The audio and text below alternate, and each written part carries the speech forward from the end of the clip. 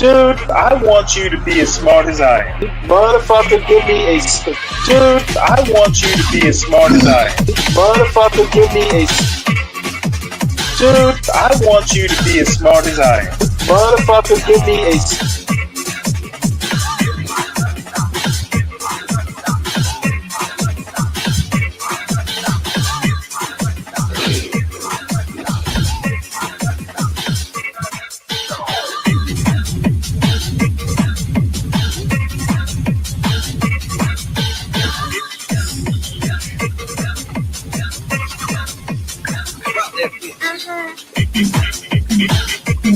Dude, I want you to be as smart as I am.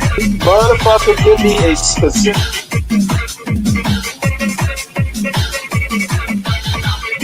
Dude, I want you to be as smart as I am. Motherfucker...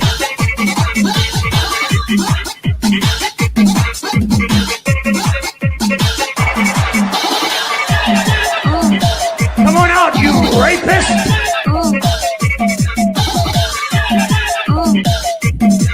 Dude, I want you to be as smart as I am.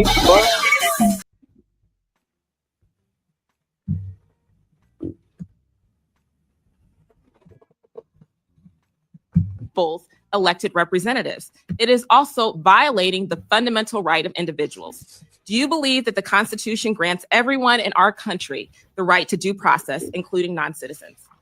The administration has the authority to... Ma'am, I'm looking for a yes or no question. Yes or no. Do you believe the Constitution? Yes, ma'am. Do you, we have not conducted in claiming my time, Mr. Chairman?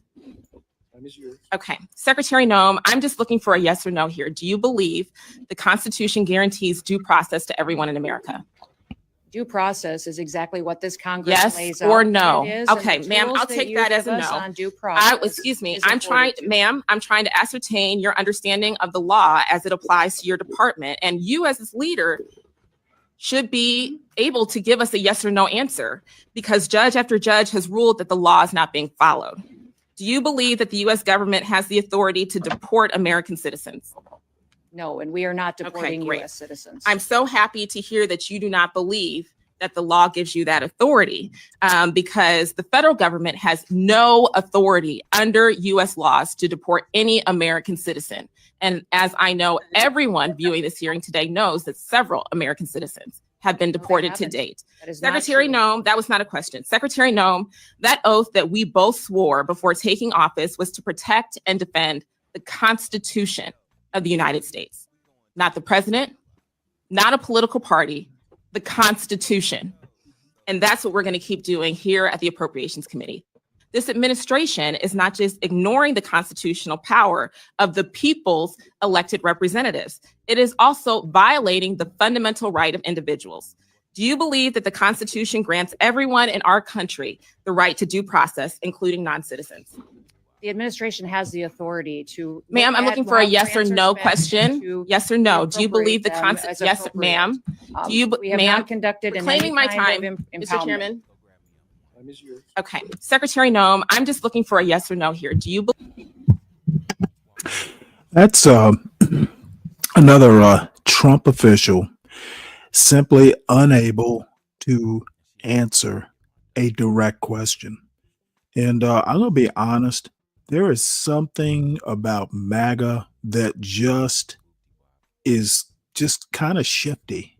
They cannot answer questions, yes or no. There always has to be some sort of qualification or some just great grand speech that needs to be made when a simple yes or no will suffice. So I guess Trump and his band of merry men and women are just going to have to work on being direct. Found the same problem the other day listening to Solicitor General Sowers, just unable to answer a question. Don't know why that is. So everybody, welcome to Stanley versus the World. We are at the beginning of the week, and tonight or this morning, we'll be doing largely news articles, and then I've got videos that at the end of all these news articles that'll just kind of reiterate my point. What is it with this administration and answering direct questions? Do they think they're above answering the questions of mere mortals? Just kind of disappointing. So let's get right into news stories here because there are a bunch of them since it's the beginning of the week. Everyone, if you are new to the channel, please make sure you subscribe to the John Galt Urban Landlord channel. Please hit the like button and share this wealth of points of view with your friends far and wide. Share it out, recommend it, etc. Please make sure you subscribe to the Stanley Cross channel. That's my personal channel. It is at Stanley Cross 6000, at Stanley Cross 6000, and where I do the occasional video essay. And of course, I didn't get a chance to do any this weekend. I was kind of busy. And then we did a show yesterday where John and Be Brave were up on what is it? No Captivity with Freezy. That was epic and hugely entertaining. And I recommend Freezy's show if you've never been over there. I've only watched it a few times, but a few times I have watched it. My only thing is they tend to have like 20 people on a panel. And I have yet to go up there, and maybe one day when it's something immensely interesting to me, I'll get up there and mix it up with them. But I've found over the months that being on a panel with more than 2, 3, 4 people just is not that productive for my particular type of interaction on panels. So let's sally forth here. Apparently, former President Biden has been diagnosed with prostate cancer, and it's, quote, aggressive. So the bullet points here, this is ground news. 82-year-old former U.S. President Joe Biden was recently found to have advanced prostate cancer with a high Gleason score. Not familiar with the Gleason score. And bone metastasis following a medical examination last Friday, I think it was. So it's pretty advanced. I don't know how, presidents do physicals. Hard to believe that, it got to this state without folks knowing about it. Doctors found a prostate nodule following increasing urinary symptoms, which led to further evaluation and cancer diagnosis with metastasis to the bone. The prostate cancer diagnosed is highly aggressive, classified at the highest grade level, but remains responsive to hormone therapy, enabling successful treatment options. Again, sounds like they had already tested medicines and stuff like that. President Donald Trump expressed sadness on Truth Social and wished Biden a fast recovery, while Biden's former spokesperson and others offered support, emphasizing Biden's strength. Biden and his family are currently reviewing treatment options, and the diagnosis has prompted widespread messages of support from political figures across parties.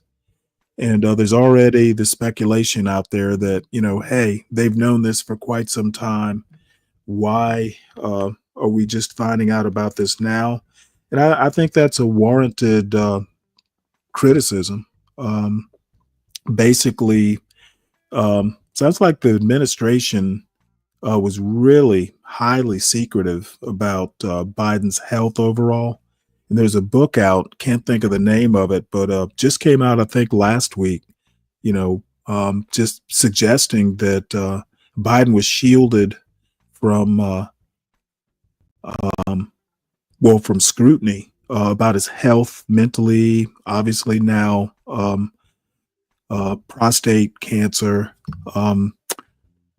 this is disturbing, and this is actually going to be a strike against Democrats come 2026 and beyond. You can't have a president that's this shielded from public scrutiny.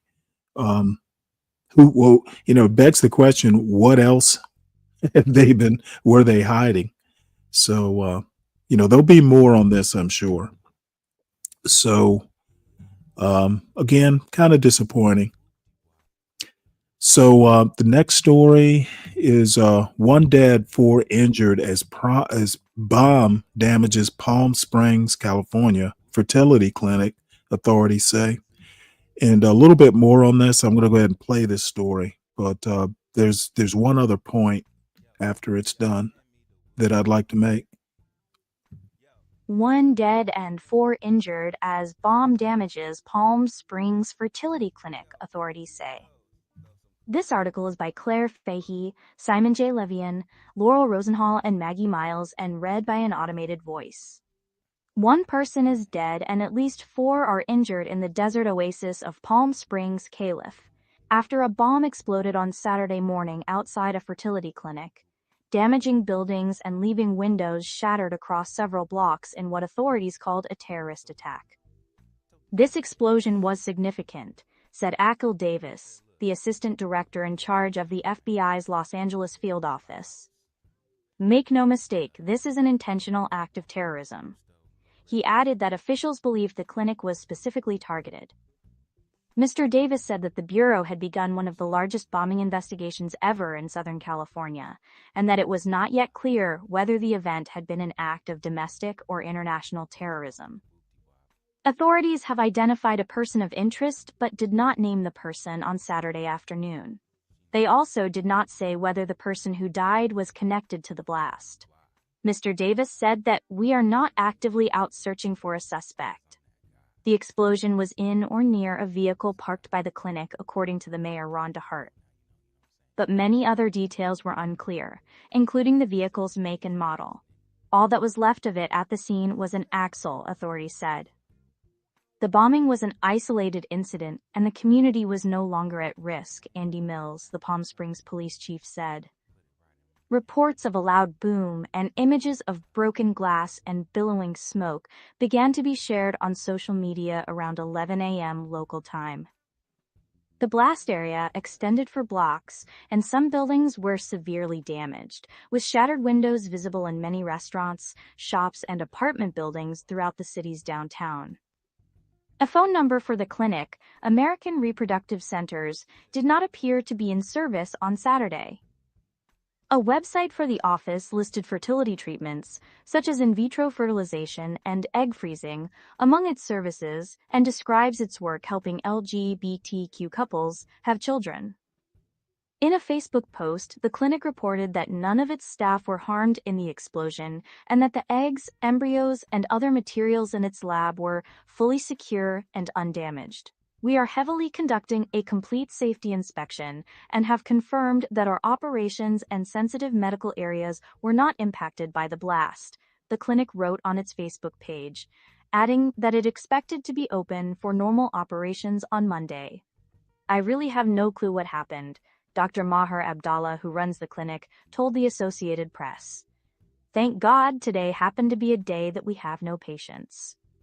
Planned Parenthood clinics in the area reported no threats of danger, but closed 19 health centers across Southern California on Saturday out of an abundance of caution, a spokesperson said.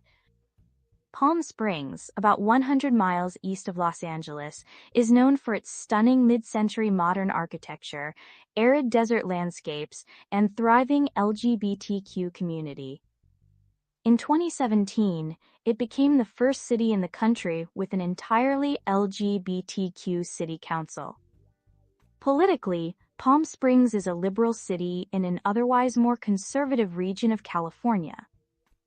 The area where the blast occurred is on the edge of neighborhoods made famous for vacation homes of Hollywood stars from the past. It sits about 1.5 miles from a large sculpture of Marilyn Monroe, who was known to escape to the desert town. The bombing occurred as in vitro fertilization has become increasingly politicized in the debate over reproductive rights, while dividing social conservatives. Many Christian conservatives who oppose abortion also oppose IVF because they do not support the loss of embryos, which they consider people. Embryos are routinely discarded during IVF if they fail to develop. Prominent Republicans have repeatedly disavowed efforts to limit IVF. President Trump, who has declared himself the fertilization president, has promised to expand access to the procedure. Still, some right-wing Christian activists have moved ahead with efforts to restrict the procedure. Last year, the Southern Baptist Convention, the country's largest Protestant denomination, opposed the use of IVF for the first time, even though the procedure is popular among evangelical families.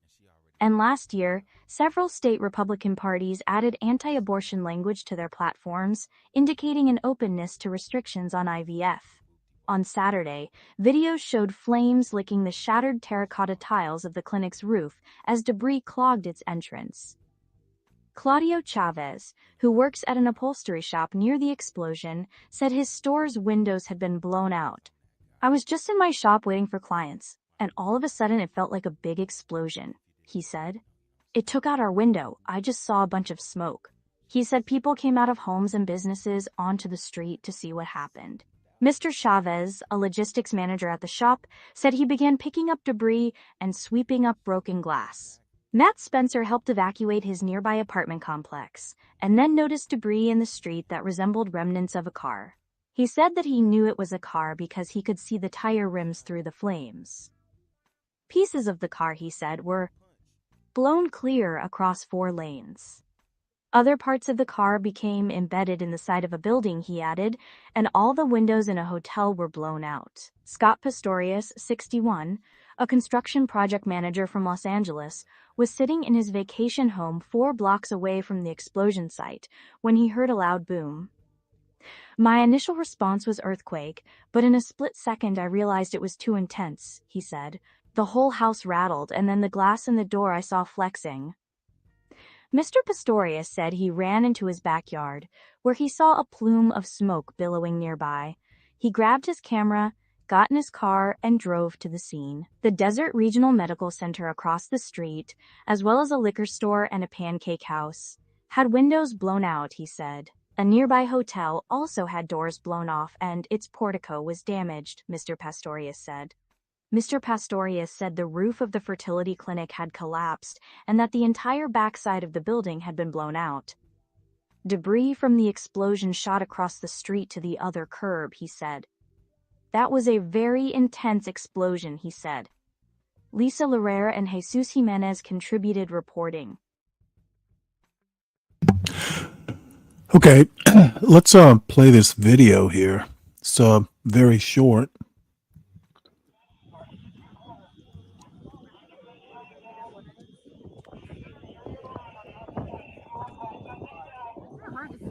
It's hard to tell if it was just the car.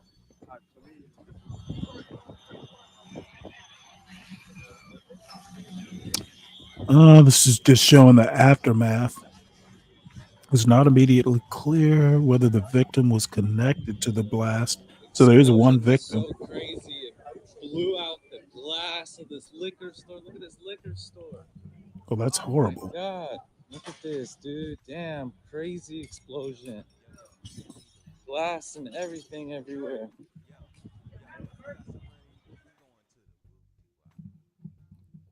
Huh.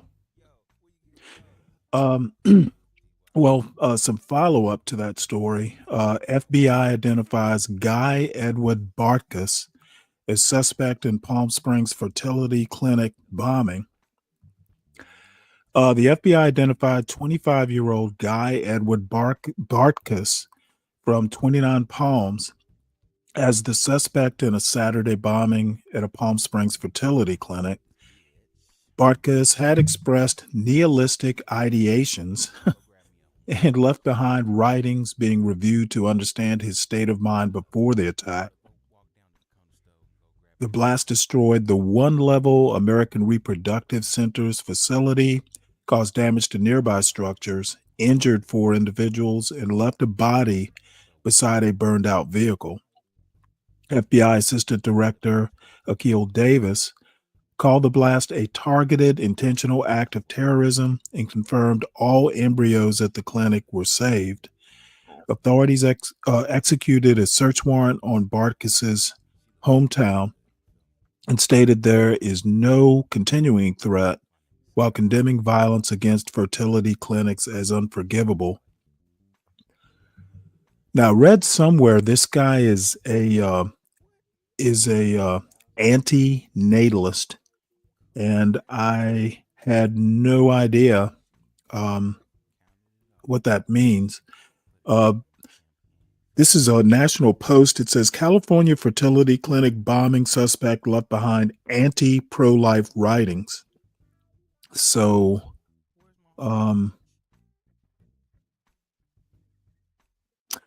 let's read this full article here. This is from the National Post. Says here, this is National Post from the AP. California fertility clinic bombing suspect left behind anti-pro-life writings. Let me blow it up here.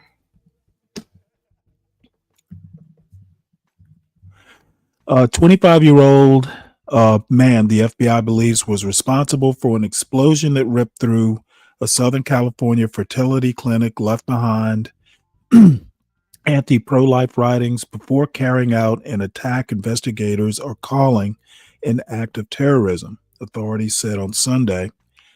Guy Edward Bartkus of 29 Palms, California, was identified by the FBI as the suspect in the apparent car bomb detonation Saturday that left the clinic in the upscale city of Palm Springs in the desert east of Los Angeles. Investigators believe Bartkus died in the blast, so that was the body, which a senior FBI official called possibly the largest bombing scene that we've seen in Southern California. A body was found near a charred vehicle outside of the clinic. Bartkus attempted to live stream the explosion and left behind writings that communicated nihilistic ideations. I'll have to use that term. That were still being examined to determine his state of mind, said Akil Davis, the assistant director in charge of the FBI's Los Angeles field office.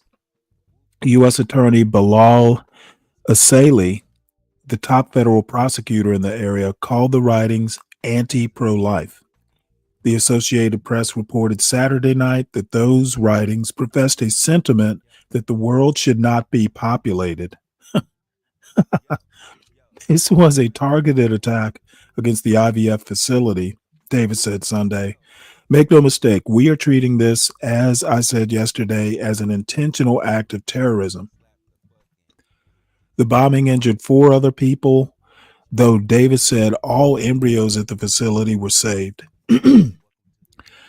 Good guys 1, bad guys 0, he said. Authorities were executing a search warrant in 29 Palms, a city of 28,000 residents, about 50 miles northeast of Palm Springs, as part of the investigation. The suspect posted writings online and attempted to record the explosion, though authorities said the video failed to upload. An official who was not authorized to discuss details of the attack spoke on condition of anonymity to the AP. The blast gutted the single-story American Reproductive Centers clinic, though a doctor said its staff members were safe. Thank God today happened to be a day that we have no patients, Dr. Maher Abdallah, who leads the clinic, told the AP in a phone interview Saturday. Well, I guess we'll find out more as the days go along. This is weird. How do you protest the world being populated? So that's strange. So let's move on. Trump administration working on plan to move 1 million Palestinians to Libya. NBC News is reporting this. Let's see. The Trump administration is reportedly exploring a proposal to move as many as 1 million Palestinians from Gaza to Libya on a permanent basis, with discussions held between U.S. officials and Libyan leaders as part of the plan. This plan, which follows the ongoing conflict in Gaza, involves talks with Libya's competing governments. However, these discussions have yet to result in a definitive deal, and it remains unclear how willing Palestinians are to relocate. The relocation would involve complex transport options by air, land, and sea over long distances, while also considering financial incentives like free housing to encourage resettlement. Libya has faced 14 years of instability, with two rival governments actively fighting, and the U.S. State Department advises against travel due to security risks, including terrorism and kidnapping. If implemented, the plan would strain Libya's fragile resources significantly and faces criticism from Palestinians, Arab nations, and some U.S. lawmakers, highlighting substantial political and logistical challenges. Well, I guess Trump is becoming an expert in deporting people, and now he's gone international. So we will see how that goes. That is a large undertaking, and given Trump's troubles just getting people out of the United States, kind of wonder whether he's going to be able to pull this one off. Let's see. There is another story that's related to this. Let me see. Can I find it? I'm not sure where I put it. Oh, I didn't load it. That's why. This is actually a Middle East related. It's not really related directly to this Palestinian story. I'll have to come back to it. It's basically a raid that Israel did to assassinate a Hamas leader. I think he was the third ranking, but I'll come back to it. So next story. This is interesting. El Paso judge dismisses charges against border crossers, our southern border, accused of violating military rules. Let me enlarge it so I can read it. This is El Paso. One of the Trump administration's latest efforts to militarize the U.S.-Mexico border suffered repeated setbacks Thursday when El Paso federal magistrate judge tossed out a dozen charges alleging that people illegally trespassed on military land by entering the United States in a newly designated national defense area in far west Texas. U.S. Magistrate Miguel Torres ruled that the government hasn't established probable cause that people crossing the border without a legal authorization were willfully violating a defense property security regulation when doing so on a narrow 63-mile strip of land along the Rio Grande in El Paso and Hudspeth counties. Let's see. Thursday was the first time an El Paso judge held a hearing on military trespassing charges since the Trump administration established the National Defense Area on May the 1st. The key issue for Torres, the magistrate, was whether the government had placed signs in conspicuous and appropriate places warning people that they were violating a military regulation or order declaring the land off limits to people without authorization by entering the United States in that area.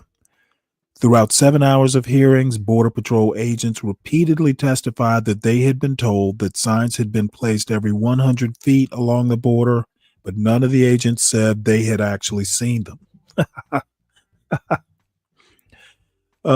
Yeah, that organization and administration thing that the Trump administration seems to have problems with. Conspicuous matters. Where signs are matters Where signs are matters. What they look like matters, Torres said. Drawing an analogy to a sign that said danger minefield, but the only way you can read the sign is if you're well into the minefield. In addition to the 12 misdemeanor cases dismissed by Torres, prosecutors withdrew 3 other misdemeanor charges of military trespassing after determining that the defendants were apprehended in areas of Hudspeth County near Fort Hancock, which is outside the boundaries of the National Defense Area. All 15 defendants remain in custody because they are also charged with entering the United States after previously being removed from the country, which is a felony punishable by up to 2 years in prison. Well, shit, they're going to wind up in El Salvador. The dismissed misdemeanor charges carried a maximum penalty of a year in prison. Torres's rulings dismissing the charges came a day after a federal magistrate in Las Cruces, Gregory Warmoth, dismissed similar charges against nearly 100 migrants charged with similar violations in a 180-mile-long national defense area decreed by the Trump administration in New Mexico.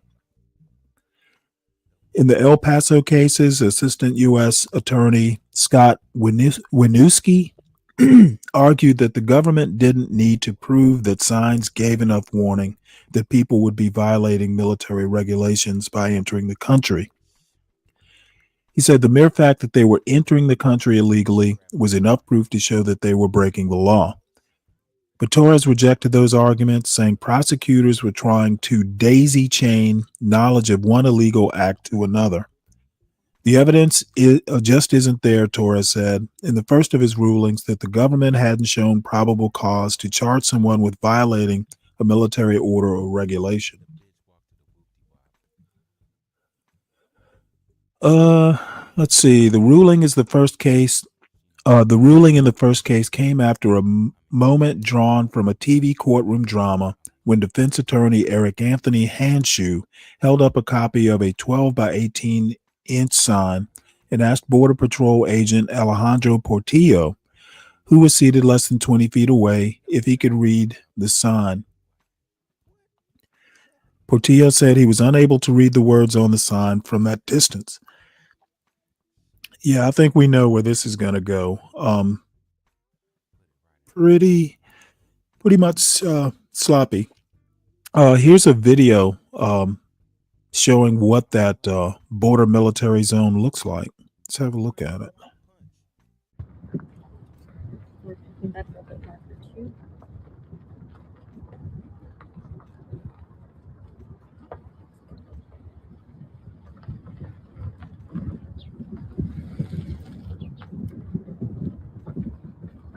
Hey, 12th man. Third sign.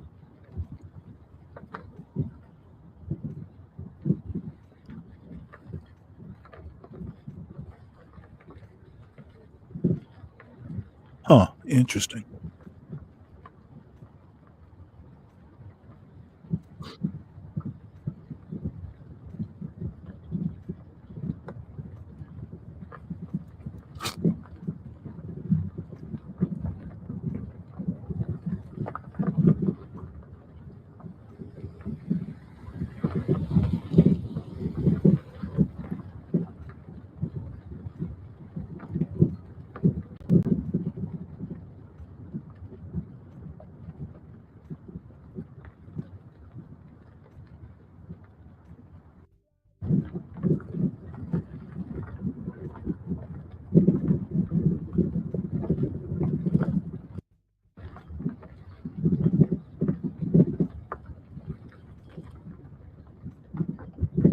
I'm assuming this is from the U.S. side. So the video is just kind of riding along a road here. Here's a sign just below marker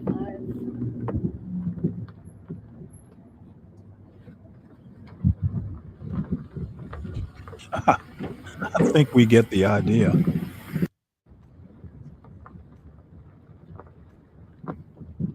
Well, that was exciting.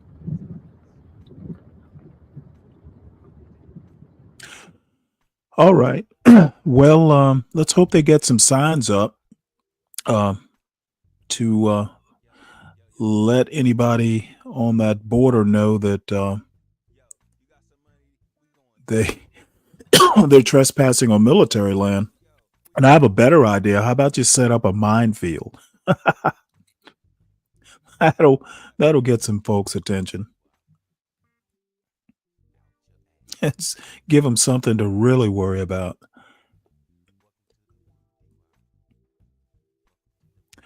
Let's see. The next story is, let's see.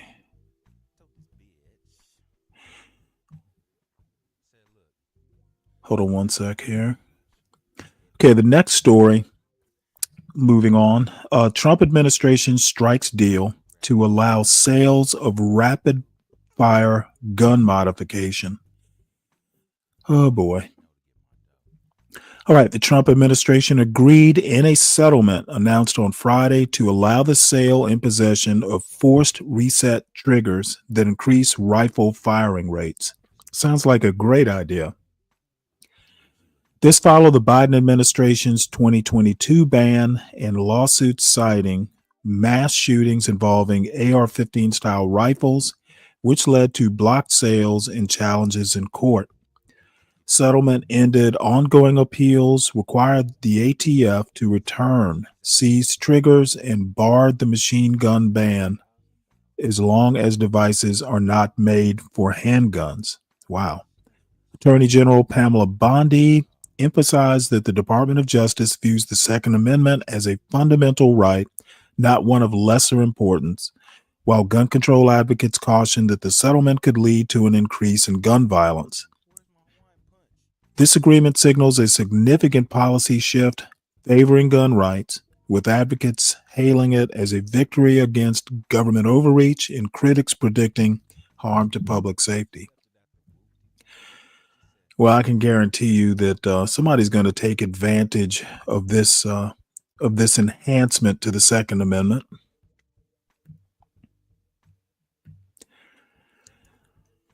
All right, next story. I actually went over this particular story last week, but I'm going to go over it again because if I recall, I was kind of pulled away from finishing the story. Hey, DiCapriono, no, they're not silencers. It's some sort of enhanced trigger reset, which allows for rapid fire of AR-15s. Not quite turning them into machine guns, but it's like just makes the trigger pull reset faster. I've never fired an AR-15, but back in the day, I fired M16s. So, of course, the M16s were fully automatic, if you flip the lever. So, well, just gonna make those AR-15s more handy for mass shootings. It's what a government should do to enhance those Second Amendment rights. Wouldn't want those bullets to fly slower. All right, so a federal appeals panel has made enforcing the Voting Rights Act harder in 7 states. A panel of the 8th U.S. Circuit Court of Appeals has struck down one of the key remaining ways of enforcing the Federal Voting Rights Act in 7 mainly Midwestern states. For decades, private individuals and groups have brought the majority of lawsuits for enforcing the landmark law's Section 2 protections against racial discrimination in the election process.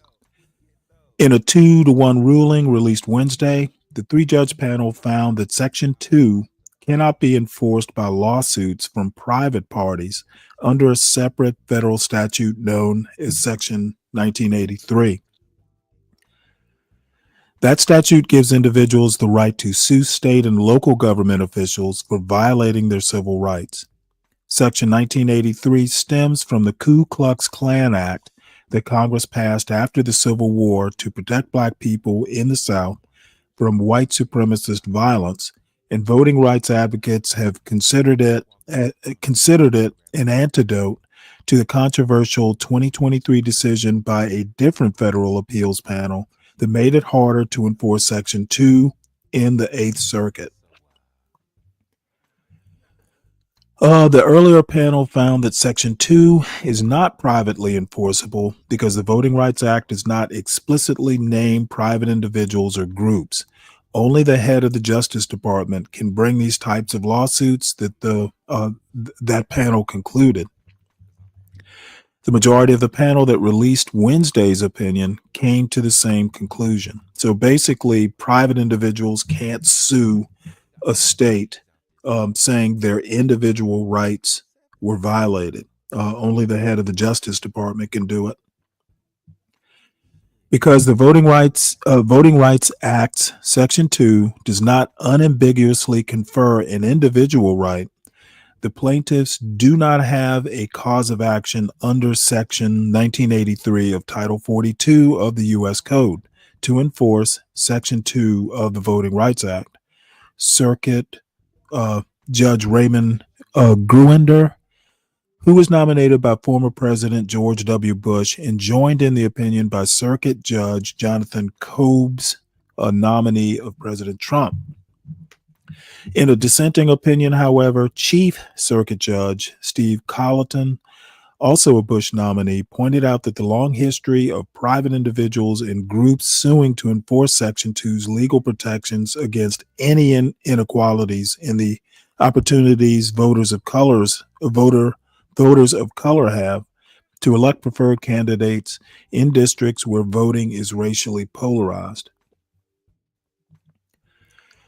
Since 1982, private plaintiffs have brought more than 400 actions based on Section 2 that have resulted in judicial decisions.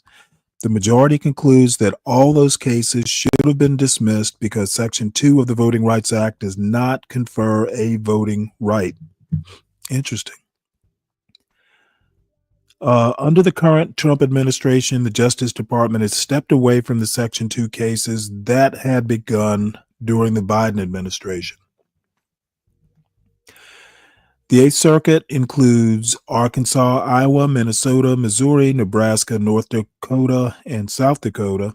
The latest ruling comes out of a North Dakota redistricting lawsuit by the Turtle Mountain Band of Chippewa Indians and the Spirit Lake Tribe, citing Section 1983 as a basis for bringing the cases as private groups.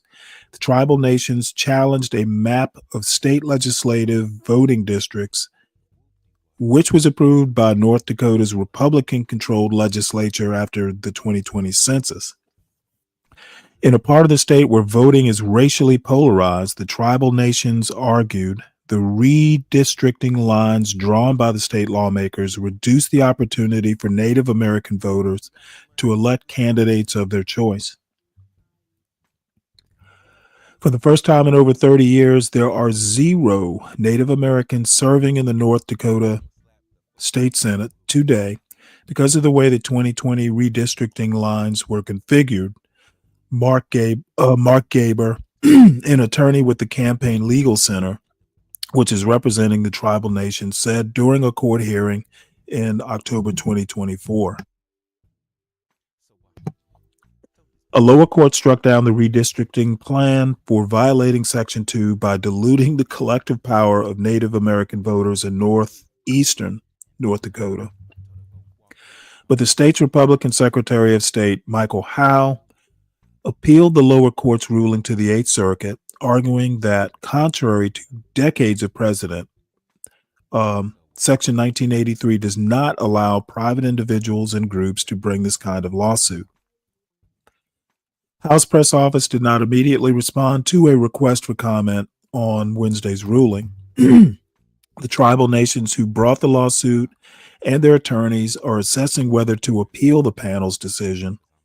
Mauda Moran, a spokesperson for the Native American Rights Fund, and Brendan Quinn, a spokesperson for the Campaign Legal Center, tell NPR. Today's ruling wrongly blocks Native voters in North Dakota who have fought for nearly a century for fair representation from challenging gerrymandered maps under the Voting Rights Act. But tribal nations and Native voters will keep fighting, Matthew Campbell, NARF's deputy director said in a statement. Gaber of the Campaign Legal Center said in a statement that if the panel's ruling is left intact, this radical decision will hobble the most important anti-discrimination voting law by leaving its enforcement to government attorneys whose ranks are currently being depleted.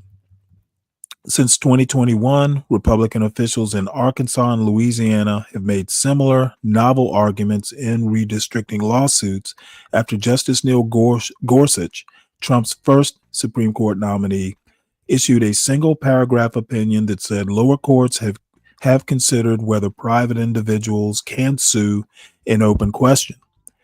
For this North Dakota lawsuit, 14 GOP state attorneys general sign on to a friend of the court brief arguing that private parties don't have a right to sue with Section 2 claims.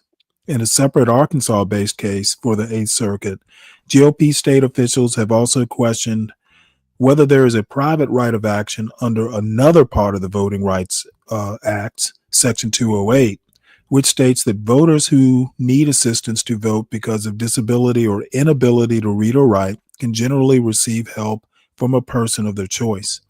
Many legal experts consider this questioning of a private right of action as the prelude to the next potential showdown over the Voting Rights Act at the Supreme Court, where multiple rulings by the court's conservative majority have eroded the law's protections over the last decade. Yeah, well, Chief Justice Roberts is famous for just wanting to scrap the Voting Rights Act. Chief Justice, I can't remember direct quotes, but it's pretty much alluded that, we have achieved a post-racial society. He does not think that the Voting Rights Act is necessary at all. And so I think the next step for them would be to appeal to the Eighth Circuit, the full panel. And then, if that goes against them, they still have the option to go to the Supreme Court. I think this will probably, even if it makes it to the Supreme Court, not sure that this will survive. They are determined. Republicans in general are pretty much determined to scrap the Voting Rights Act. So, we'll see how that goes. Let's see, DiCapriano, what's very interesting is how certain class protections are given to all when they were meant for a specific group of persons affected. Yeah, and that is basically the pendulum swinging the other way. Republicans in particular, Republicans in general and MAGA in particular, basically think that any sort of protection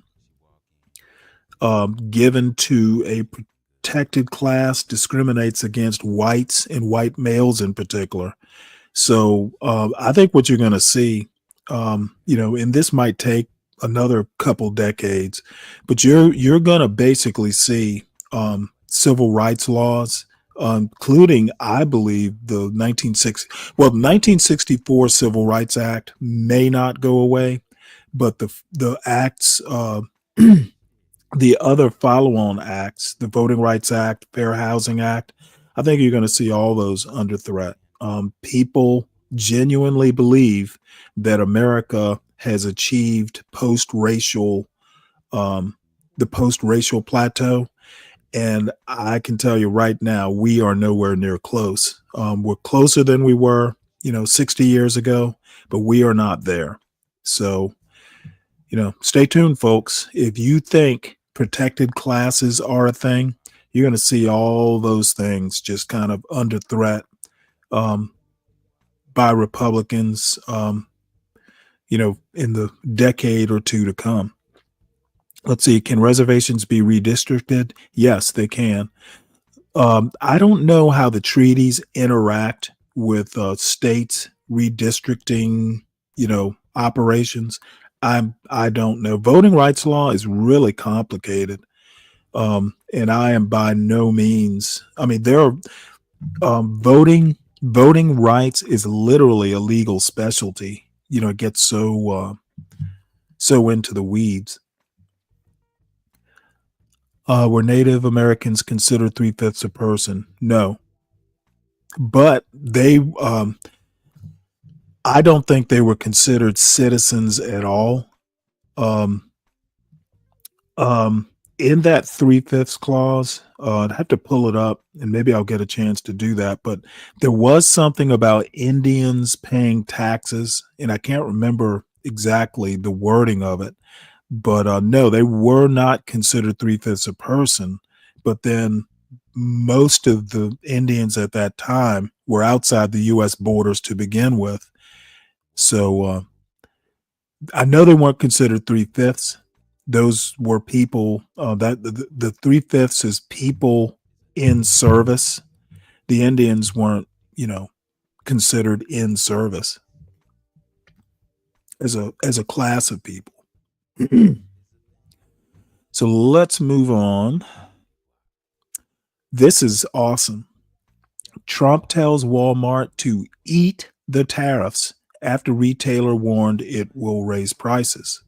So let's explore this deeply because everybody at some point in time shops at Walmart. So it is important to know what they're doing to Walmart. Let's see. President Donald Trump told Walmart on May 17, 2025 to absorb the costs caused by tariffs instead of raising prices across its stores. I don't think he can do that. This response came after Walmart warned on May 15, 2025 that tariffs would force price increases on items such as bananas and children's car seats. Not my bananas. Walmart executives, including CFO John David Rainey, explained that reduced but still significant tariffs, 30% on Chinese goods for 90 days and up to 25% on Mexico and Canada, raise costs they cannot fully absorb due to slim retail margins. Rainey noted that a $350 car seat made in China may soon cost customers about $100 more. Right, 30%. While overall Walmart prices could rise by roughly 29%, reflecting widespread price impacts from tariff policies. Economic analysts and Federal Reserve Chair Jerome Powell warned that tariffs increase production costs and inflation risks, causing uncertainty and pressured sales for American companies and markets. Let's see if there's anything further on that. Let's see. Trump rocks. U.S. president shares bizarre AI video. Critics aside.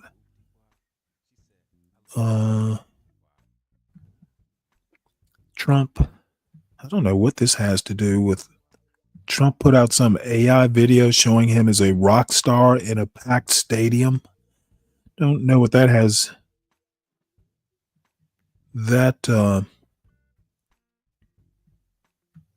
I don't know what that has to do with Walmart, but let's see what we got here.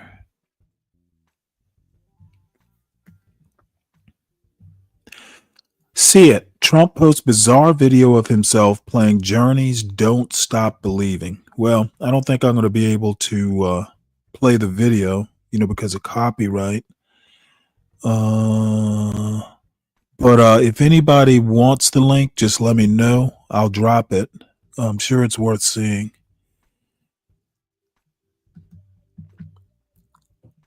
Let's see here. Copy link address.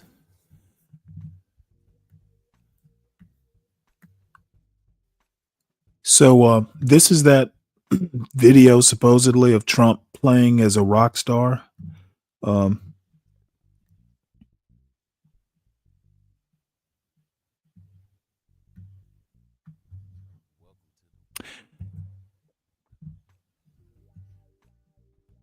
Rockstar Trump.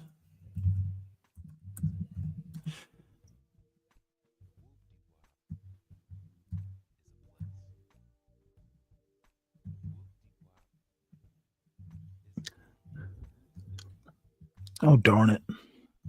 One sec here.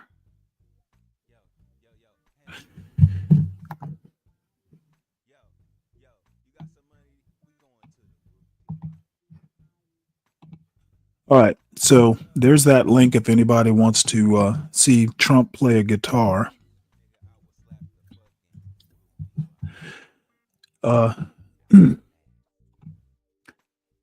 is nothing if not a fun guy.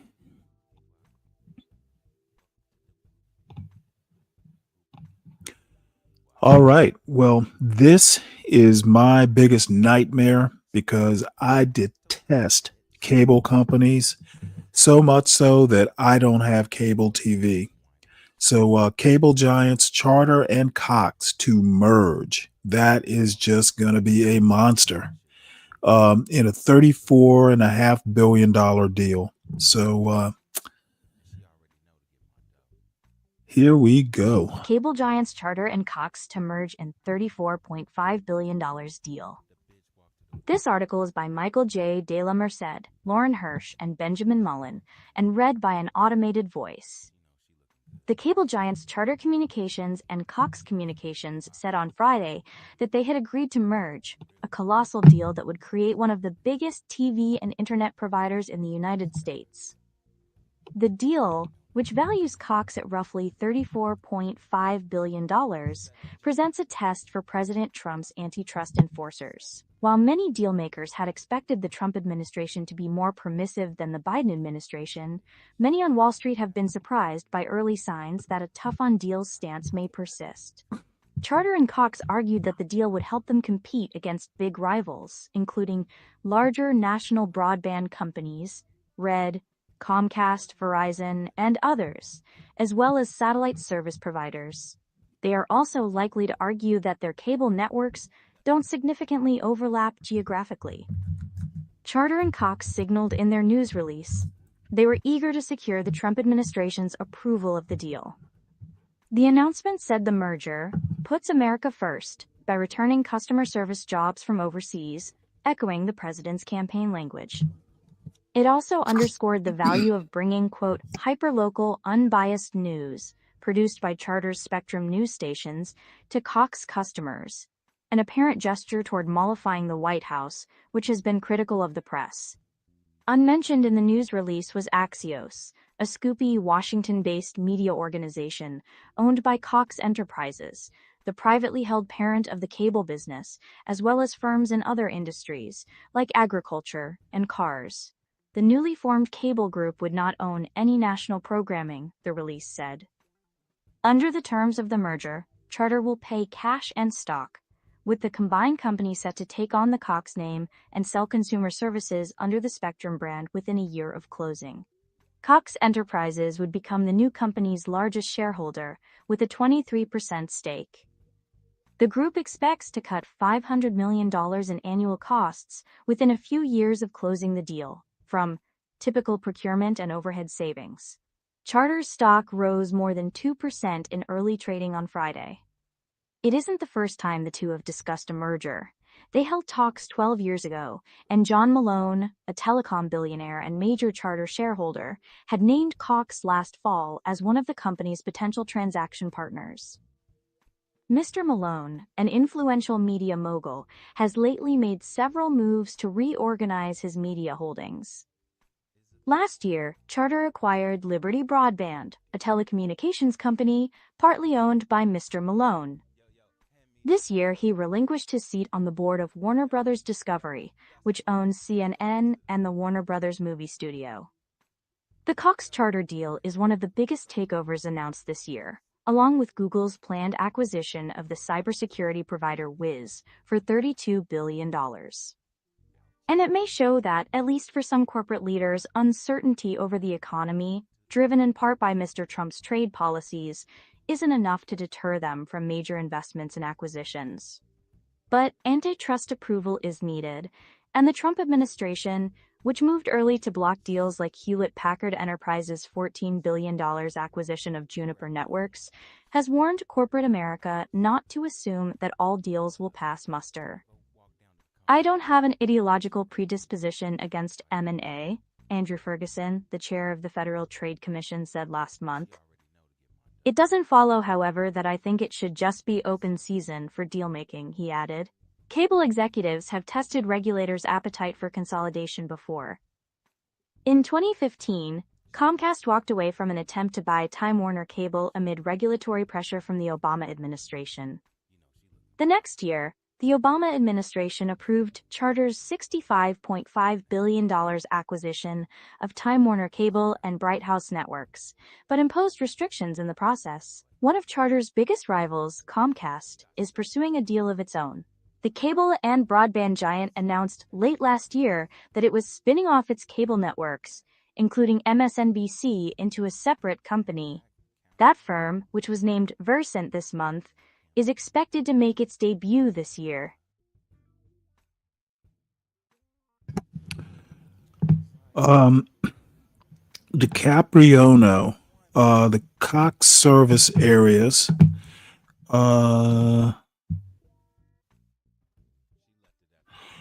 Cox service areas are Arkansas, Arizona, California, Connecticut, Florida, Georgia, Iowa, Idaho, Kansas, Louisiana, Massachusetts, Missouri, North Carolina, Nebraska, Nevada, Ohio, Oklahoma, Rhode Island, and Virginia. And just so you know, I actually had Cox in Northern Virginia, much to my displeasure.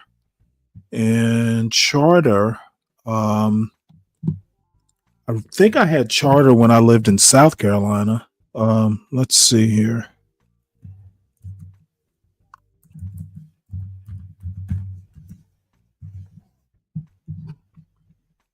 And Charter is in.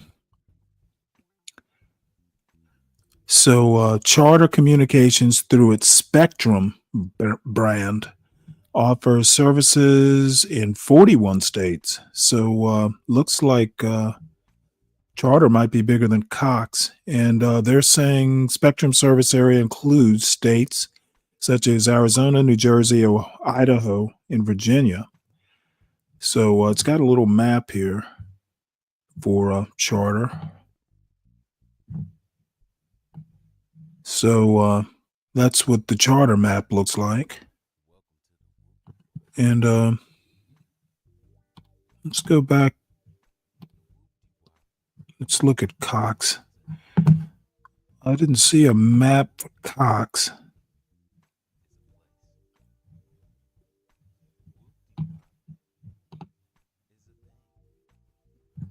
Yeah, I don't see a service area, a map for. Oh, there it is. Oh, that's Cox Internet. Okay, here's the broadband. So yeah, it looks like Charter's quite a bit bigger than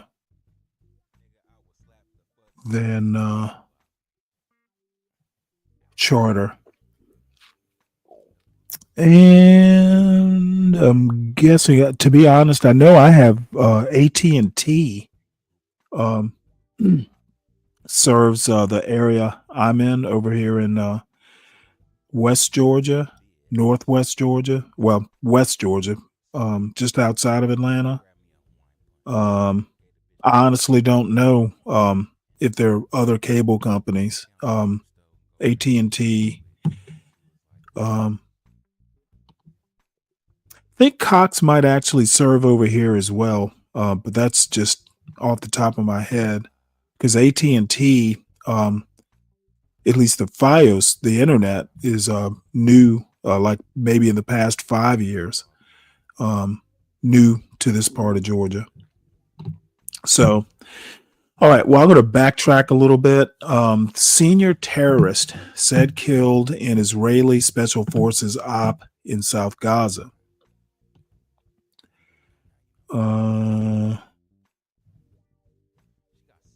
Says here, let me enlarge it again. Senior Palestinian terror operative was killed in an Israeli operation in the southern Gaza Strip early Monday morning, Palestinian media reported, as the Israel Defense Forces denied that the effort was an attempt to rescue Israeli hostages. Media outlets in Gaza reported that Israeli special forces entered Khan Yunis and killed Ahmad Sarhan, a senior member of the military wing of the Popular Resistance Committees. According to the reports, the force entered the heart of the Palestinian city in disguise, including some troops dressed as women. During the operation, Sirhan's wife and children were apprehended, the reports claimed. The Popular Resistance Committees is considered the third largest terror organization operating in the Gaza Strip, after Hamas and Islamic Jihad. Damn, you only hear about Hamas. I didn't realize there were two other big organizations. In recent years, the group has operated under Hamas's directives. Okay. Amid the incident at dawn, a wave of heavy airstrikes was reported around the Khan Yunis area, including Nasser Hospital. Videos from the strip showed large strikes in quick succession in the area, followed by the sounds of helicopter gunships, shelling, and small arms fire, and other explosions. There were unconfirmed Palestinian media reports of casualties. So there is that. And again, if anybody needs links or anything like that, I'll drop them. I didn't get to put all my links into the actual show notes. So let me know if anybody needs any individual stories. Hey, Fred, how you doing? Any news about? Yeah, that was the first story I covered. I'll drop a link in the chat for you. Or second, actually, I think it was the second story. But yeah, the actual bomber was killed by the bomb blast, and apparently he is some anti-natalist. Had no idea that there were people who were violently anti-natalist, but now we know. Let's see, where is that story?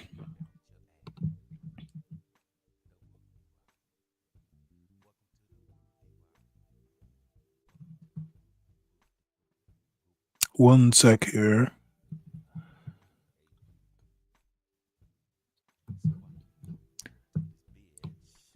Damn, where is that story?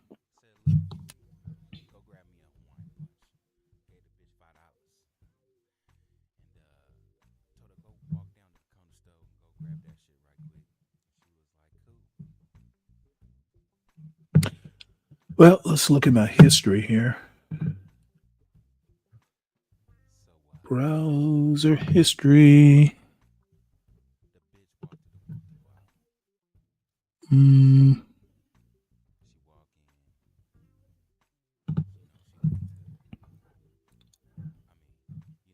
So what happens when you're unorganized? Tell you what, let me go ahead to the next story, and then I will find it in a minute here, Fred. The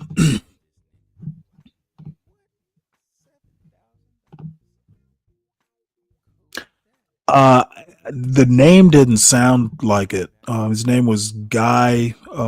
It sounded like almost like a Middle Eastern name. I don't think it was a black guy.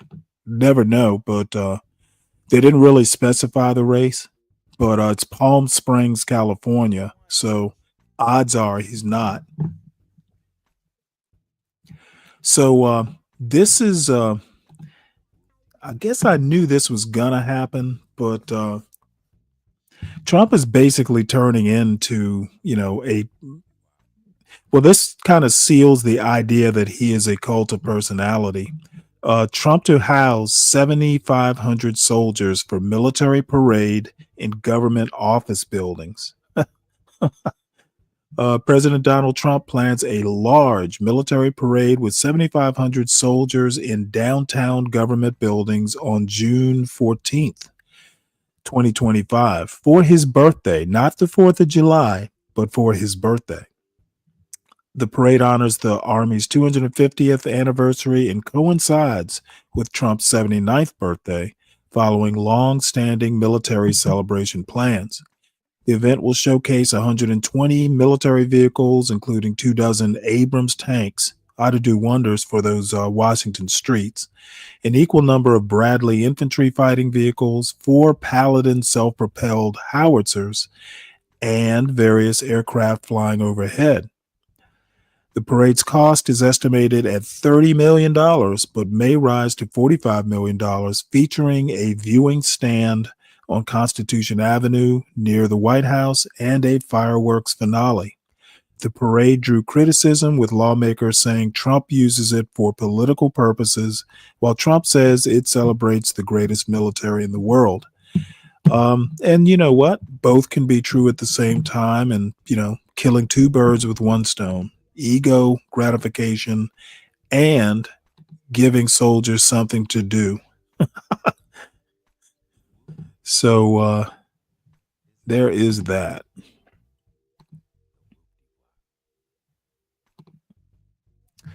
Let's see.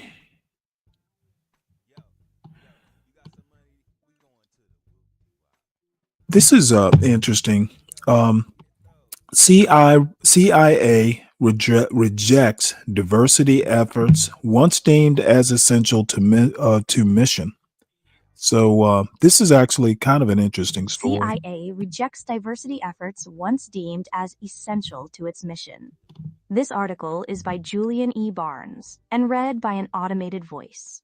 After the Cold War ended, and again after the September 11th attacks, a string of CIA directors and congressional overseers pushed the agency to diversify its ranks.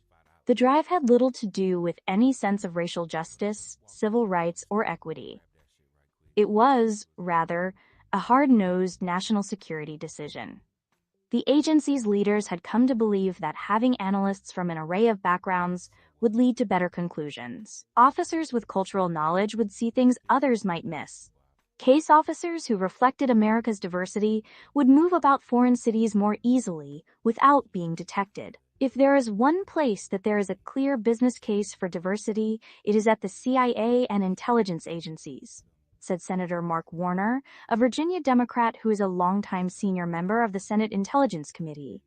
You have to have spies around the world in all countries. They can't all be white men, or our intelligence collection will suffer. But what was once a bipartisan emphasis on the importance of diversity at the agency is facing new pressure. Under the Trump administration, the CIA has moved to dismantle its recruitment programs, especially those that have sought to bring racial and ethnic minorities into the organization, which is mostly white. John Ratcliffe, the CIA director, says those steps are about making a colorblind organization solely focused on hiring and promoting people based on merit. Defenders of diversity recruitment say the battle to integrate the agency is being abandoned when it is only partially complete. In the 1980s, white men filled 90% of top leadership positions. Those numbers began to fall a decade later as the agency recruited and promoted more women and minorities. The recruitment helped, though it did not result in a spy agency that looked precisely like America. 10 years ago, the last time the agency released detailed numbers, more women had ascended to top jobs. But people with racial or ethnic minority backgrounds made up only a quarter of the agency, and representation in leadership roles lagged much further back. Critics of the Trump administration's moves fear that without aggressive recruiting of minorities, the CIA will be less able to carry out its mission of working covertly in any country in the world and stealing secrets for the United States. Mr. Ratcliffe not only shut down the diversity recruiting efforts, but also started firing the officers assigned to them. Other high-ranking CIA officials argued that the officers be allowed to transfer to other jobs at the agency, but they were overruled by Mr. Ratcliffe, who cited President Trump's orders to roll back diversity, equity, and inclusion initiatives. Suddenly, CIA officers who had been assigned to help find the next generation of spy handlers, even those who had worked at recruiting at primarily white universities, were on the chopping block. Liz Lyons, a CIA spokeswoman, defended that decision. CIA will be the ultimate meritocracy that employs, develops, empowers, and retains officers who are steadfastly focused on our mission to recruit spies and collect foreign intelligence, better than any other intelligence organization in the world, she said. A federal judge has halted the firings, putting in place a temporary injunction and then ordering the agency to hear appeals and consider the officers for other positions. Last week, the government appealed the judge's order. Defenders of the fired officers argue that there was no reason to let them go. They were not experts in human resources or diversity hiring. They were spies chosen for an initiative that was important to previous administrations. There are no DEI officers. There are only intelligence officers at CIA, said Daryl Blocker, a former senior CIA officer who led the agency's training efforts and is Black. The first Trump administration was not as hostile to efforts to diversify the agency. Under Gina Haspel, who, as the first woman to lead the agency, served as director for much of Mr. Trump's first term, the CIA continued recruiting diverse candidates. In 2020, the agency created its first television streaming advertisement to demonstrate to women and minorities that the agency valued inclusivity, according to one official at the time.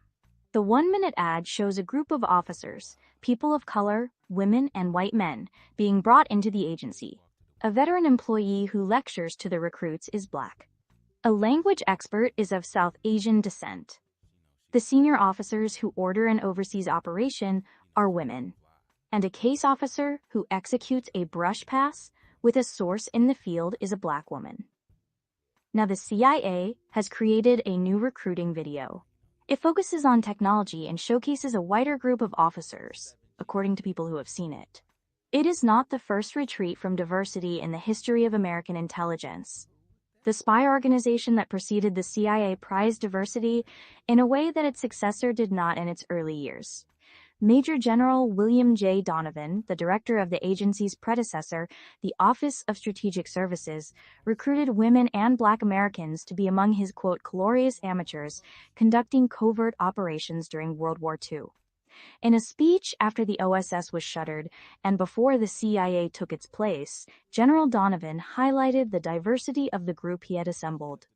"We have come to the end of an unusual experiment," he said. This experiment was to determine whether a group of Americans constituting a cross-section of racial origins, of abilities, temperaments, and talents could risk an encounter with the long-established and well-trained enemy organizations. While the Pentagon has begun purging material that celebrates the diversity of the armed services, the CIA has not started editing its history. The agency's website still has a page highlighting General Donovan's quote and the contributions of Black, Japanese American, Hispanic, and female OSS officers. Bill Donovan recognized that diversity was our strength, Mr. Blocker said, but General Donovan's commitment to a diverse force did not carry over when the CIA was established in 1947. Despite Donovan's best measures, it was basically, "Okay, little ladies, go back to the kitchen," Mr. Blocker said. It was only after the fall of the Berlin Wall that change began on a larger scale. John McLaughlin, a former deputy director of the agency, said perceptions about the agency's needs began to shift. From that point on, it was commonly understood that diversity was not simply something nice to have. It was a business requirement, Mr. McLaughlin said. You really needed people who could blend in different parts of the world and who didn't look like me. I blend in Ireland, and that's not useful to anyone. The push for a more diverse workforce intensified after the September 11th attacks, as the Middle East and terrorism became top priorities. Members of Congress criticized the agency for not having enough Arabic, Dari, and Pashto speakers, and too few officers focused on the Middle East and Central Asia. Mr. McLaughlin said the CIA brought in analysts who had family ties and cultural knowledge of the countries and societies they studied, in addition to deep academic knowledge.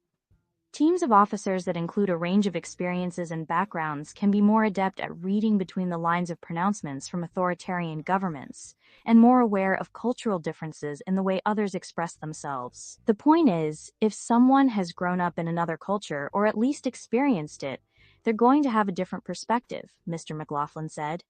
And you want a variety of perspectives in the room. Not everyone buys the argument that Chinese Americans make better case officers in Beijing than anyone else.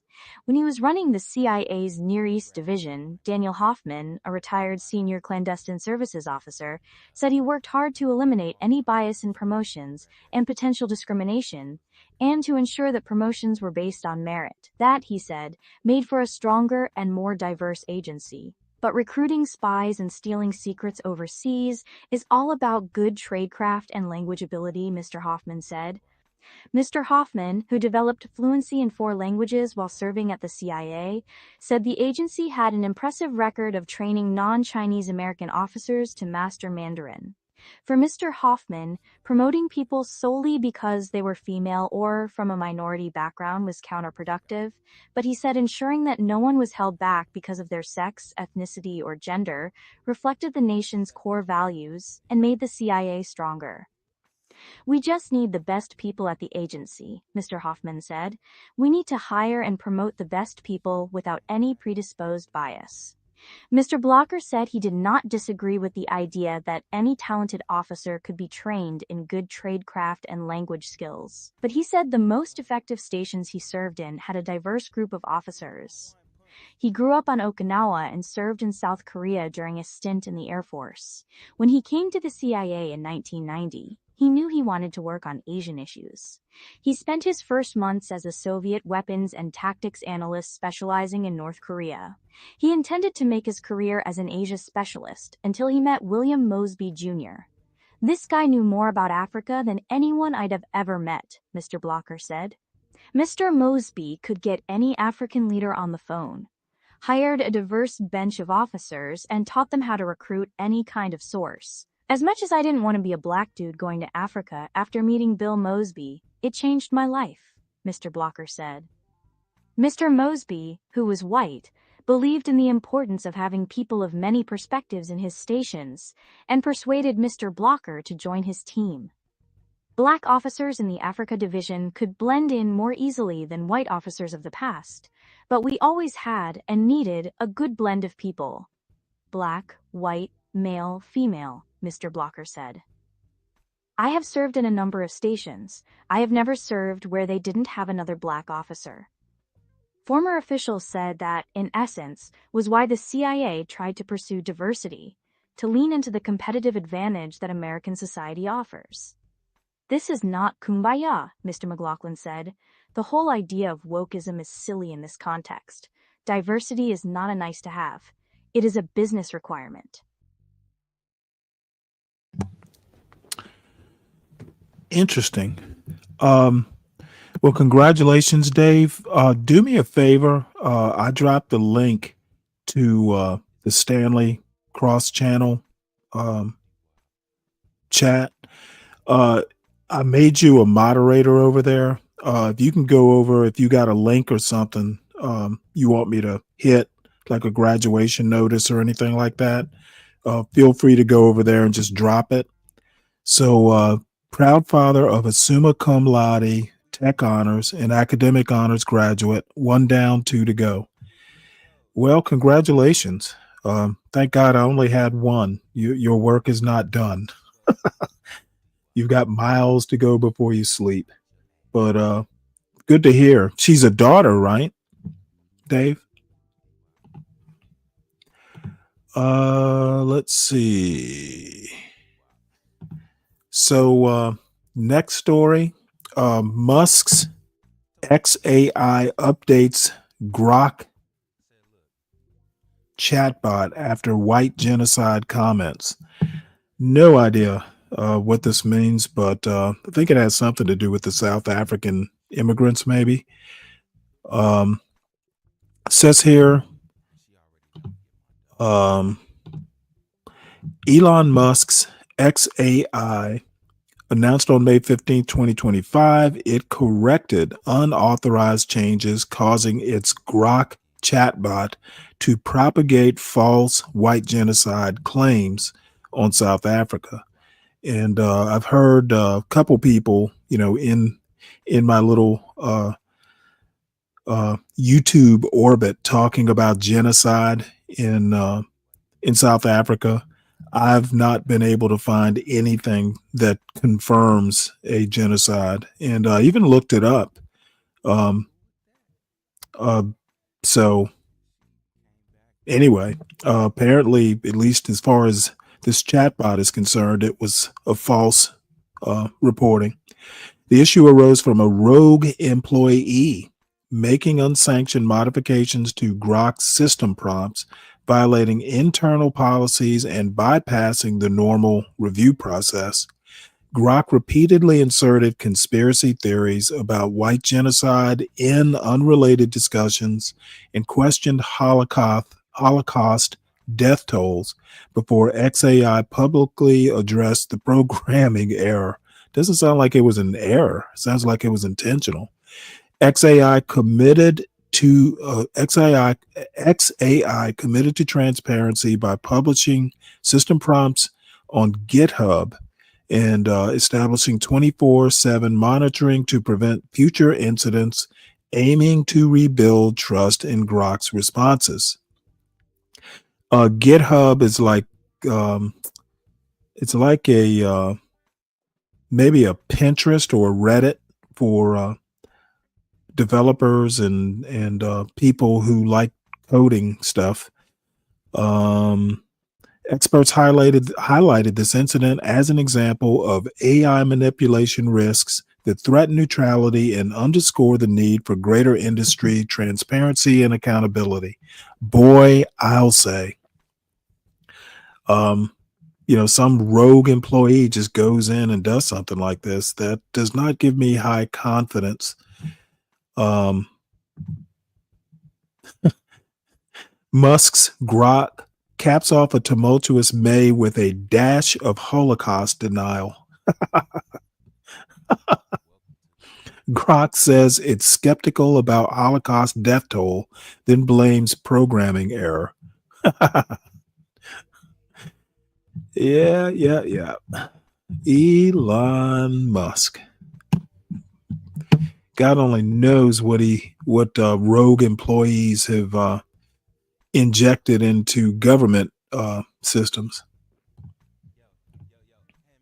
All right, so this is an editorial, and this actually kind of surprised me. I'd never really thought about it. This article from the New York Times Magazine: Why do more police officers die by suicide than in the line of duty? I had no idea that more cops commit suicide than die in the line of duty. Wow. So, wow. I don't know what to say about that. It's a Twitter bot. Is that what it is, DiCaprio?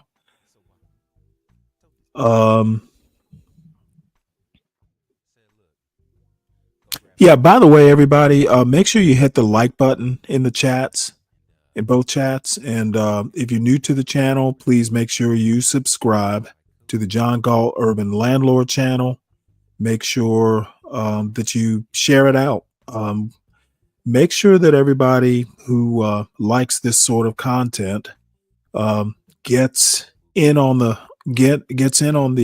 fun. As everybody here knows, my thing is news and culture and politics and stuff like that. There are other offerings that John and HB and Portia, and I haven't seen Get Crack around here lately. Everybody kind of has what they like to do, and I tend to like the boring stuff. But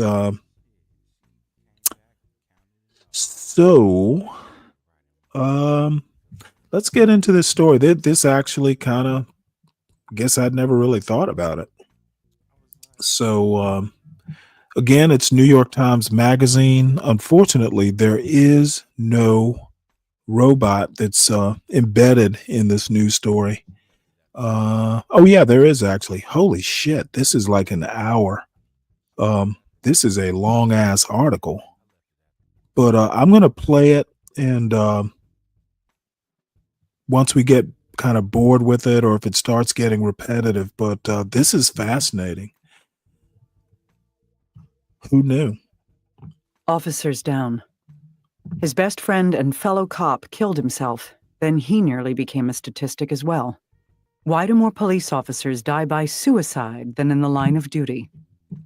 Published by the New York Times Magazine. Written by Jamie Thompson. Read by Kirsten Potter. Matthew Hunter woke up disoriented, his cheek against concrete. He looked around and saw a rectangular bench, a camera, and a toilet. There was no window. He sat up and noticed what he was wearing: cargo shorts and a Motley Crue t-shirt, same as the night before, socks, but no shoes. Hunter, who had been an officer in the Des Moines Police Department for 21 years, was on the wrong side of a cell door. He searched his memory, straining to make sense of how he got there, but found only fragments. Long stretches of the previous night had gone dark. He remembered arriving at a relative's house in his Chevy Silverado pickup truck, walking inside with his wife for a family celebration. He recalled finishing a bottle of Jack Daniels. He would learn more about what happened later from body camera footage and police reports, which said he tried to drive off in his truck, insulted officers, called them podunk, and worse, banged his head against the side of a police van, threatened a jail guard, collapsed on the ground, and wept inconsolably. He had been in trouble long before that night. Hunter, who was 45 and recently promoted to sergeant, had been spiraling for months, ever since his best friend died by suicide. Hunter and Joe Morgan had been paired up as partners early in their careers, patrolling the mostly blue-collar neighborhoods of the city's east side. Morgan was a couple of years older and more seasoned. He previously worked at a smaller agency and served as chief in a town of 500 before joining Des Moines, the state's largest police department. The two men clicked instantly and became close. Both fanatical Minnesota Vikings fans, they found much to commiserate about during football seasons. When it snowed, they wore matching hats with furry flaps covering their ears. On September 16th, 2020, Hunter was in his bedroom, changing out of his uniform, preparing to help his wife make dinner for their 3 children, when he received a call. Joe Morgan just killed himself, a sergeant told him. Hunter didn't believe it at first. If he had been asked to name cops who might hurt themselves, his friend would not have been on the list. He climbed into his truck and drove 5 minutes through the suburbs to Morgan's home, parking on a quiet street with tidy lawns. He walked past a dozen patrol cars and approached the crime scene tape that circled his friend's driveway. He had ducked beneath yellow tape hundreds of times in his career, but that night he felt his pace slow as a familiar act suddenly became filled with foreboding. He approached the officers crowded around Morgan's SUV, peered between them, then stepped closer. He saw Morgan, lying on his back, his shirt removed. One of his flip-flops, left behind as officers had dragged him out of the driver's seat, dangled from the SUV's running board. There was a dark hole in his friend's chest. Hunter tried to force his mind into investigative mode as he studied the scene, hoping to see signs of a struggle, or at least evidence of an accident. He saw Morgan's sunglasses on the dash where he usually left them, his phone plugged into a charging cord. There was a bottle of Coke in the cup holder, a quarter of it gone. On his friend's chest, he saw signs of stippling, tiny red burns that indicated the gun had been fired at close range. Hunter wanted to go inside and comfort Morgan's wife and daughter, but at first he couldn't move. He felt distressed that the other cops could just stand there, looking at Morgan's 54-year-old body lying still and vulnerable. As Hunter waited for the medical examiner to arrive, he realized that neither the police chief nor any of the assistant chiefs had shown up. Hunter thought that was odd. When an officer got hurt, whether by bullet or car crash or heart attack, top commanders usually came to check on the troops and comfort their family. 13 hours later, Hunter arrived at the police station to attend roll call, where officers gathered for assignments before their 6 a.m. shift. The mood was somber. No one suggested that Hunter, sleep-deprived and still reeling from the sight of his dead friend, take the day off or see a counselor. The police chief, Dana Wingert, walked to the front of the room and looked out at several dozen cops, many of whom had worked for the city for 20 to 30 years. "By now you've heard that Sergeant Joe Morgan killed himself," Wingert said. "We're never going to know why." Sitting in the back of the room, Hunter says he heard Wingert say that the department wasn't going to spend time trying to figure it out. There would be no inquiry into why Morgan, a 23-year veteran, had shot himself 40 feet from his front door. The agency seemed to blame Morgan and look no further. Wingert did not respond to requests for comment. American policing has paid much attention to the dangers faced in the line of duty, from shootouts to ambushes, but it has long neglected a greater threat to officers: themselves. More cops kill themselves every year than are killed by suspects. At least 184 public safety officers die by suicide each year, according to First Help, a nonprofit that has been collecting data on police suicide since 2016. An average of about 57 officers are killed by suspects every year, according to statistics from the Federal Bureau of Investigation. After analyzing data on death certificates, Dr. John Violanti, a research professor at the University at Buffalo, concluded that law enforcement officers are 54% more likely to die by suicide than the average American worker. A lack of good data, however, has thwarted researchers who have struggled to reach consensus on the problem's scope. Recognizing the problem, Congress passed a law in 2020 requiring the FBI to collect data on police suicide, but reporting remains voluntary. "Suicide is something you just didn't talk about in law enforcement," says Chuck Wexler, the executive director of the Police Executive Research Forum, PERF. "It was shameful. It was weakness." But a growing body of research has shown how chronic exposure to stress and trauma can impact the brain, causing impaired thinking, poor decision-making, a lack of empathy, and difficulty distinguishing between real and perceived threats. Those were the very defects on display in the high-profile videos of police misconduct that looped across the country leading up to the killing of George Floyd by an officer in 2020. National outrage and widespread protests against the police were experienced as further stress by a force that already was, by many metrics, mentally and physically unwell. PERF now calls police suicide the #1 officer safety issue. Most officers are required to pass psychological and physical screenings before they are hired, but many struggle after chronic exposure to trauma. Some 86% of police officers are male, a group already at higher risk for suicide, and officers have ready access to firearms, which departments are loath to take away for fear of further discouraging cops from seeking help. In many suicides, officers use their own service weapons.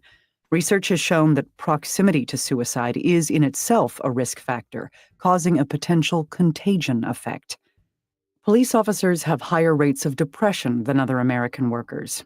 Shift work, which disrupts sleep, and alcohol use, long the profession's culturally accepted method of blowing off steam and managing stress, further compound health issues. A longtime psychologist for the Los Angeles Police Department, Denise Jablonski-Kay, who is now retired, often began presentations about police suicide by displaying a quote on screen: "We have met the enemy, and he is us." After Morgan's death, commanders in Des Moines sent Hunter and other officers to the department psychologist for fitness for duty evaluations. Hunter signed a form acknowledging that the doctor worked for the city of Des Moines, not for him personally. Knowing that whatever he disclosed could be shared with his bosses, Hunter was circumspect in what he said. The psychologist cleared him and said he did not need to come back for a second appointment, as required by agency policy. Hunter drove home, feeling as though he had become detached from himself. Hunter responded to his first suicide call as a rookie, 2 decades earlier when he was 25. He arrived at a high-rise building with his field training officer to check on a man who hadn't shown up for work. While searching, they came to a bathroom door that wouldn't open. They removed the door's hinges and saw the man's body wedged beside the vanity. He had shot himself in the mouth. Hunter could see bruising on the man's face, the path where the bullet traveled beneath his skin. The man wore glasses, but the force of the gun had been strong enough to pop out one of the lenses, now on the vanity. He had put in earplugs to mute the sound. What struck Hunter most was the smell of blood, something like a mixture of copper and iodine, so thick he felt he could taste it. Hunter and the training officer removed the body from the bathroom. Afterward, Hunter took off his gloves and washed his hands in the kitchen sink, using the man's citrus-scented soap. He noticed that none of the other police officers seemed particularly bothered. A crime scene investigator bent over the man's body. She explained to Hunter about stippling and exit wounds, then pushed a finger against the man's skin to show Hunter where the bullet was, how easily it moved back and forth. She snapped a picture of his earplugs. She had never seen that before, she said, and wanted to show colleagues. Hunter took the cue, distancing himself with a veneer of professional curiosity and busying himself with preserving the scene. That evening, Hunter and the training officer went for dinner at a nearby fire station, where firefighters were deep-frying corn shells to make tacos. He was surprised to find himself with an appetite, and ate several. Over the years, Hunter realized that the things that drew him to policing, heroics like car chases and hostage rescues, were rare. No kid dressed up in a cop costume realizing what the work really was.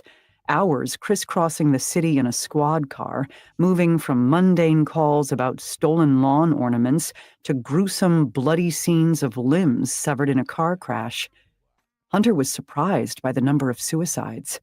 He and Morgan once arrived minutes after a man rehabbing a house hanged himself from the ceiling with an electrical cord. Hunter hoisted the man's legs as Morgan tried to cut him down, hoping they could save him. But they were too late. At another call, Hunter found a church pastor hanging in his garage. He had told his wife he couldn't hear God anymore. Hunter would sometimes step out of his patrol car and smell death, an unforgettable stench from the curb. He'd seen newspapers stacked on the porch, flies trying to get inside, and know that a days-old body awaited. The big, dramatic crimes left a mark, but the greater toll of policing was cumulative. The daily repetition of peering behind neighbors' doors, seeing close up the sad mundanity of life's brutal, lonely moments. Washing his hands at a neighbor's house one day, he suddenly tasted blood before registering the hand soap's citrus scent. Images of the dead man's bathroom from years earlier flashed into his mind. Hunter began to understand that all the things he was seeing on the job, calls he believed he'd forgotten or locked away, were capable of emerging unbidden and without warning. In the months after Morgan's suicide, Hunter sometimes seemed fine. He passed the sergeant's exam and was promoted. At other times, colleagues saw him crying at his desk. Once, when he and his wife went to a friend's house for dinner, Hunter began talking about Morgan and became inconsolable. His wife called a friend who reached out to one of Hunter's police academy classmates, now a sergeant. He came to the house and encouraged Hunter to see a counselor. Hunter decided not to, taking comfort in the fact that his agency psychologist had told him that what he was feeling was normal. As time went on, Hunter began to feel as if a sheet of glass had descended between himself and the world. He was on one side of it, watching his life, his family, his days unfold. For long stretches, there were no feelings, no connection, just numbness, as if he were 1,000 miles away. When a feeling did surface, it was something like despair. He wanted to pound on the glass and get back to the other side, but there he remained, disconnected and alone. What is the point of going on when you can't feel anything anymore? He wondered. Months after Morgan's suicide, on Memorial Day, an alert went out over the police radio about a suspicious death. Hunter drove to the house, walked past crying relatives, and stepped into the living room. On a couch, he found a military veteran in his 90s who appeared to have shot himself. It was the first suicide Hunter had responded to since Morgan's death, and the second time in his career he saw a man with a self-inflicted gunshot wound to the chest. The first was Morgan. Hunter's mind flashed to his friend's SUV. He remembered seeing a bottle of Dr. Pepper that Morgan had bought for his daughter in a plastic bag on the passenger seat. As a supervising sergeant, Hunter was expected to teach a rookie officer how to process the scene, but he felt more like the grieving relatives out back. Hunter excused himself and walked upstairs. A squad member followed and asked if he was okay. "Yeah, why?" Hunter answered sharply. He drove back to the office, tried to busy himself with paperwork, and looked over at Morgan's empty desk. He felt as if he were having a hot flash. He had an overwhelming urge to visit Morgan. He tried to fight it. The cemetery was a long way away in rush hour traffic, but he climbed into his squad car and drove. Hunter became obsessed with figuring out why Morgan killed himself. So did Morgan's widow, Jennifer. She told Hunter she kept waiting for someone to knock on the door and tell her about Morgan's secret life. If that didn't make it more bearable, it might at least explain it. But that didn't happen. Morgan, who collected superhero comic books and had dreamed of being a cop since he was a boy, seemed to love his job in a way Jennifer envied. He was Joe the cop, his profession and identity entwined. Jennifer, a compliance officer for an insurance and financial services company, handled their money. No problems there. Their 23-year marriage was strong, as were Morgan's relationships with his 2 children, Andrew, 24, and Ava, 15. No rumors of infidelity, no catastrophic health diagnosis, no allegations of misconduct at work. Jennifer told Hunter about the couple's last day. They drank coffee together on the deck. Jennifer worked from home as Ava, whose school went remote during the pandemic, attended her classes over Zoom in the basement. They walked their white rescue mutt, Blanca, at noon. Around 3:30 p.m., Morgan stepped into the kitchen in gym clothes and said he was going to the store for a soda. An hour later, Ava emerged from the basement and asked, "Where's Dad?" Jennifer pulled up his location on her iPhone and saw that he was in the driveway. She and Ava laughed. Morgan was sociable. He probably was talking to a neighbor. Jennifer took a shower. Still no Morgan. She figured he'd lost track of time. He needed to be at the police station around 5:30 p.m. He'd been grumpy about going into work for a meeting where he expected commanders to announce promotions.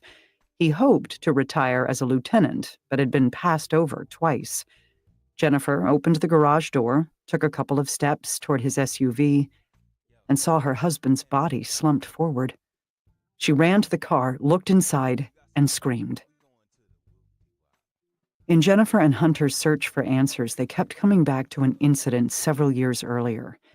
As the supervising sergeant of his squad, Morgan picked 2 officers to transport a prisoner who was detained a couple of hours away.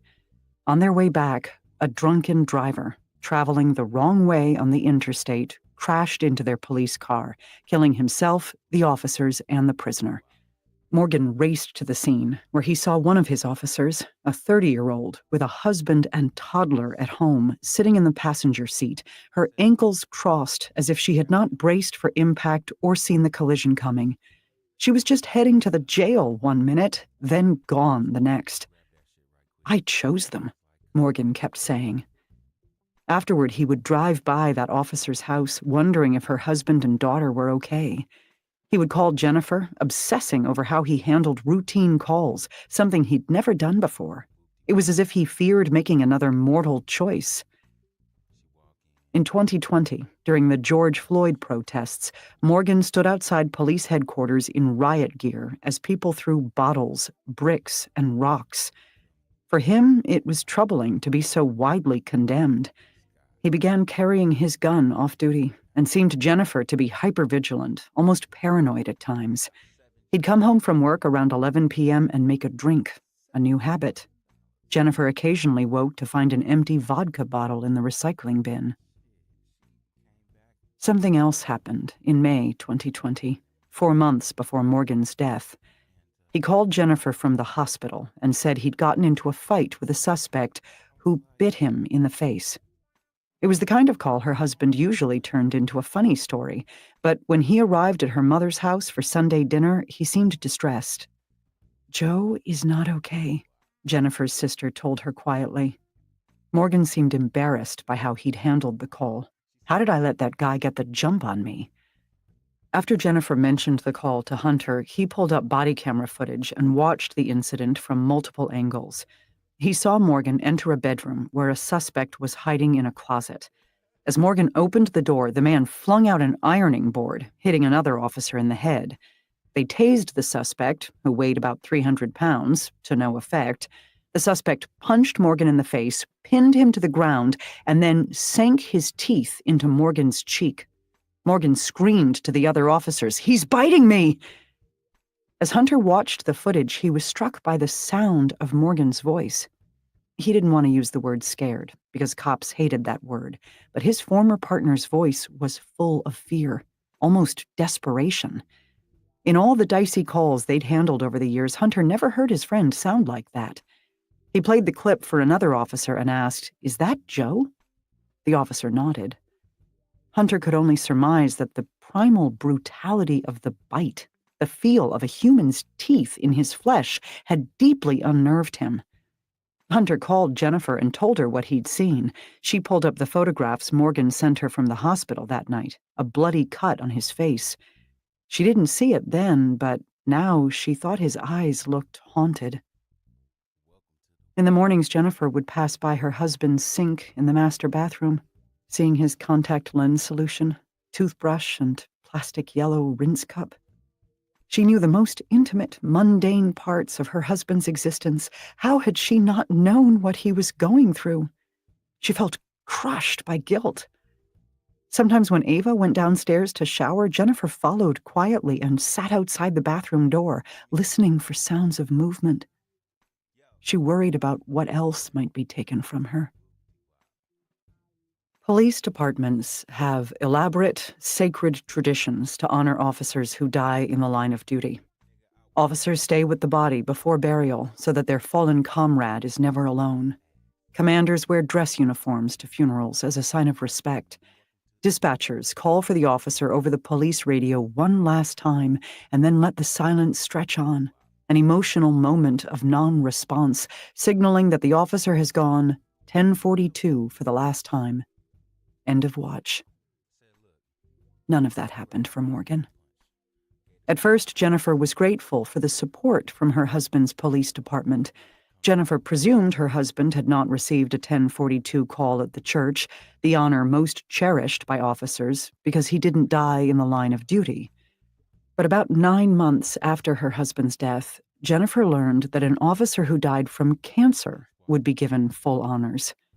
As she and Ava sat in a church pew at his funeral, they watched commanders walk by in their dress uniforms and listened to the officer's final radio call. It seemed to Jennifer then that her husband's death and his years of service were viewed as lesser by the department. She didn't begrudge the other officer those honors, but she thought her husband deserved them too. Wingert would say later that he was afraid of glorifying suicide and feared other officers in his department might kill themselves. While she grieved, Jennifer received a box in the mail from First Help, which sends care packages to the families of officers who die by suicide. It contained a book about suicide and an information card that directed her to the group's website. There, she was shocked to learn that more officers die by suicide than in traditional line-of-duty deaths. Jennifer got to know a founder of the group, Karen Solomon, who had been collecting data on police suicides since 2016. Solomon, who is married to a police officer in Massachusetts, had become frustrated by negative sentiment toward cops after the police killing of Michael Brown in Ferguson, Missouri. Solomon believed the shift in public opinion was taking a huge toll on officers. She and a small team of volunteers began searching the internet for reports of cops who died by suicide, collecting information on each case and compiling what became one of the most comprehensive data sets in the country. I know every single name because I've been really lucky, and really unlucky, to have heard their stories, she told me. What she heard from families, primarily widows, shocked her. If an officer died in the line of duty, relatives could receive, by Solomon's calculation, $1 million in cash and benefits. After a suicide, on the other hand, many widows, still reeling from the trauma of finding their husbands dead, quickly found themselves without a paycheck or health insurance. One widow called Solomon in tears after her infant son got sick, and she arrived at the hospital to find that her health insurance had been cut off. Solomon had a Christmas tree sent to another widow who couldn't afford one. These women often felt cast out of the police family. Solomon became convinced that the trauma of police work, along with a strong internal stigma against getting help, was a factor in many police suicides, and that those officers, too, deserved to be recognized. The issue took on new prominence after the January 6, 2021 attack on the U.S. Capitol, when officers who died from physical complications were treated differently than those who died by suicide. Officer Brian Sicknick, 42, who suffered 2 strokes hours after sparring with the mob and died a day later, lay in honor in the Capitol Rotunda, praised as a patriot with profound inner strength. Officer Jeffrey Smith, 35, who was hit in the head with a metal pole during the attack, possibly suffering from a traumatic brain injury, shot himself on the George Washington Memorial Parkway 9 days later. He was not honored in the Rotunda, and his death was initially not considered line of duty by the D.C. Metropolitan Police Department. January 6th became a catalyst to move the issue of police suicide forward, says Jim Pascoe, the executive director of the National Fraternal Order of Police. It perversely became a vehicle for some good. His group, along with First Help and January 6th families, lobbied Congress to allow suicide, under some circumstances, to be considered a line-of-duty death. It is not just an honorific distinction. The change would allow families to apply for a roughly $400,000 federal death benefit, and in some cases, more easily collect officers' full pensions and retain their health insurance. In May 2022, Jennifer Morgan was among many family members who wrote to lawmakers to urge the passage of the Public Safety Officer Support Act of 2022, sponsored by Representative David Trone, Democrat of Maryland, and Senator Tammy Duckworth, Democrat of Illinois. Joe loved his job. He loved being a police officer. He loved serving the east side of Des Moines. He loved being a dad, son, brother, husband, and friend, Jennifer wrote. No one knew he was struggling. She recounted something she'd read, that most people experienced 1 or 2 traumatic events in their lifetime. But over a 20-year career in policing, an officer experienced an average of 800 traumatic events. 800, she wrote. I am still shocked by that statistic. Her letter continued. I am not ashamed of how my husband died. I'm ashamed of how our country treats and views mental health of first responders. When President Joe Biden signed the bill into law that year, it opened an avenue for officers who died by suicide to be added to the National Law Enforcement Officers Memorial in Washington, 2 curving limestone walls that carry the names of the fallen. It is a sort of holy ground for police officers, an eternal roll call dating back to the first known officer death in 1786. The nonprofit that oversees the wall, the National Law Enforcement Officers Memorial Fund, considered an authority on line-of-duty deaths, historically has rejected cases of suicide for commemoration. After the new federal law was passed, the organization decided that if the Justice Department deemed an officer's suicide a line-of-duty death, and if it was clear that trauma suffered at work was the cause, the officer could be considered for the wall. Jennifer began helping to prepare a case for the department to submit. She wanted Joe's death to be recognized. By the summer of 2021, 9 months after Morgan's death, Hunter's grief was consuming him. Late one night, in the town of Indianola, according to police reports, a sergeant noticed a woman pounding on the back of a Chevy Silverado pickup truck at an intersection. The sergeant, Justin Keller, walked toward the truck, where Hunter sat in the driver's seat. The woman was Hunter's wife, and she explained that he'd had too much to drink at a family celebration. She told the officer that Hunter was a sergeant at the neighboring Des Moines Police Department and that he'd been struggling since his friend killed himself. Asked by the sergeant for his identification, Hunter replied, "What's your dumb probable cause for stopping me?" Keller radioed for backup. When he asked Hunter where he was going, Hunter yelled, "Lie, lie, lie!" Hunter got out of the car, approached the officer, and said, "F you," several times, then shouted, "Do you want to f with me, dude? I'll f with you." An officer told Hunter's wife that they were arresting him on a misdemeanor charge of public intoxication. When Hunter refused to follow the officer's orders, an officer grabbed him by the arm and put him into a patrol car. Hunter threw his body forward onto the seat and claimed the officer had pushed him, the police said. As the encounter unfolded, Hunter's wife began to cry and asked her husband to calm down. "Oh my God, Matt, stop, please."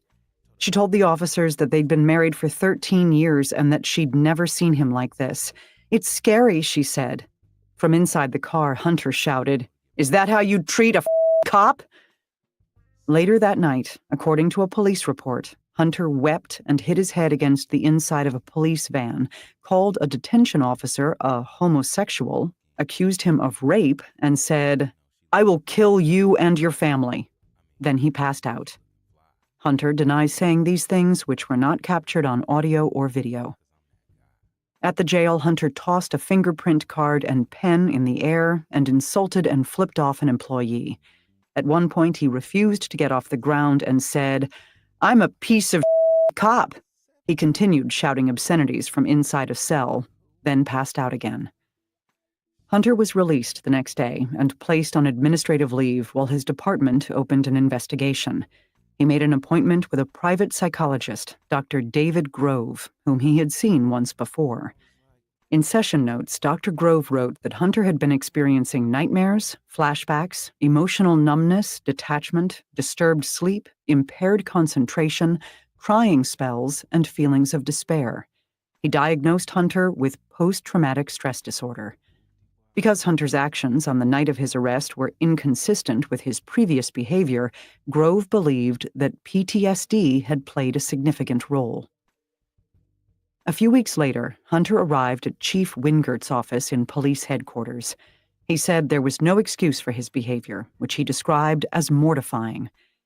"That's not who I am as a person," he told the chief. "I thought I could deal with what I had seen, what I lost."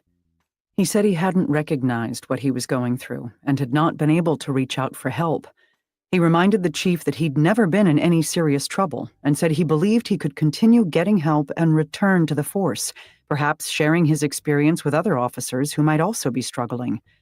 Jennifer Morgan and a fellow officer had written to the chief on his behalf, with the officer describing Hunter as someone worth saving. The next day, Hunter received a call from a captain who told him the chief had decided to terminate him.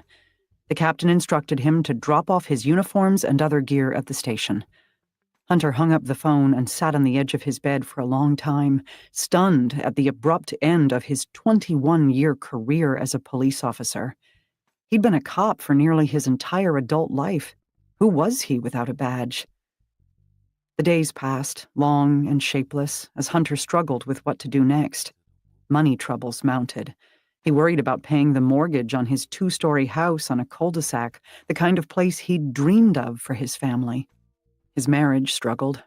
One night after a disagreement during dinner, his wife left the house and didn't return. Hunter had always viewed himself as part of a big police family, one in which everyone took care of one another. But many of his friends and colleagues had disappeared overnight. He coached his 10-year-old son's football team alongside the captain, who called to fire him. The captain suggested he step down from coaching. Hunter refused. That fall, Hunter climbed into his truck, drove a few blocks, and opened the DoorDash app, where he'd set up an account as a new driver. He was dispatched to a neighborhood restaurant where he walked past families eating inside, like his own used to do, and retrieved a pizza order. He finished his first delivery, then a second and third. It got easier. In some ways, it felt like policing, spending hours in a car, traveling from call to call. He dropped off groceries one afternoon at the home of an officer he had worked with. Hunter had planned to retire with a full pension at 55. As the first anniversary of Morgan's death passed, he thought about all he'd lost. His best friend, the job he loved, his marriage. It no longer felt as if he had much to live for. Hunter decided to fight his firing. He hired an employment lawyer, Kelly Paschke, who represented emergency medical workers across Iowa. Paschke told me that she was surprised the police department fired Hunter. He'd behaved badly, to be sure, but he hadn't laid a hand on anybody. His personnel file was full of commendations. After watching the videos from his arrest, Paschke told me, she thought it was obvious Hunter was having some sort of mental health crisis. She thought it remarkable that he'd been let go less than 24 hours after disclosing his PTSD diagnosis. Paschke learned that the department had not followed its own policy, which required officers to have 2 mandatory counseling sessions after critical incidents, one within a week to provide immediate help, and another after at least 30 days, roughly how long symptoms must be present for a PTSD diagnosis, which can include angry outbursts, mood swings, and muddled thinking, particular liabilities for armed police officers. Hunter had 1 appointment, 22 days after Morgan's suicide, too delayed for immediate help, too early to diagnose PTSD. Paschke was appalled by how the department had handled things, including sending Hunter back to work the morning after his friend's death and providing him little mental health support. To her, it was both ill-advised and heartless. Employment cases are difficult to prove. Many people have gripes about their bosses, but few claims are actionable in court. And this case had a huge obstacle: camera footage from Hunter's arrest showing him drunk and belligerent. He was a big guy, 5'11" and 230 pounds, and Paschke worried that jurors would see him as another meathead cop who thought he was above the law. She worked on contingency. If she lost the case, she'd lose thousands in expenses. Also, Hunter would have to take the stand and answer for those videos. His mugshot, with the Motley Crue t-shirt, would again make the rounds on the local news. But Paschke said she believed that PTSD was endemic among emergency medical workers and that agencies needed to be held accountable for not doing more. They filed suit against the city of Des Moines under the Iowa Civil Rights Act, claiming that the city had discriminated against Hunter because of his disability, PTSD, and failed to reasonably accommodate it. 2 years after he was fired, in the fall of 2023, Hunter walked into the Polk County Historic Courthouse, ascending a marble staircase as he'd done many times to testify as an officer. Now he wore a civilian's gray suit, his hair longer, his waist thicker. When he stepped into the courtroom, he saw 2 police officers, both of whom he'd long known and worked with, neither of whom made eye contact as they sat behind the city's lawyers. Paschke and her partner, David Albrecht, were nervous going into jury selection. They didn't know how receptive a group of strangers would be to discussing suicide and mental trauma in a sterile courtroom. But right away, people opened up, the lawyers told me. A former U.S. Marine talked about his friend's struggles with PTSD. A refugee from Bosnia talked about the emotional trauma of surviving an explosion. Others discussed suicide attempts in their own families. It was the most intimate voir dire the attorneys had ever experienced. As the trial opened, Paschke told the jurors that this case was about a good man who'd had a bad night. It was caused, she said, by a disease that was allowed to fester because the police department viewed cops with mental health problems as broken and not worth saving. If the city was going to send men and women out to deal with the community's messiest traumas, it had to provide adequate support and not punish officers for disclosing mental health struggles. But one of the city's lawyers, Michelle Mackel-Wiederanders, would later tell the jurors that instead of taking responsibility for his bad behavior, Hunter was trying to blame police commanders. Do we want someone in a uniform with a gun who may emerge like the guy who showed up on that video? Police officers took the stand to testify on Hunter's behalf, including a 33-year department veteran, Captain Kenneth Brown, who told jurors that he did not believe the agency provided sufficient mental health support and that there was a stigma to seeking it. You can be ostracized, he told jurors. Brown said he believed encouraging openness about mental health struggles should start with top commanders. When asked if he thought the city's police chief, Wingert, fostered such an atmosphere, Brown said, "No, I don't." Wingert testified that officers rarely talked about mental health when he joined the agency 3 decades ago, but now annual training included discussions about trauma and PTSD. The chief said that he personally addressed the physical and mental aspects of the job with his troops every winter, and that their health and well-being is a primary concern. The department had a peer support team where officers could seek confidential help from one another, and the city provided free use of the Lighthouse app, which offered various mental health resources. Officers also were free to seek outside help and counseling through their health insurance. Wingert told jurors he'd watched video of Hunter's arrest in his office the next day. The aggression, the name-calling, the vulgar language. Hunter had threatened the responding officers, who worked at a smaller local police department, about what would happen if they ever came to Des Moines.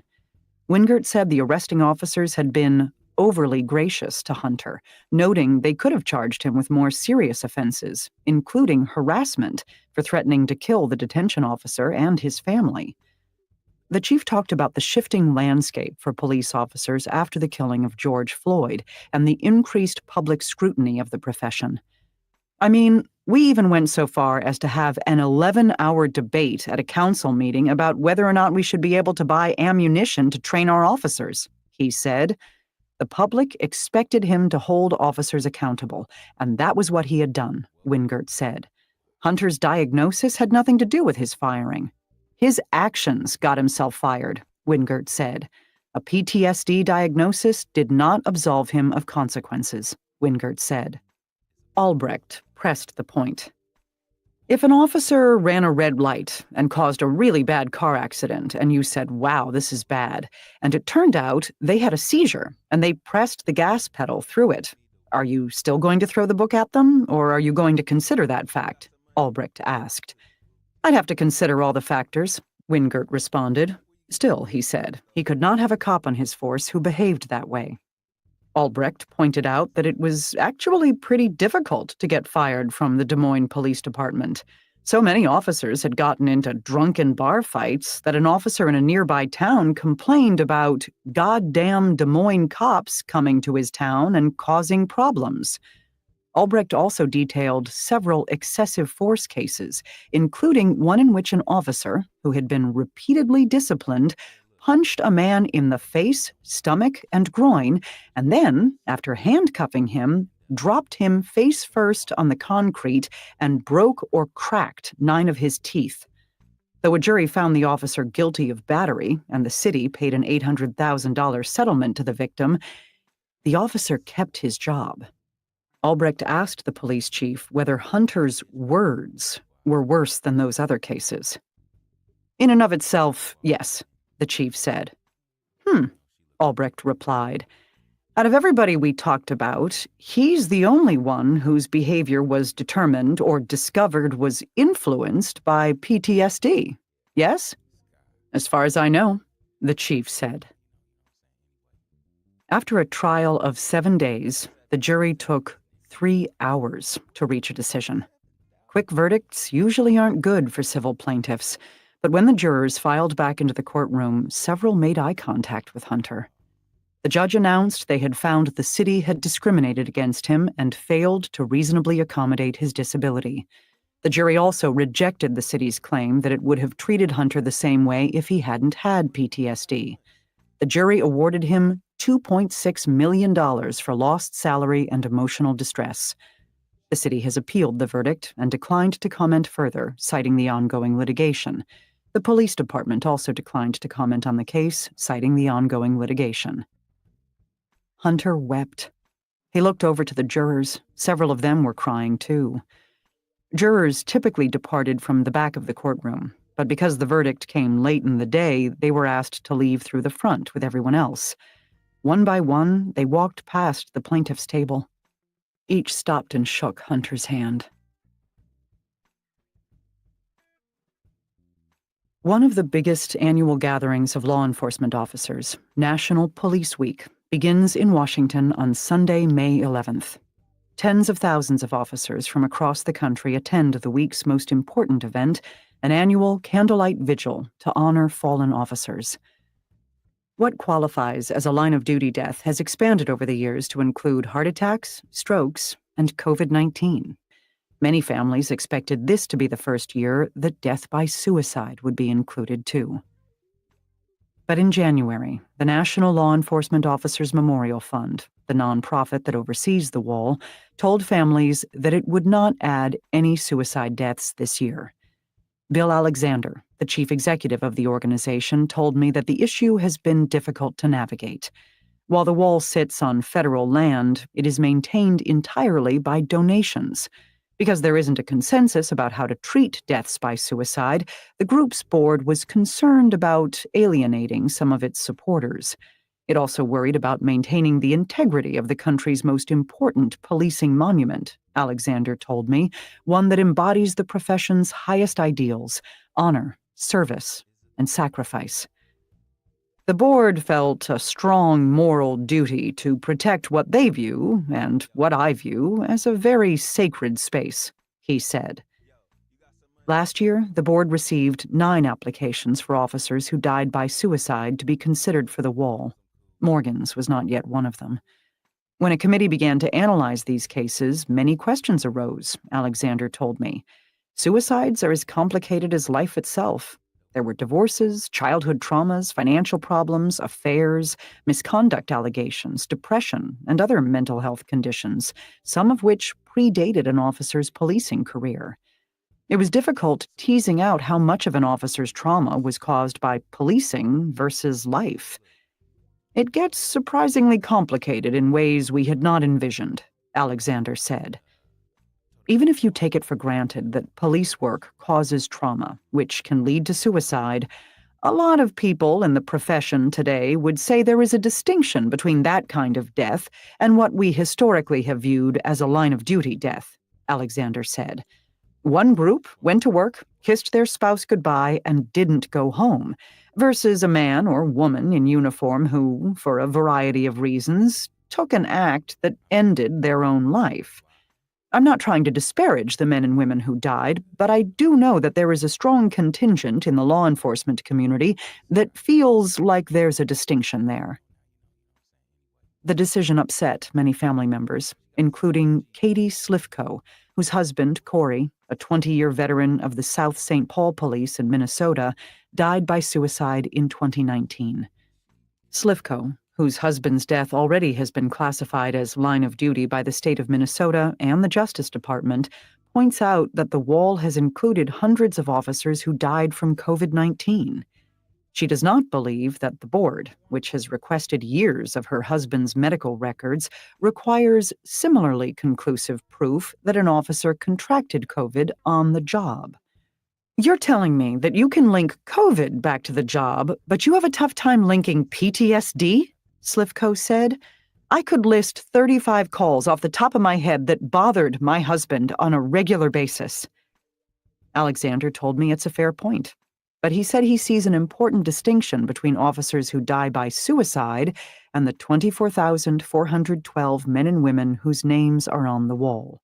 The latter, he said, if given a choice of life or death, would unanimously say, I choose life. Shut out of the traditional wall in Washington, relatives have found another way to honor their loved ones.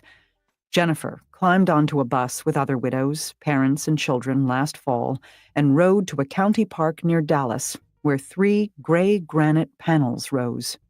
Solomon's group, First Help, had decided to build its own wall. Jennifer walked to the memorial and found her husband's name.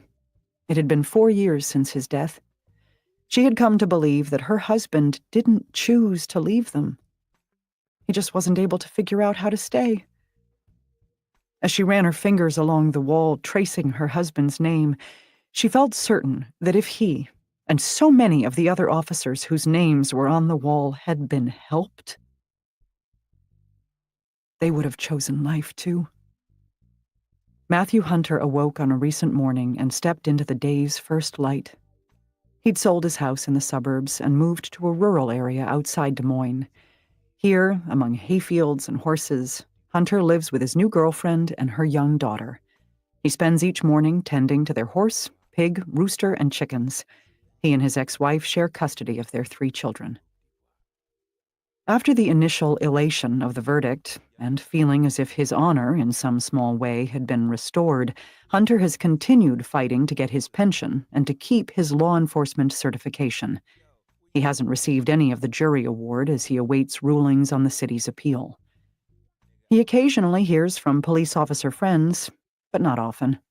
Every time he sees a squad car, he pictures some other version of himself behind the wheel. Hunter now works as a district manager of a nonprofit that focuses on employment.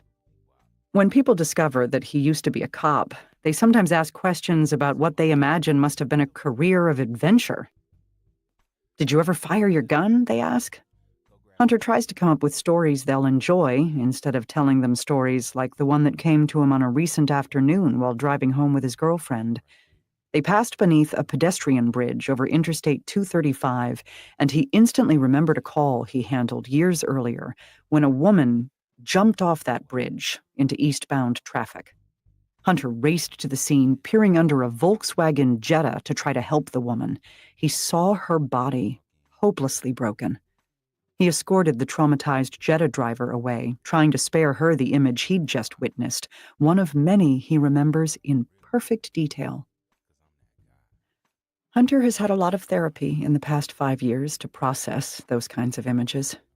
But even now, after fighting for his PTSD to be recognized as a casualty of policing, a medical condition just like back pain or a broken bone, it's hard for him to admit how dark things got after Morgan's death. If I tell you I contemplated taking my own life, he recently told me, if I tell you I had a gun in my hand, that I sat there and stared at it, held it, literally could have been moments from ending my life.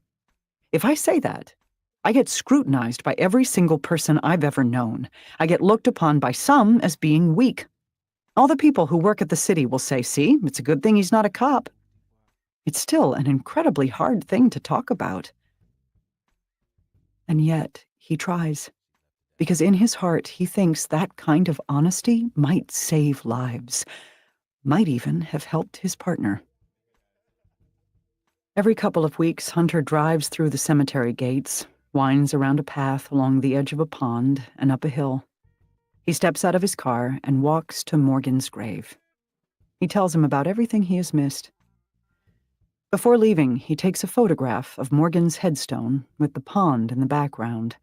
Hunter has many of those pictures in his phone now, through different seasons, spring, fall, and winter. He remains close with Jennifer Morgan. She told me she still worries about him. If you are having thoughts of suicide, call or text 988 to reach the 988 Suicide and Crisis Lifeline, or go to speakingofsuicide.com/resources for a list of additional resources. You know, I have an odd thought, and maybe it's not original, but number one, I'm shocked that Des Moines, Iowa. You think of the Midwest. I would think that the city and the population would be so pressuring the police department or the city of Des Moines to like make this cop whole.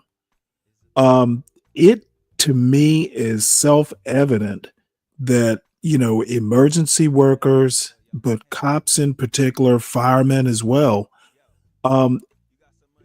it's like a different version of soldiering, not quite the same thing, but it just seems to me obvious that PTSD would be one of the things that would be a byproduct of being a policeman, especially in a larger metropolitan area.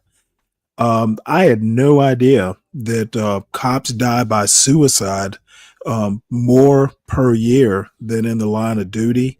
And I think it's, and I'm not Mr. Thin Blue Line. I'm not that kind of guy, but this is almost just, this is neglectful. And I would actually think that, some BLM type organizations, there's abolish prison abolition, all those groups that are, so into, either reforming police or getting rid of policing or changing it, you know, beyond where people think it should be. This would be a win. Okay. You don't want cops on the street that are suffering PTSD. You actually wind up, cops suffering PTSD or the precursors to PTSD are a huge threat. They carry guns. You do not want people going through, this kind of mental trauma. It's obvious that this cop had like a psychotic break practically. Now, the alcohol part, a lot of things that he probably shouldn't have been doing, but I'm just shocked. This is just neglect and people, I mean, I can't believe that this is not a bigger issue than it is. So, I'm not going to belabor the point. And again, my father's a retired policeman, actually. He's been probably retired longer, well, almost as long as he actually worked. And, somehow or another, he went through Vietnam and being a policeman. He's one of the more, um, he's just real even tempered. He's very grounded. But my point is that it's just shocking to me that this should be a no brainer. Getting cops 101% of the help they need, so they're not a threat to Black people or just the population in general. So I won't belabor the point any longer than that. But I would look to see a BLM type organization to be like 100% on board, doing what they can to make sure the streets are safe, including not having cops that are, just, hair trigger, emotionally or mentally. So anyway, we'll move on. This is 180 degrees out from this last story. Let me get rid of this. Anna Wintour, if you all know, she's like been the editor of Vogue magazine for decades. Anyway, she becomes an unlikely activist as Washington quashes DEI. And this was just a compelling story, for someone like me who tends to be interested in a lot of different things. So let's hear what she's doing, what high fashion is doing for DEI. This story was written by Robin Givan. Anna Wintour becomes an unlikely activist as Washington quashes DEI, New York. On May 20th, at the Cipriani event space across from Grand Central Terminal, bold-faced names from the world of fine art, Hollywood, fashion, and politics, as well as the cocoon of philanthropic wealth, will gather to honor the legacy of photographer Gordon Parks. The invitation to this annual gala, which supports the foundation that maintains Parks's archives and highlights his enduring impact, describes the evening as a celebration of the arts and social justice. Parks, who died in 2006, used his camera as a weapon to combat racism and prejudice. He regularly turned his lens on the disadvantaged and the overlooked, as well as many of the extraordinary Black men and women of his generation. In recent years, the honorees have included artists Amy Sherald and Mark Bradford, activists Colin Kaepernick and Myrlie Evers-Williams, and philanthropist Clara Wu Tsai. This year's celebration turns the spotlight on civil rights veteran and former ambassador to the United Nations Andrew Young, Bethan Hardison, who has spent decades advocating for Black fashion models, and artist Rashid Johnson. The evening will also honor Anna Wintour, a distinction that leaves the studiously decisive professional somewhat flummoxed. Wintour is the longtime editor-in-chief of Vogue and the chief content officer for the publishing behemoth Condé Nast, whose stable of magazines includes Bon Appetit, Teen Vogue, and The New Yorker. She is the mastermind behind the Met Gala, which lit up the pop culture cosmos earlier this month. In many respects, Wintour, at 75, remains the most recognizable face of the fashion establishment. But fashion, at the level where Wintour has long served as gatekeeper, and with its subjective assessment of aesthetics, has struggled more than most industries with diversity and inclusivity, from the pages of its magazines to its corporate boardrooms. And despite moments of intense focus on racial justice, big changes have often been superficial and real change has been slow. 5 years ago, during the powerful sweep of the Black Lives Matter movement, editors, designers, stylists, and others within the fashion industry were emboldened to confront the powers that be with a list of outrages that included pay inequity and assertions that they were actively disrespected in their workplace. Critics recalled Vogue's cover from 2008 that featured LeBron James and Gisele Bündchen, which some felt mimicked a King Kong and Fay Wray movie poster. Junior editors of color at Condé Nast complained of being asked to police the way Black cultural touchstones were treated in the magazines, but not given real authority over stories as they moved from idea to reality. Designers of color voiced frustration over not being considered for top creative jobs at major brands. Much of the agitation was aimed at toppling Wintour from her nearly 40-year reign atop Vogue, where she has been more than an editor-in-chief. She recommends designers for jobs. She ushers models into the big leagues. She has the ear of corporate titans, political leaders, and would-be presidents. She raises copious amounts of cash for Democratic candidates. But despite countless progressive influencers and righteous antagonists pressing their full weight against her years of deeply rooted influence, Wintour stood firm, apologetic for her failures and blind spots, but determined. "I felt I had let people down," she said. "Honestly, I'm someone that believes if I'm at fault, you can't hide. You have to go out and learn and try to do something about it." She committed to make change, to broaden the creative voices in Vogue, to widen the pipeline to the most desirable and competitive jobs in fashion, to open her eyes and to listen. And she made a promise. "I recognize that there are moments and times people within the company, without the company, when they haven't felt as welcome as they should be," Wintour told the Washington Post in 2020. "And I would just say to all of them that we are working as hard and as fast as we possibly can to change that perception, and to change it also as a reality. I will take full responsibility if the next time you and I speak, there isn't a sense that change has come or is being accomplished, or at least it is moving forward." Since then, Condé Nast has established a mentoring program for current employees and maintains paid internships to help ease the financial burden of aspiring ones.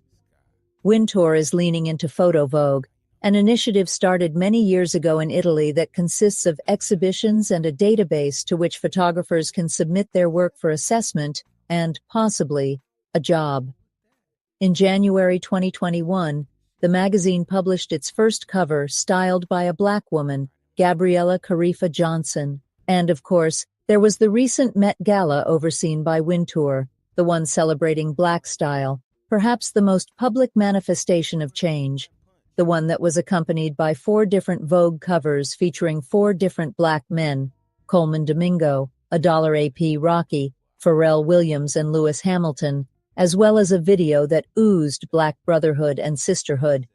It was the gala that opened with 20 Black men in white tie singing Motown, a choir that brought the Black church, Black music, and Black history to fashion's biggest night. It was a gala featuring a blue carpet where, to quote a droll Domingo, "Black men put that shit on," which is a colloquial way of saying that they had tremendous style, and it was surely appreciated. But accepting an award from the Gordon Parks Foundation? "I was hesitant, I'll be honest," Wintour said. "I mean, I felt like, is this deserved?" On a chilly and rainy morning in April, At the employee entrance to the Metropolitan Museum of Art, an unglamorous street-level doorway around the corner from the grand staircase upon which famous guests would later promenade into the Met Gala, a Vogue assistant hustled in with 2 shopping bags containing a selection of floral arrangements in delicate pastels. They were meant to gussy up the earth-toned library in the Anna Wintour Costume Center in advance of its namesake's arrival. Wintour had agreed to continue the conversation of 5 years ago, to discuss diversity, equity, and inclusion, and assess how much progress had come in the aftermath of the racial justice uprisings sparked by George Floyd's 2020 murder.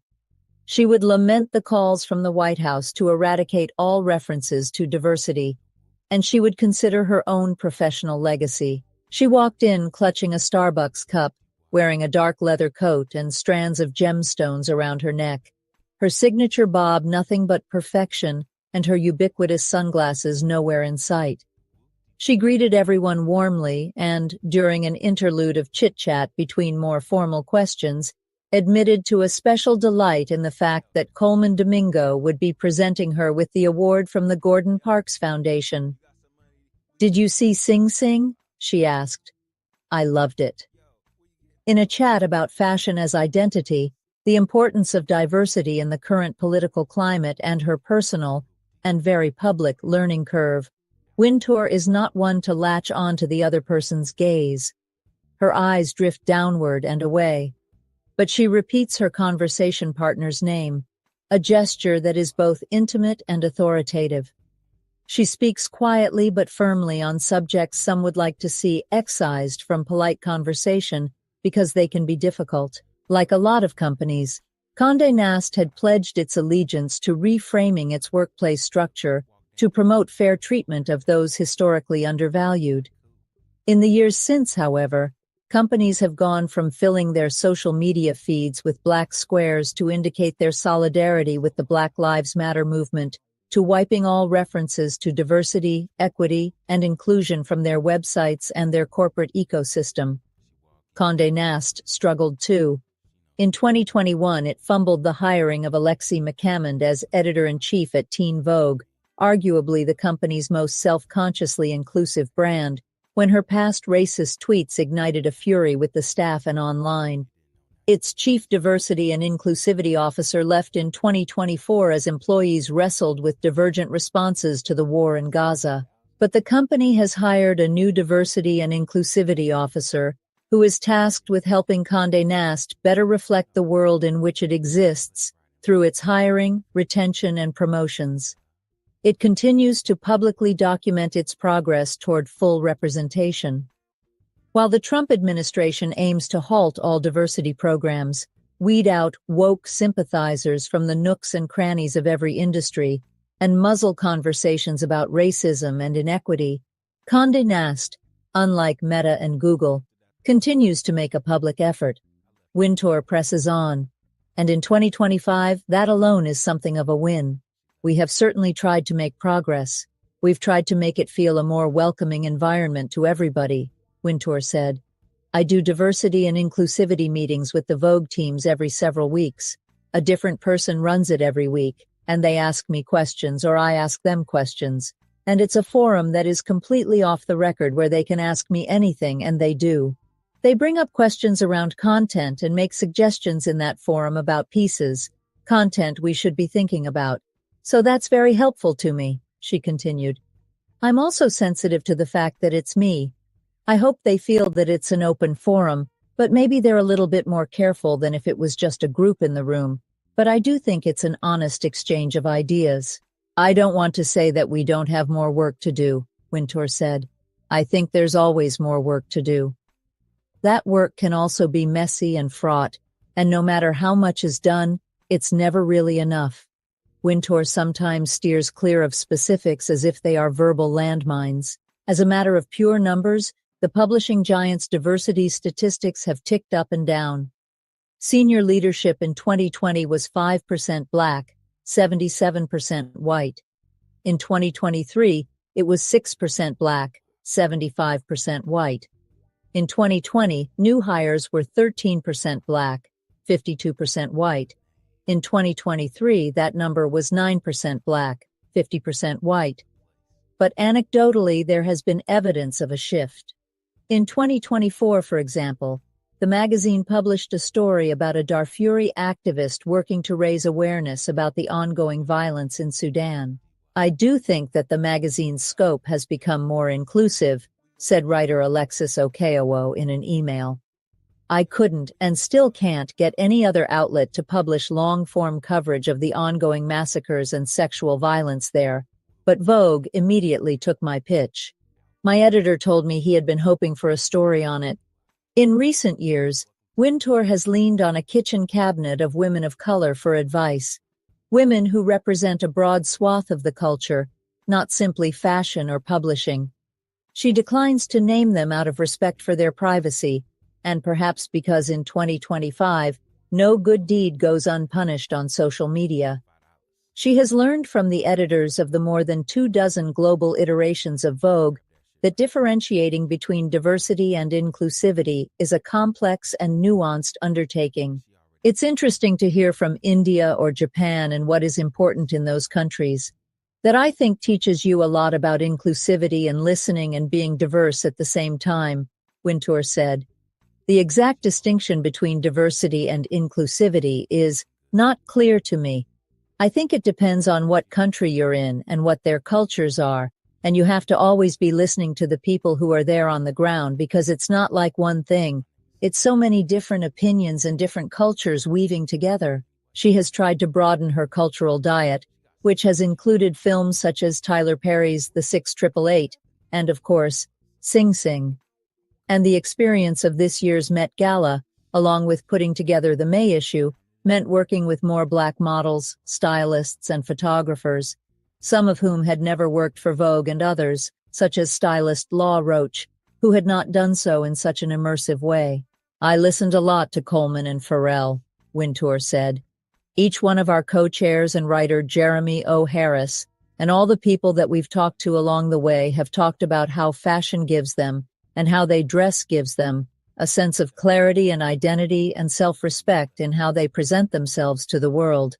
And I think that's something that is often not sufficiently appreciated. The Met Gala raised the profile of designers who were included in the exhibition, as well as those who dressed guests, and those who, for the first time, hosted tables. But some also approached the project with considerable skepticism, or at least caution. Blackness, after all, is complicated, and Black style deserves more than lip service or a single night of celebration. As a Black designer, it's a little bit more than a theme. It's beyond that. It's a decision that we have to make every morning just to move throughout society, said Jerry Lorenzo. In the beginning, I'm not sure how and if I fit into it. Most people have probably passed someone on the street wearing Lorenzo's Essentials line of sweatshirts and track pants in dense cotton. But his main collection, For Fear of God, is something else entirely. It's loose-limbed, tailored elegance in earthy tones and luxurious fabrics. Okay, well, we get the gist of it. I don't need to take a virtual walk down a catwalk. If anyone wants to hear the rest of the story, just let me know. I'll drop the link. I had no idea Gordon Parks did photography for Vogue magazine. So that's something new I learned. I've learned all kinds of things this morning. So let's see. I got one more. This is an editorial, basically talking about the big beautiful bill, the budget bill that the House Republicans have gotten out of committee, and I guess it's going to go to a floor vote. Last night it came out of committee along a party line vote. So Heather Cox Richardson, my favorite female historian, is going to. She wrote about it in her Letters from an American overnight. So we'll play a little bit of that, maybe all of it. We'll see. But it's basically going to talk about the budget bill, kind of the background, where it's going, etc. May 18th, 2025. By Heather Cox Richardson. Tonight, late on a Sunday night, the House Budget Committee passed what Republicans are calling their big, beautiful bill to enact Trump's agenda, although it had failed on Friday when far-right Republicans voted against it, complaining it did not make deep enough cuts to social programs. The vote tonight was a strict party line vote, with 16 Democrats voting against the measure, 17 Republicans voting for it, and 4 far-right Republicans voting present. House Speaker Mike Johnson, Republican Louisiana, said there would be minor modifications to the measure. Representative Chip Roy, Republican Texas, wrote on X that those changes include new work requirements for Medicaid and cuts to green energy subsidies. And so the bill moves forward. In the Bulwark today, Jonathan Cohn noted that Republicans are in a tearing hurry to push that big, beautiful bill through Congress before most of us can get a handle on what's in it. Just a week ago, Cohn notes, there was still no specific language in the measure. Republican leaders didn't release the piece of the massive bill that would cut Medicaid until last Sunday night, and then announced the Committee on Energy and Commerce would take it up not even a full 2 days later, on Tuesday, before the nonpartisan Congressional Budget Office could produce a detailed analysis of the cost of the proposals. The committee markup happened in a 26-hour marathon in which the parts about Medicaid happened in the middle of the night. And now, the bill moves forward in an unusual meeting late on a Sunday night. Cohn recalls that in 2009, when the Democrats were pushing the Affordable Care Act, more popularly known as Obamacare, that measure had months of public debate before it went to the Committee on Energy and Commerce. That committee held 8 separate hearings about health care reform, and it was just one of 3 committees working on the issue. The ACA markup took a full 2 weeks. Cohn explains that Medicaid cuts are extremely unpopular, and the Republicans hope to jam those cuts through by claiming they are cutting waste, fraud, and abuse, without leaving enough time for scrutiny. Cohn points out that if they are truly interested in savings, they could turn instead to the privatized part of Medicare, Medicare Advantage. The Congressional Budget Office estimates that cutting overpayments to Medicare Advantage when private insurers upcode care to place patients in a higher risk bracket could save more than $1 trillion over the next decade. Instead of saving money, the big, beautiful bill actually blows the budget deficit wide open by extending the 2017 tax cuts for the wealthy and corporations. The Congressional Budget Office estimates that those extensions would cost at least $4.6 trillion over the next 10 years. And while the tax cuts would go into effect immediately, the cuts to Medicaid are currently scheduled not to hit until 2029, enabling the Republicans to avoid voter fury over them in the midterms and the 2028 election.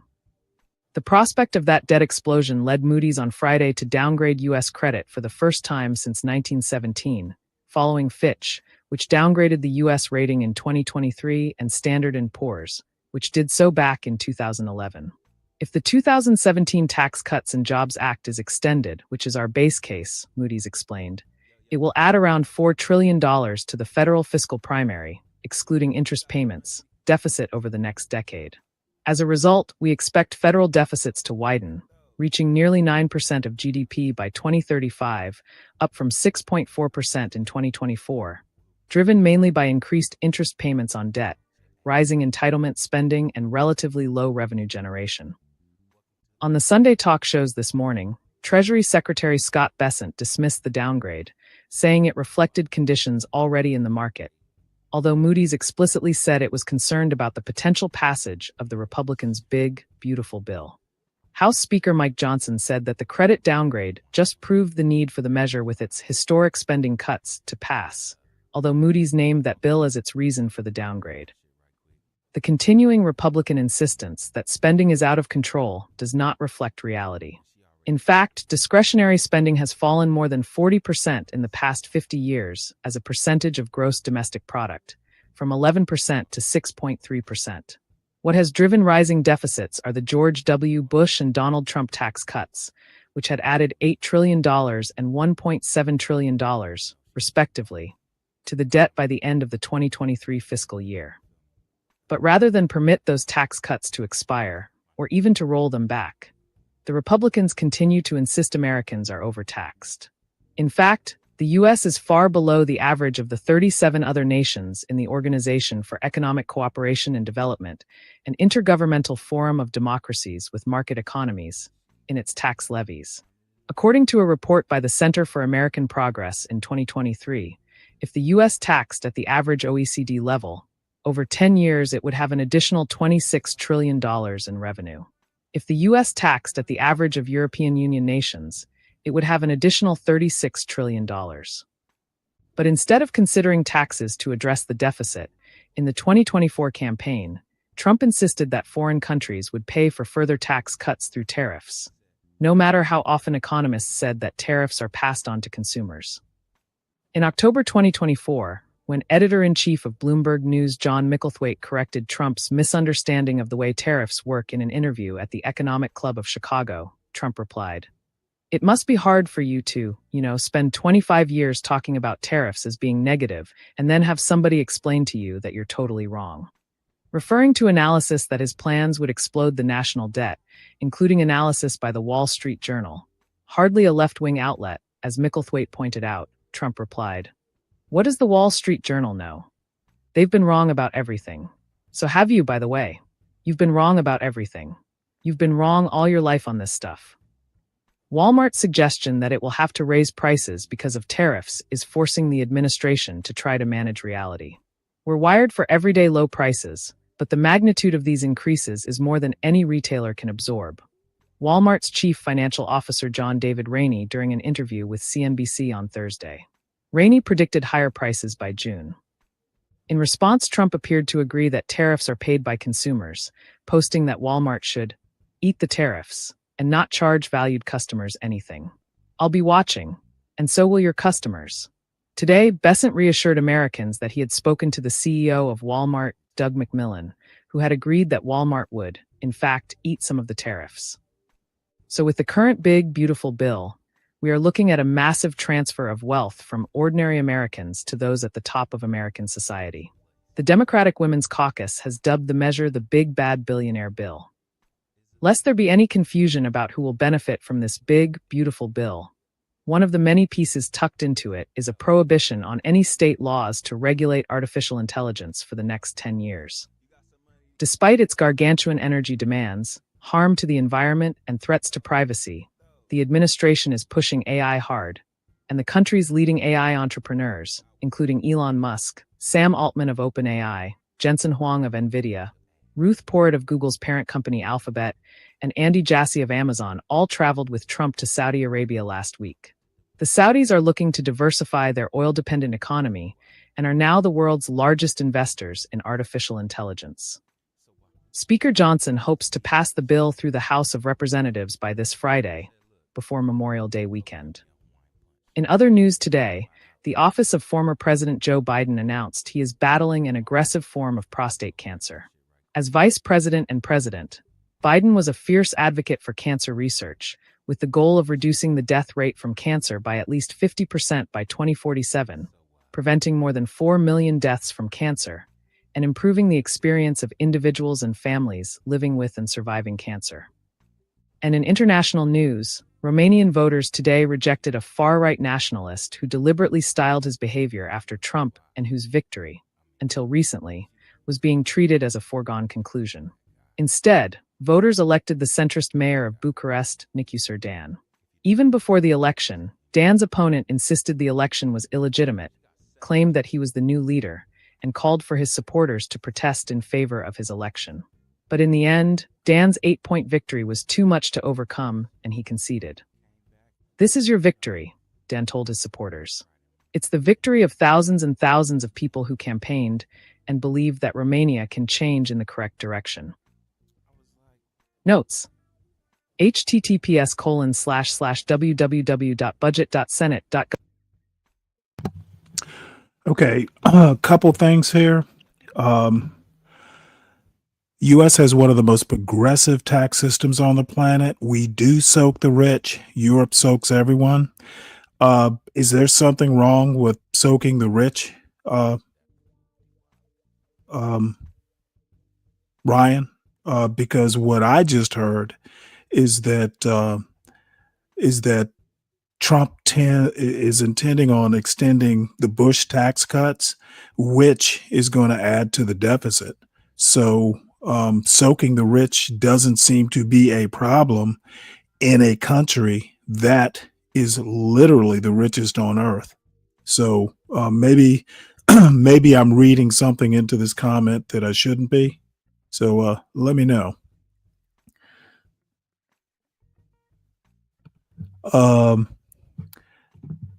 And you know, I was actually thinking about that, Rick. I am wondering, with your little comment here about let's go, Brandon. I'm wondering if Biden having, stage 4 cancer and it's already metastasized.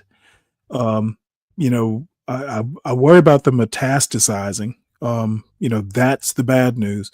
But I'm kind of wondering if that's going to neutralize Trump's, kind of criticism of Biden by name. And I'm betting it won't. I'm betting he's going to feel sorry, but he's going to, if cruelty is the point, basically bashing a cancer patient seems like something that MAGA would enjoy. And probably some of MAGA's voters will enjoy it also. We'll see. Let's see if civility is truly dead in America, in Trump's America. The other thing, I think it's egregious that a U.S. president goes to an American company, and Walmart is one of the most American companies out there, which, people actually love the low prices and have for decades. I think it's egregious that a president tell a job producing company, last I can remember, it was America's largest employer, maybe outside of the government. It is egregious that a U.S. president tells a company to eat the cost of something that he imposed. I think and I'm not a corporation guy. I'm not the sort of guy who's going to, cheerlead for, huge corporations. But I think that's utter bullshit. And America is getting what it voted for. And I'm not quite there yet, but I'm getting pretty close to I told you so territory. This guy is a fucking wreck. So let's see. We need to give more of our tax dollars. Fuck all that, Webster. I don't feel like that fucking partisan bullshit. Them Biden tapes out now. He wants sympathy. Well, you know what? Maybe when you spell sympathy right, I'll have some sympathy with this message. So let's move on. So pretty much all the news stories that I intended on getting through, and I'm sure maybe one will pop up that I'll talk about as it pops up. But I'm going to go ahead. There's some videos here that I have selected. I had not intended on continuing with this black fatigue theme, but it seems to be overtaking our corner of the internet. So I'm just going to go with the flow. Let's see here. Let me can I bring up the video? The next video. This is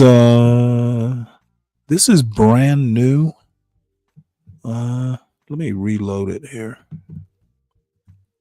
Okay, apparently this black fatigue fucking has. Oops. Damn it. Okay, apparently This is this creator is called Pretty Realist. I'm sure I must have watched stuff by her, but this is probably the first time I've shown it, and we will be the first like for the video.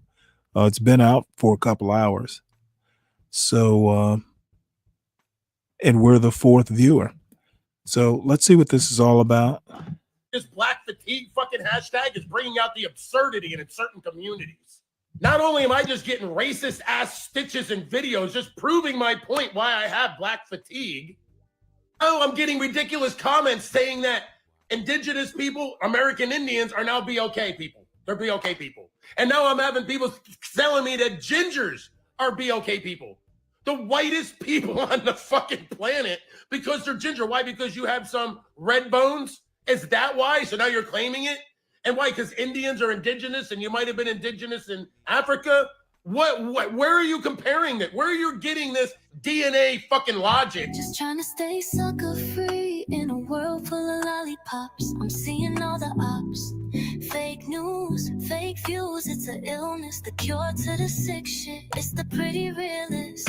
What's good, family? Welcome to Pretty Realist. If this is your first time joining my channel, welcome. Now, Oh, by the way, she is a female black conservative. Just so you know, that's how I came across her. I tend to watch a lot of conservatives, mainly because I know what the liberal, I know what the left side of the aisle is thinking, just because I'm one of them.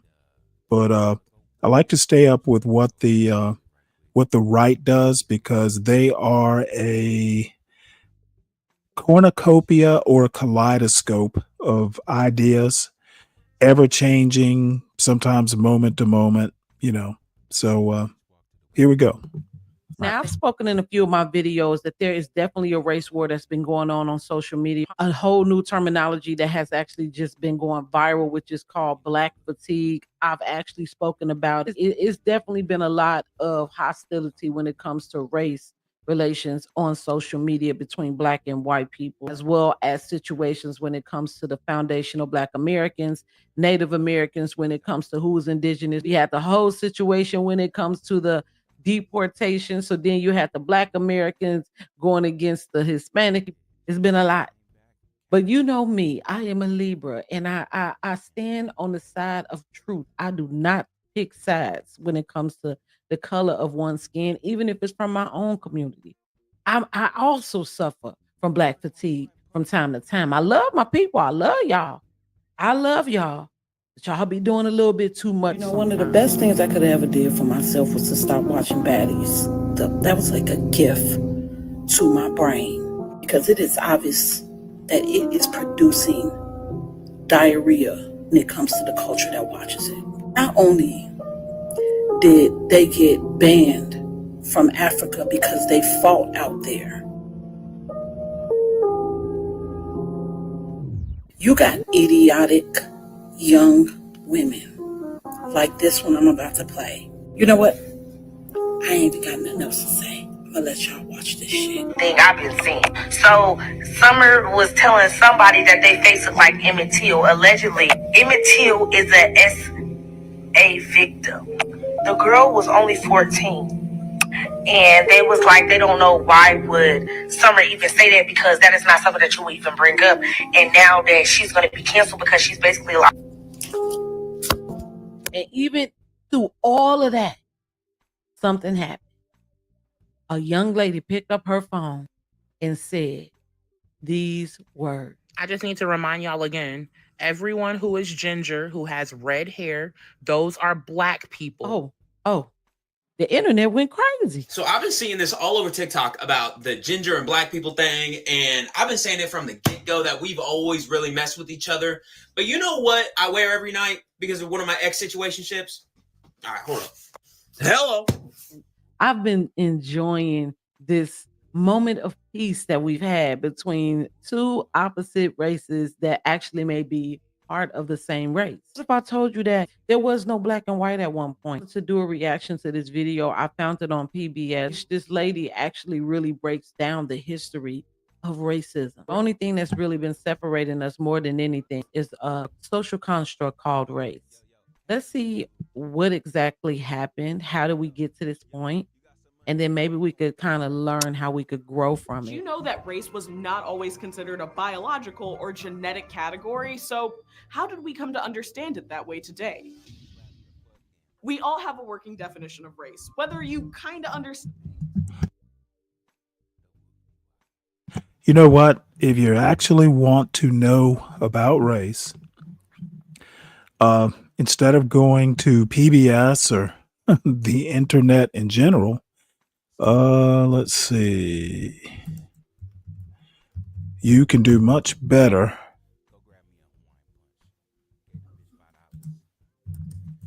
There are actually a couple books here. And one of these ladies is actually kind of like a hero of mine.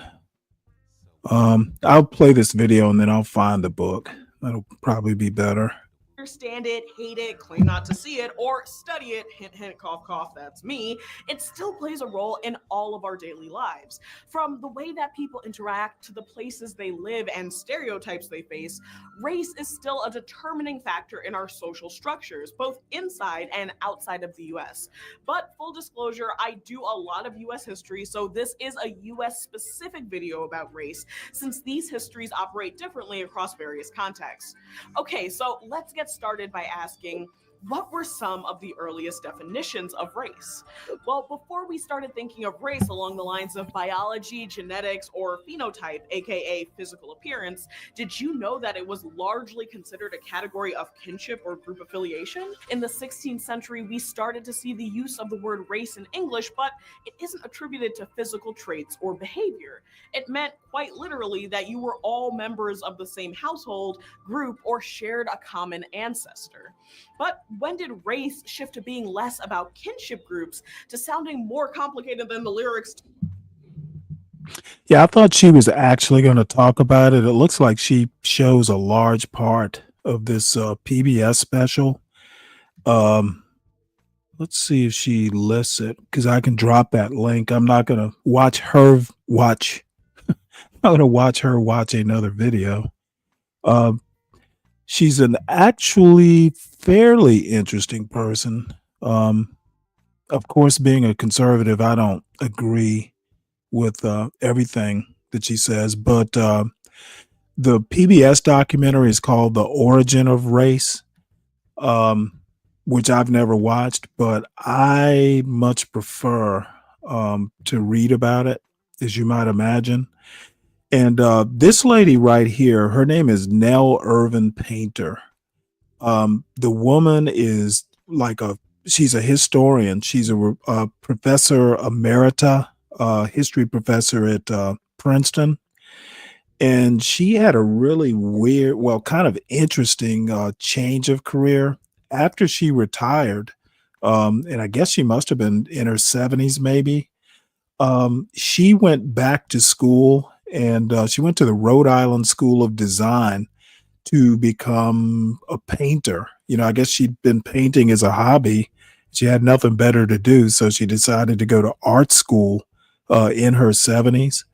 So what she does, I mean, she pops up occasionally to give a history talk or something like that, but she actually kind of just paints in her retirement. And the woman is just drop dead brilliant. And she has a really interesting background as well. I think she's from the South, but I can't remember. It's been a long time since I've even thought about her. But the book is called A History of White People. It's basically an academically it's an academic book, but it's written for the general public. I highly recommend it. And then going back to the social construct stuff, why can't redheads be black? It's a social construct. You can pretty much construct it the way you want. So people don't understand how plastic the concept of race is. And race, in my opinion, and I'm no sociologist, and SKC doesn't seem to be around, I would say race is way more malleable or plastic than ethnicity is. Neither are biological. I used to think ethnicity involved biology, but it actually doesn't. So anyway, that's my my recommendation, instead of watching the PBS special, read the book, The History of White People. And it is very interesting. And I think the most interesting thing is most of your white racists don't even understand what race is. They're just racist. So, and funny, the other funny thing is apparently be brave type racists don't like books. So, and there's a reason they don't like books. It's because books would basically explode a lot of their, self-made myths, that they like to propagate. So, yeah, books are like water to the Wicked Witch of the West for white racists, and a lot of anti-black blacks as well. Don't read a book because it might prove you wrong. And actually, speaking of that, I'll go ahead and show this video. It was a nice segue into this video by a organization called Healing Grace. Are white kids shielded from America's racial history? And my answer is yes, they are. People like the DeSantises and the Trumps of the world do not want history taught correctly or factually because it might cause some tears, which in my opinion, if history's taught right, the main message is you convey these are your ancestors. This isn't something that we do much of today. History taught right, doesn't have to involve tears or rending of garments. So this video is 34 minutes, and I'm going to see if we can't get through it. And because we're going to be going into videos and stuff like that, feel free to hit the links I posted. Portia posted the link just a while ago. So feel free to hit the link if you want. Especially if your name is Troll or Be Brave. And if Be Brave, you're probably in there or out there lurking somewhere. No time limits. You don't get white privilege on my panel. You get treated just like everybody else. So we don't have a special class for old white men. So here we go. So now the question, white parents, is how are you going to teach your kids to use their privilege in this society to further the good things in society for everybody? If you heard that in a classroom, it was taught that to be white is to be racist, how would you feel about that? This whole idea that you're going to throw racism at white people and say, oh, you're automatically racist. No, we automatically are born into a racist construct. And if that makes a little white kid feel bad, I don't care. So my mom told me about whiteness and racism the day I was called the N-word by a classmate.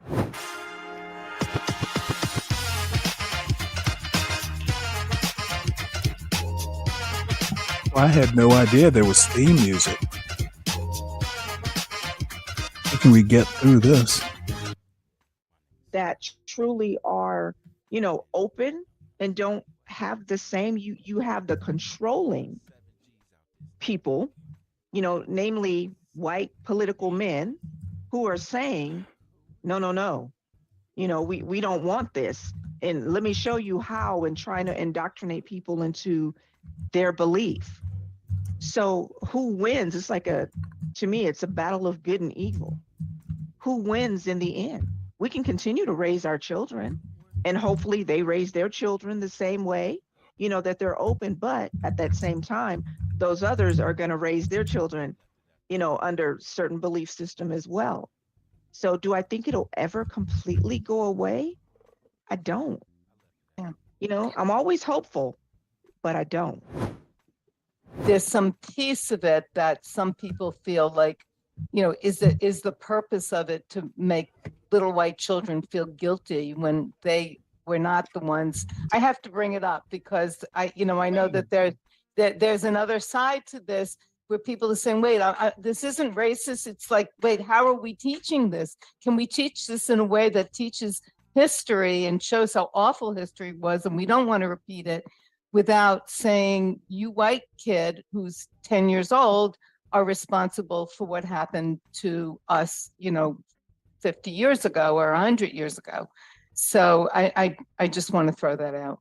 Can I say something really quick with that, Randy? Yeah. So why was it okay for little 10-year-old Michelle Felicia Andre to learn that our people were brought here as slaves, and that's all the history you get? I'm not sure I understand. What do you mean? So this is what we learned in history. I know I think I'm a little older than both of them, but my history class was, here's this little small part of Black history. It was, you were slaves and you were in the cotton fields and that type of thing, but that was it. I didn't learn about Black inventors, or that prior to coming, being brought to America, there were whole, kingdoms that were ran, queens. Exactly, queens. I love my yes. So is that inventions.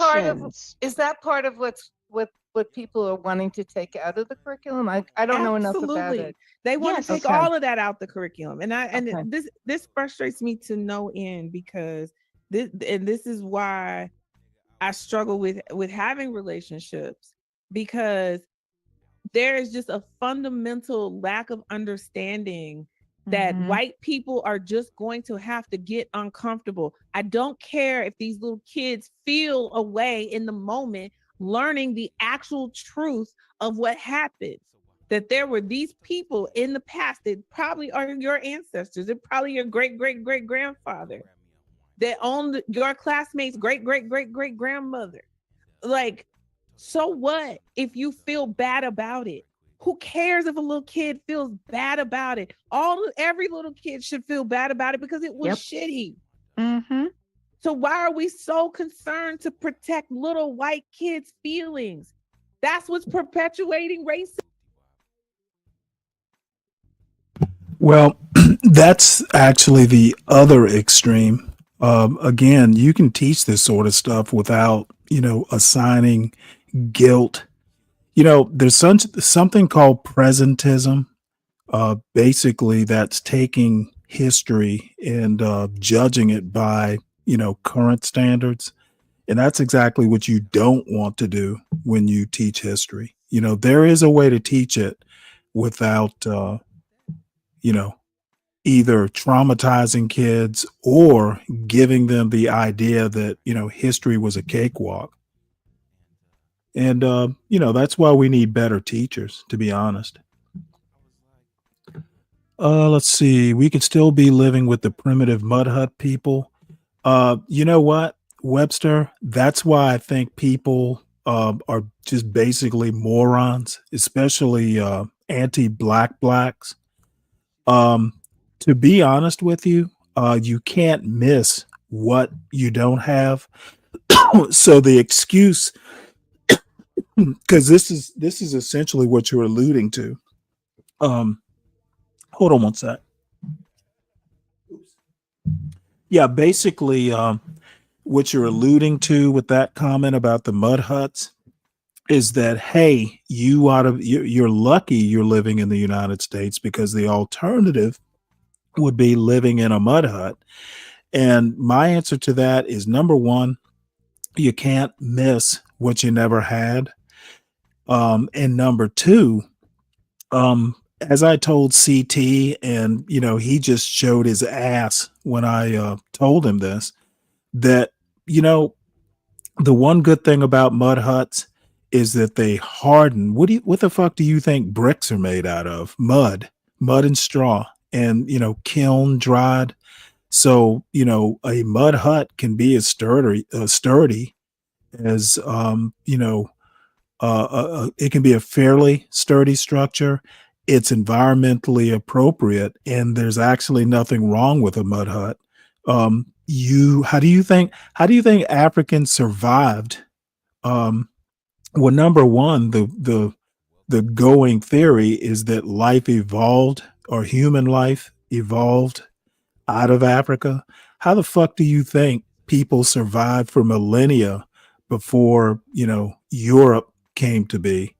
It is literally like simian thought to not be able to reason through this stuff. So when people want to bring up mud huts in Africa, I literally think that this is like Neolithic thinking. Europeans lived in caves. So apparently, it is possible to live in a mud hut and be perfectly happy. Now, lives weren't as long.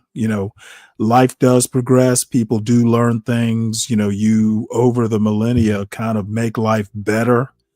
But this mud hut theory that the anti-black blacks want to propagate, it's like water off my back, because it tells me that there's no critical thought involved in that kind of comment. So y'all have fun with the kindergarten level thinking, and I will continue to watch this video. Racism in the first place. Yeah. Because you're so scared to tell white kids the truth about what happened just a mere not even 150 some years ago. Understand, white people kept the fact that slavery was abolished. They took all their slaves to Texas, trying to keep them in slavery. That's why Monday is Juneteenth. And took them to Texas, and for 2 whole years kept them enslaved. After that was illegal, they broke the law, and the government paid them reparations. That's what I was getting ready to say too. They were paid because their laborers were taken away from them. Yes. And if that makes a little white kid feel bad, I don't care. So Felicia, I don't think care. Yeah, and I can. Well, come on now. You gotta care for the kids. And by the way, I forgot today was Juneteenth. I guess I'll have to go down to Walmart and get my Juneteenth ice cream. But happy Juneteenth, everybody. I can hear you on that. I think the difference comes in with regard to the word racist. That's as an example, what you said about being racist. I think the worry on the other side, okay, if I were to channel them, is there is a difference between knowing history, knowing that history was bad in X, Y, Z way, even feeling guilty about it in some ways. Because I actually think that's okay too. Even though I don't tend to like boxes and don't tend to feel myself in boxes, I will be honest, to the extent that a Jewish person does anything, there's a little sense of responsibility inside of me that goes, ooh, I got to rectify that. Or to the degree that America does something and I'm an American, I feel, ooh, they did that on my watch in my name. I feel some responsibility about that. There's a difference between that and feeling like you were directly responsible for this, as you even put it, this system that we were inculcated within. Right? Hold up, not directly responsible, but a beneficiary of it. Yeah. I know you care about that too. Yeah, totally. I'm willing to say that as well. And so I think what the pushback is, if I were to channel it, is that a white parent doesn't want their white child to feel like there's something fundamentally wrong with them as a white person. Why not? We're told that shit is fundamentally wrong with us as Black children. Well, I'm going to answer that. Kids should not feel that they're something is fundamentally wrong with them. Now, I'm okay with them learning that there's something fundamentally wrong with their ancestors, or fundamentally wrong, with closer ancestors, but never the kids. You want to make sure the kids are okay. But I All don't the even. time. That's wrong. Every Is that day. wrong? That's wrong. No, isn't and it? we think that's. I think that's wrong. I think it's totally wrong. I don't think that should be the case. But to the extent that it prohibits teaching history accurately, that Accurately. Then, Totally, yes. totally. I am 100%. Hey, Richard, you know what? I am having a senior moment. Since I've stopped working, sometimes I actually have problems, almost apparently I don't even know what month it's in, what month we're in. So, yep, it's next month. Sorry about that. And then, once again, Renato Manioni says, if his ancestors were Italian, Jewish, Russian, etc., they weren't even here. Well, the problem with that, especially if you're Italian and possibly Russian, but more Italian and Jewish for that matter, there's this thing called Africa, and there's this other place called Europe, and Europe colonized Africa as well as the Americas. So just because you're not from America, that doesn't necessarily mean there's nothing in your background. And the thing is who cares whether you're Italian, Jewish, or Russian? You are American, and the goal is to teach American history. The goal is not to make people of today responsible for it.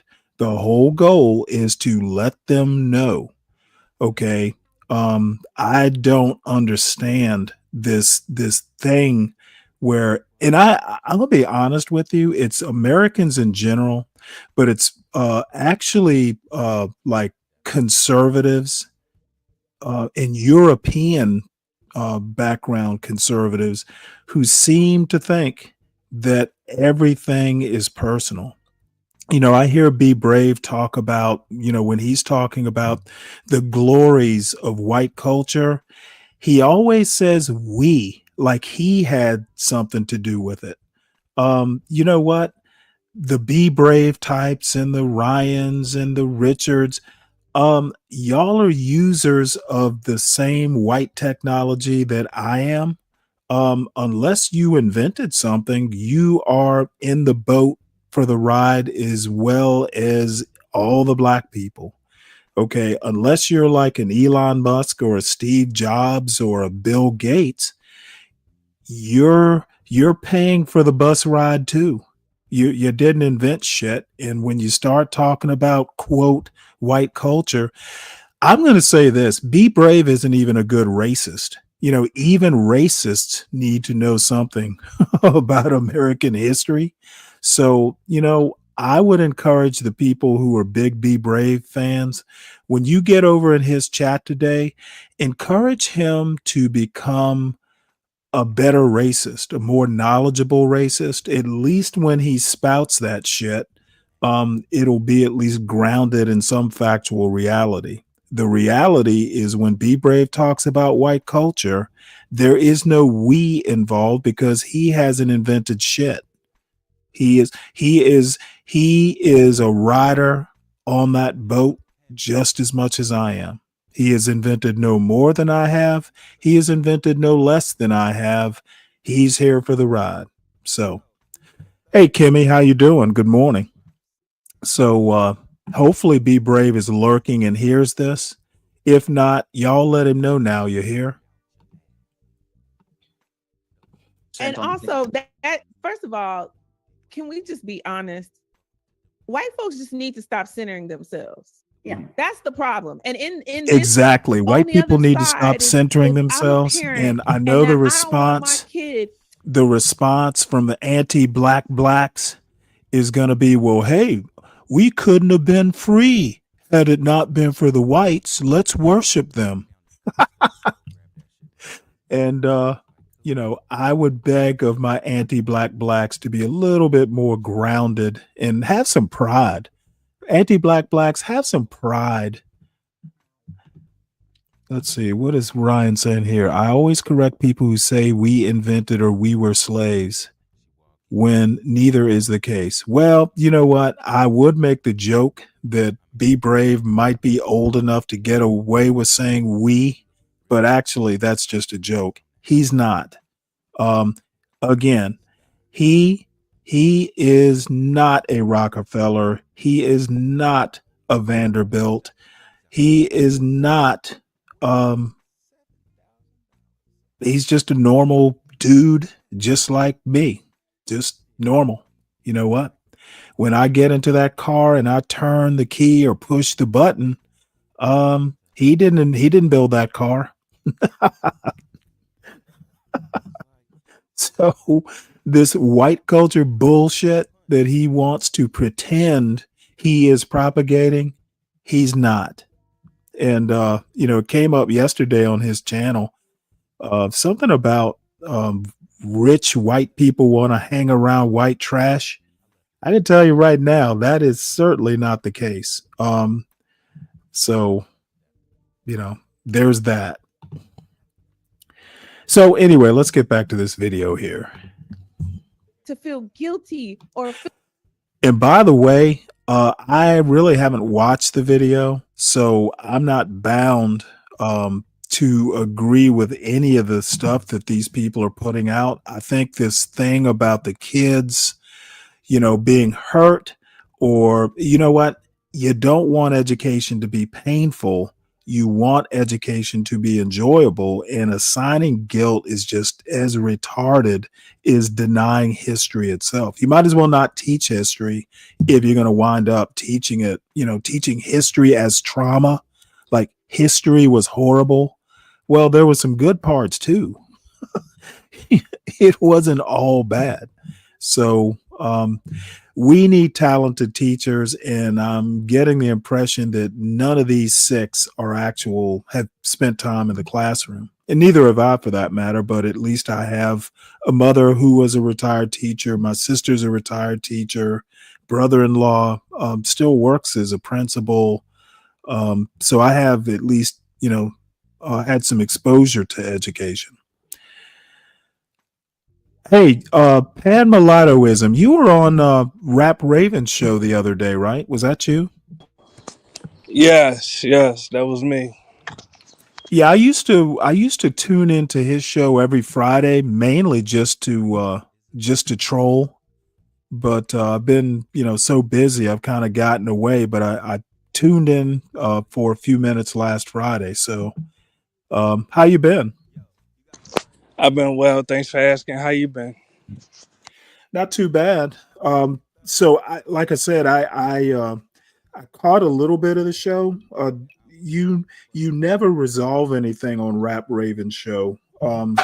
It's almost like you aren't talking at all because he never changes his mind about anything. Yes, I've noticed that. I was trying to wake my mulatto brother up, but he still wants to pretend to be black, so that's his prerogative. Well, if you're going to follow the one drop rule, at least in, the American context, he is black. But, and I saw Kale showed up just as I was leaving the show to go do something else. Kale is even worse than Rap Raven. I love messing with Kale because he loves to just say, Stanley, it's obvious you aren't on code. And I'm like, damn it, I invent my own code. I don't need you to give me a code to follow. But they're a good group, and we've known each other for like 2 or 3 years now. And they know me, I know them, and whenever I go up there, we tend to kind of have fun with it. And I want to address that one drop rule. The one drop rule was forced on people of African descent by Caucasians. Or in other words, we as mulattoes, we don't have to define ourselves by the white gaze or by what white people call us. We have a Okay, right. well, let me stop you. Number one, I know what the one drop rule is, and number two, the mulatto rights. To me, it's just a thing. Because I actually do believe, race is a social construct. Now, it's real, mainly because people believe it's real, but it's more conceptual. So Don't get wrapped around the axle. You're not making new arguments here. Well, let's have a dialogue about race being a social Nope, not construct. even not it. Not the theme of the show today. Then why did you bring it up? Oh, because I can, because I'm the host. Okay, so you diverted from the subject. Let's talk about the subject at hand. Hey, let me tell you, as host, I can do that. And then not only Let's talk can I about the topic. divert, dude, I'm not Rap Raven. Your ass will be gone and won't be back. Don't mistake me for nice. No, I mean your booty clapping. As I said, as host, yes, I can divert. I can come back and I can divert again. You need to understand who's helming this ship. Yes, and we heard that part. It would not be you. All right. Now you either show respect, or you can run along. It is not essential. It is not essential that you be on this panel. Yes, I have no respect for a booty clapper such as yourself, but we. Yep. Well, you can go make those comments on Rap Raven's show. I don't have time for shit like that. Serious conversations only. Now, if I know you, that's cool.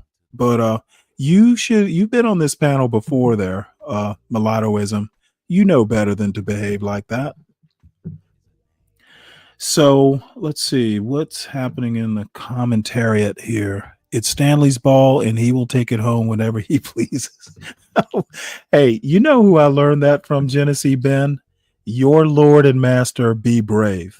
Be Brave drops people way better than I do. I have actually learned a lot from the way he hosts the panel. And part of it is just not to take nonsense. Now, I don't mind a diversion, but when you act like you're a young man and you're teaching me about one drop rules and what a mulatto is, dude, I don't do that. If you bring up something that I don't know, I'm glad to learn it, but let's not cover ground that every fifth grader knows or used to know. They don't teach history quite like they used to, which is what this video is about. I don't understand why adults choose language like that. It's corny. Well, the thing is, Kimmy, we aren't all as sophisticated as you. And I mean that in the best possible way. Some people, we are not all created equal when it comes to critical thinking or, just kind of like taking lessons from life and actually applying them so you don't make the same mistakes twice. Not everybody's built like that. And I would, in my more cynical moments, I think almost very few people are built like that. But it depends on the day. Some days I'm more cynical than other days. Yeah. And you know what? I think Be Brave, he might overdo it, but I would not be the person to tell him he is. He rules his panels with an iron fist. Sometimes I can picture him with a whip, keeping his panel slaves in order. Ryan has been a good test dummy. I'm not going to comment on that. Ryan's in the chat. He can do it. What is booty clapping? You know what? I honestly don't know. I think it has something to do with twerking. Maybe somebody else in the chat might know. So let's continue on with this video that's not as good as I hoped it would be. Or feel like it's their fault, or feel like that they've unjustly benefited. Guess what? Because you're white in America, you have a privilege. So now the question, white parents, is how are you going to teach your kids to use their privilege in this society to further the good things in society for everybody? Okay, well, here is the thing about that, and I really hate stopping videos every 2 minutes or every sentence. The notion of white privilege, back in the day, the history of it, at least the part of history that I know, was basically almost like a social construct. If race is a construct, white privilege is a construct. And to be honest, if you go back and you look at, we talked about Wilmington, North Carolina, 1898, where, populist movements in the United States, whenever they got like really cooperative across racial lines, have always just kind of been blown up by elites and elite whites in particular. So the privilege of, say, no matter what, I have white skin, so I'm better than any black doctor or engineer. That is a construct also. So you have to be careful when you're talking about white privilege. It's not like you're going like to a club and you've got, like, how you put those, I don't know if they still do it, like they stamp your hand. So if you go out of a club, when you want to go back in, you hold your hand under the little infrared light and the stamp will glow. White privilege isn't like that. It is a construct. And I think in the US and Europe, for that matter, there is a privilege, but it's not like a privilege as in, I've got a secret decoder ring. Okay. It's not a consistent privilege. And then the problem with America in particular, and Europe probably as well, is there is no aristocracy. So you might have white privilege one day and not have it the next day. And I'm going to tell you, when I was growing up, I've had like black privilege, but it was kind of predicated on, for want of a better term, IQ. There have been a lot of times when, they would go, well, this guy is smart and, he's black.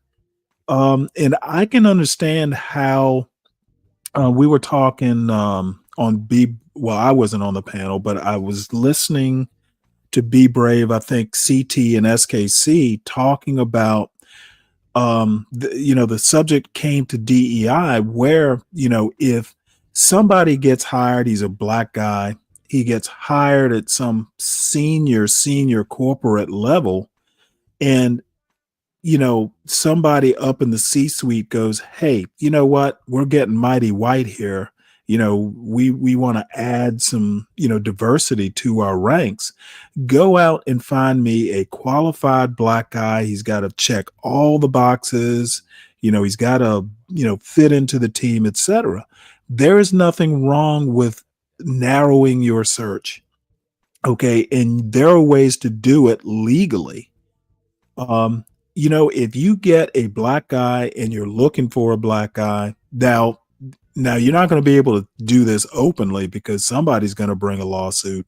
But again, there are ways to do this and not break the law. But if you get a black guy who's in every way qualified, there is nothing wrong with hiring that guy. You're not losing anything. You may even be gaining something.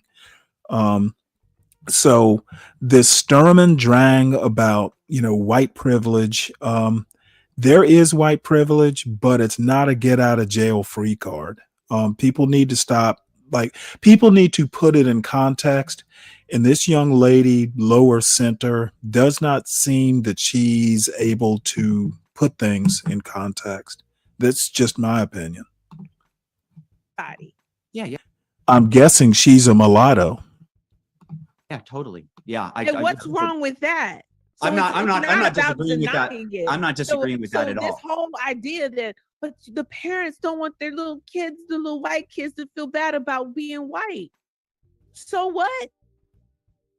Who cares? So there's a difference between. If you feel bad. Well, the other thing that the flip side of that coin is if you teach actual history, there's also the risk of black kids being traumatized and having is it imposter syndrome?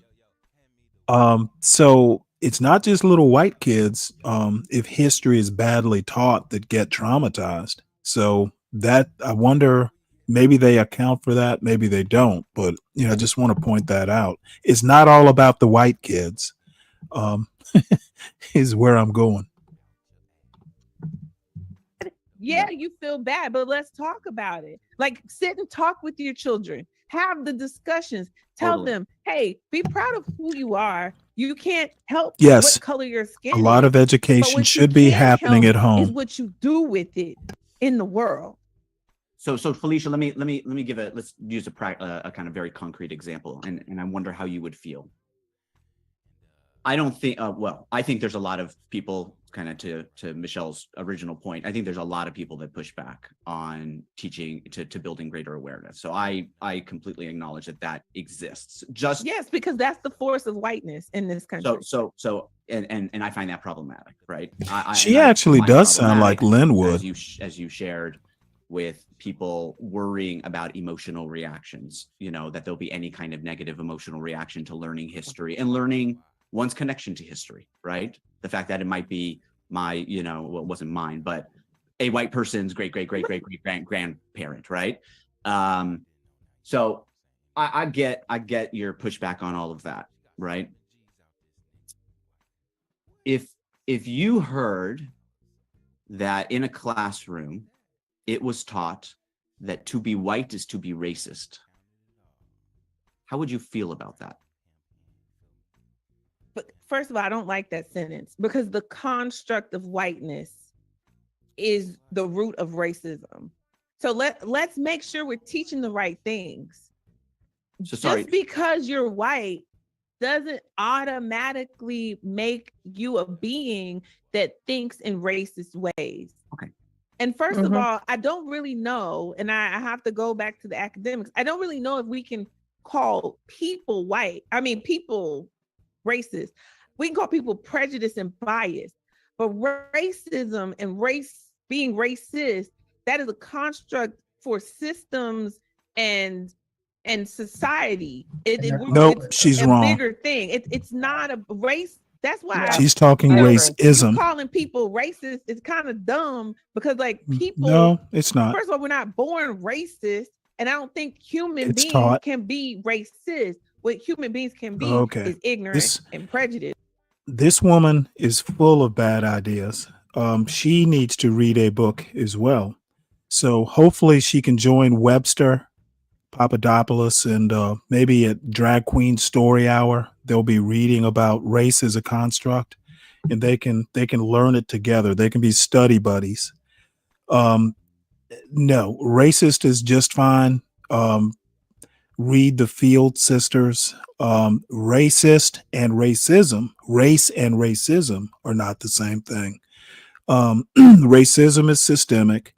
Racist is a description of an attitude, a posture, or behavior.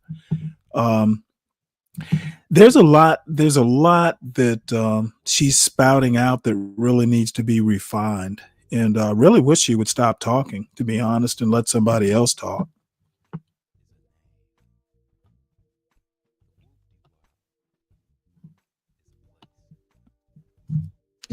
And bias. If she insists, I'm gonna have to skip ahead. So this whole idea that you're gonna throw racism at white people and say, "Oh, you're automatically racist." No, we automatically are born into a racist construct.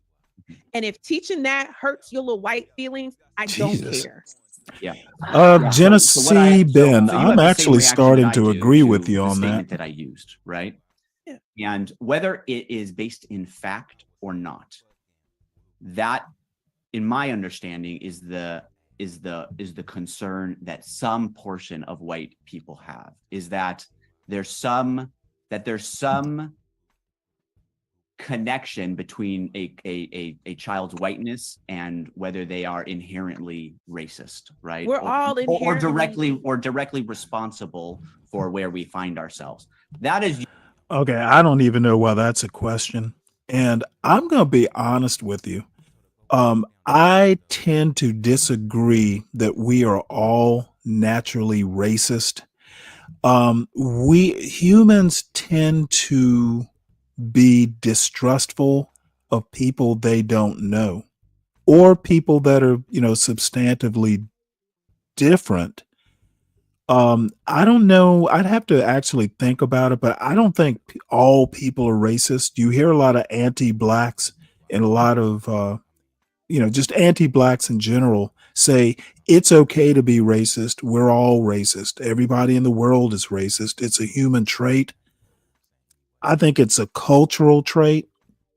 I do not think um, race is something that is like inherent or genetic. It's better, in my opinion, to think of it as people tend to distrust things that are different or are out of the norm.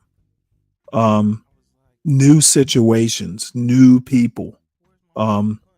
You'll see it with babies. Sometimes, somebody new, like a friend that, the kid has never met before, especially if the kid is kind of shy, you'll see them kind of like hiding behind their parents a little bit until they get comfortable. That is not necessarily race or racist.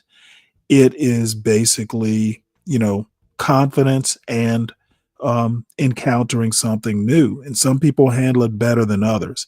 This notion that everybody's racist, it's okay. I thoroughly disagree with that.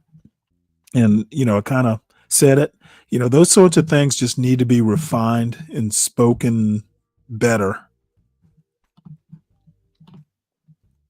Is usually that I think is the basis of the pushback. Now, do I think that that's actually happening to any great degree?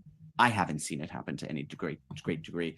Do I think that that's the only motive that exists in shutting down history? No, I do not. There's clearly. But let me ask you a question. Yeah. Because as you and Randy are Jewish, let me ask y'all this. Yeah. The German kids that are taught about the Holocaust in Germany, and there's like deep curriculum. Mm-hmm. And I mean, they are like, it is ingrained in them. Like when you go over there to Germany, and I've only heard about this, I haven't been yet, but like there's atonement, there's a solemnness, there's an accountability. And German people take accountability. They are taught to take accountability for the actions of people they don't know. Yeah. And nobody's saying, hey, how do your kids feel? Do the German kids feel guilty? They weren't around when the Holocaust was around. Are they guilty? Is anybody saying that? Yeah. No, I listen. I am channeling what I think are the fears that exist. It's kind of what Michelle was saying. What's in your back? What's in your back seat? What's in your back seat? I'm just trying to channel. I'm trying to channel. Get real about this. This is just a distraction. It's privilege that's in your backseat. Because honestly, it doesn't matter if the little white kid feels bad or not. They still white in America. Well, let me bring this home. Go in the world with your privilege. Let me bring this home really to a personal level, real quickly on a personal thing. Is just last night I was having a conversation with myself about my little grandkids who are just barely 4 and 5 years old. And I've been reading and thinking, and we had a speaker come in who was 100 years old who told about the horrors of the Holocaust that he lived. Now watch this lady center bottom. Watch her go, well, your grandkids are racist. Through. I thought, okay, when can I tell these precious little souls about how evil humans can be to each other? When can I tell them about stories of the horrors of slavery? When can I expose them to the horrors? You know what? I think the best way to do it, if there is a book at their age level that talks about it, that's the way to introduce. If there are no books for 4-year, if there are no Holocaust or slavery coloring books at 4 or 5, then don't you do it. Just wait till there are books at their age level. Don't be talking about 6 million people killed in the Holocaust to your 4-year-old. You will make them hate history. To be honest, I'd have to think about it when I don't know about my wife, but I'm sure I had talks about race and all that jazz, but it wasn't so much. I don't think I've ever sat my son down and talked about slavery. Um, if I did, it was just in passing. You know, maybe he had a question from a history class or something, but I think you could probably get away with it, not talking to your 4 or 5 year old about slavery or the horrors of slavery. Granny's gonna traumatize those kids, those grandkids, and their parents won't let Granny babysit anymore if she keeps this shit up. Of something like the Holocaust. You know, the day how do they I do that and it, when, you know? The day they witness it and they come talk to you about it. So my mom told me about whiteness and racism the day I was called the N-word by a classmate. That's when you have the conversation. When they come to you and say, hey, I've seen this and I don't know how to process. I don't know. It depends on how the child. I would have to be there to actually diagnose this woman in what she did. But when my son, I think he was in kindergarten, somebody called him a mulatto, and so he came home and said, "Well, you know, so and so called me a mulatto." And I think my response was, "Does the kid even know what a mulatto is?" And that was actually the end of it. I didn't sit my son down and talk about what a mulatto was. Um, it would be normal for me to go look up the word, you know, if you want to know what it is. But I think my son probably knew what a mulatto was. He was actually kind of he knew stuff even at 4 and 5. He was 5 when he was in kindergarten, but you know, kid called him a mulatto. I kind of chuckled and went, "Hey, does the kid even know what is it? What the fuck does a kindergartner know?" And I told my wife it was probably something he heard his parents say. You know, I knew the kid; he wasn't particularly bright. And what kindergartner actually knows what a mulatto is, unless it's used at home? And I forgot to ask my son, well, was the kid a mulatto who asked you? Because up in that part of Northern Virginia, there's a lot of miscegenation. So I think the first thing, the first line of defense is like, don't be getting upset. You know, America's a racist country. Don't be upset when your kids come home and, they've been called a slur or, some racial comment is made. The first thing, parent, don't you get upset. And, it's situational how you handle it. But I think if you are a parent, and I'm just guessing that this lady here probably made a bigger deal out of it than it should have been. Kids say all kinds of things, and just sometimes I think it's just to see what the reaction is. So don't go overboard. She lying. Nobody called her the N-word except other blats. Well, hopefully the blats didn't call themselves blats. Process that I want to talk about it. Okay, you've experienced some real life. Let's talk about some history. Let's talk about how No, I feel. Let's don't talk to your 4-year-old or with your 5-year-old lesson, about. and you can lean into your faith. You can lean into the good things, and you can tell them that there are people in the world, and those people are wrong.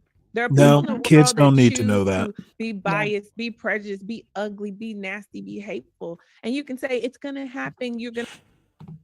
There's a thing about not talking to your kids with baby talk, but that doesn't mean you have to like get into, the details of racial history in the United States. Let kids be kids. What is this woman talking about? You're going to witness it. It might even happen to you, but that doesn't mean that you have to show up like that. It doesn't mean you have to be like that. Yeah. In fact, you have a duty to be better. I think, but so I totally, listen, first of all, I'm pro teaching history. I just want to let you know that, but I do think there are fears that need to have the light of day to be discussed, right? Yes. Yes. That needs, and even Marietta's fear, which is not the same fear that I express, but her fear is the right timing, is what I hear. And I got to tell you, having I'm Jewish. I had grandparents who survived the Holocaust. I'm the grandchild who knows more about those stories than anybody probably in our family. I ask the questions. When I talk to I'll get this out. When my daughter asks about to tell me stories about my grandparents, because she knows I know the stories because I've told her some before, and I have to tell her about what people in Germany, well, it was actually in Russia, right? What people did to my grandparents. I still, even though I tell her about the horrors, right? Even though I explain that there are people who had wrong ideas, hateful ideas, hurt other people, and we don't do those things, I have yet to tell her at almost 5 years old that they did it because they were Jewish, and that she's also Jewish. Because now, am I right making the right decision? I don't know, I'm not quite ready yet to have her contemplate that someone might hate her for being Jewish. And I'm guessing these guys are what MAGA people would call, back in my day, we used to call them bleeding heart liberals. I guess they would be called woke. I find this conversation, much like Genesee Ben has been commenting, I find these people hugely problematic. Okay, why would you want to? I mean, talk to a 4-year-old. You don't have to talk to them, with baby talk, but don't be stuffing these kids, heads full of trauma. Let the kids be kids. Just say, hey, you know what? Sometimes people do bad things. That's really all you need to say at 4 or 5. And, hey, at some point, we'll talk about it. I used to put my son off all the time. You know what? Because I don't want to sit here and, get knee deep into details. Because kids that age, you explain something, and the first thing they're going to ask you is why. So if you don't want a long, protracted why session, just keep it simple and tell them, hey, we can talk about it later. Most times kids will forget it. And if it's important enough and it's on the kid's mind, they will ask you again. And, if they're asking you 2 or 3 times, then it's time to sit there and, sit them down. Let's turn off the TV or put down the computer and let's talk about it in a more serious fashion. But I can tell you right now, and, maybe I got lucky, but my parents were really into letting kids be kids. Now, kids are going to be, some kids are going to be, kids longer than other kids. But that's kind of a natural thing, but forcing kids to know the world as it is at too young an age, in my opinion, and this is just my parenting style, I really don't want my kids knowing shit and worrying about stuff before they need to worry about it. Now, if they really want to know, I will tell them.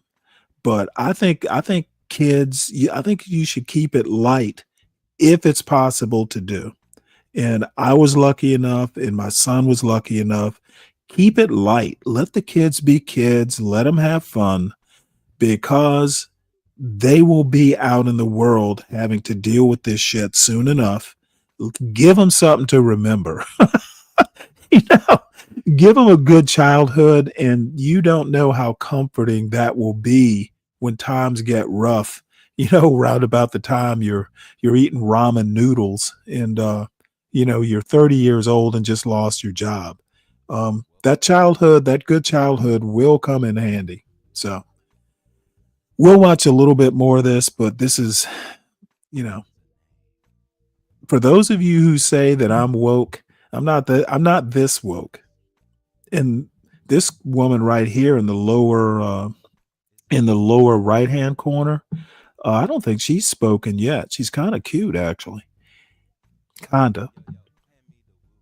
Sympathetic to all of that, but as being Black child and seeing Black children being raised in my family, we lose those illusions very early. Real quick. Yeah. Andre, let me ask you a question. Yeah. And I know Hey, you don't want to, Webster, you don't want to be telling 4 and 5-year-olds that. They will wind up like Be Brave. Felicia, you're going to get it. Andre, when did your dad have the talk with you about what happens when you get pulled over? Mr. Dwayne, yeah, very early. So a few things my father taught Okay, me. hold on one Number sec. one, Why would you be talking about encounters with cops? I assume they mean like traffic stops. Why would you be doing this very early? Unless your kids are like, you know, you know, if you as a parent are having a bunch of encounters with cops, maybe it's time to kind of sit down but I mean, you know, the childhood I'm imagining is not the sort of childhood where there are cops swarming around a whole lot. So I would recommend don't be talking about, you know, cops and traffic stops at 4 or 5 years old. Your kids are 10 years away from driving or more.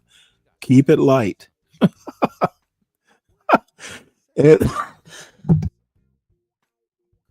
These people are strange. one, how to behave. He also taught me if you are partying and you're drinking, how to present. That all started happening at around. Okay, let's stop. You should not be partying and drinking, even in high school. You know, the partying is one thing, but they shouldn't be drinking in high school. So that's a problem in and of itself. People need to be asking better questions. Around like 11 years old, but understanding whiteness as a construct and its role in U.S. society, that happens starting from childhood. And What kind of child? Okay, Mo Love, I don't know who here has young children and can come up to the panel, because maybe things have changed. My son will be 19 next March. I'm sorry, next month. So I mean, he's not that young, but I mean, you know, very recently he was in high school at least. What kind of childhood is going on out there these days? Why do you need to talk to your kids so early about, you know, drinking and partying? And I don't care what people say, it is not normal for kids to be smoking and drinking in high school. That it's been made normal or normalized maybe, but in my opinion, you know, the drinking part especially, you know, this shouldn't be happening in high school, and you should not have these major encounters with cops partying and drinking in high school. So I know T's not here. T and Mo Love are the only two I can think of that might have kids, you know, in that middle school age range. Let's see, look at the product of his father's tea.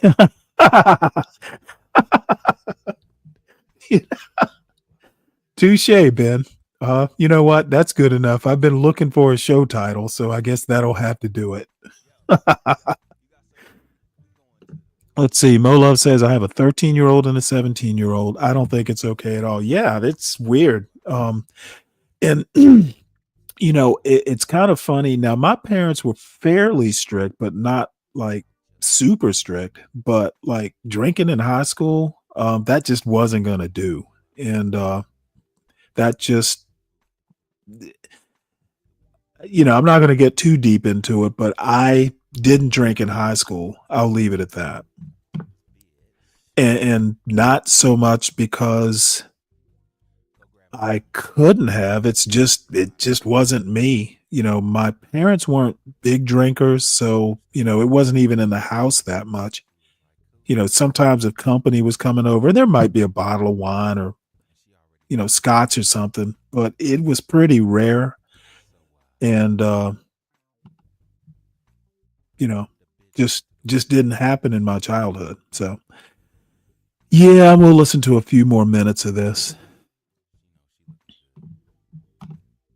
Father wanted two things, and my father and I had a sinusoidal relationship, to put it fast, but he wanted two things: that his children have the knowledge to navigate any social situation with white folks, and number two, the emotional wherewithal to deal with it. Don't let these white folks get around here and call you names, whatever, and you crushed it there. Damn them white people, damn them, damn them. And he used that language. He had the most profusely vulgar mouth, but I loved him.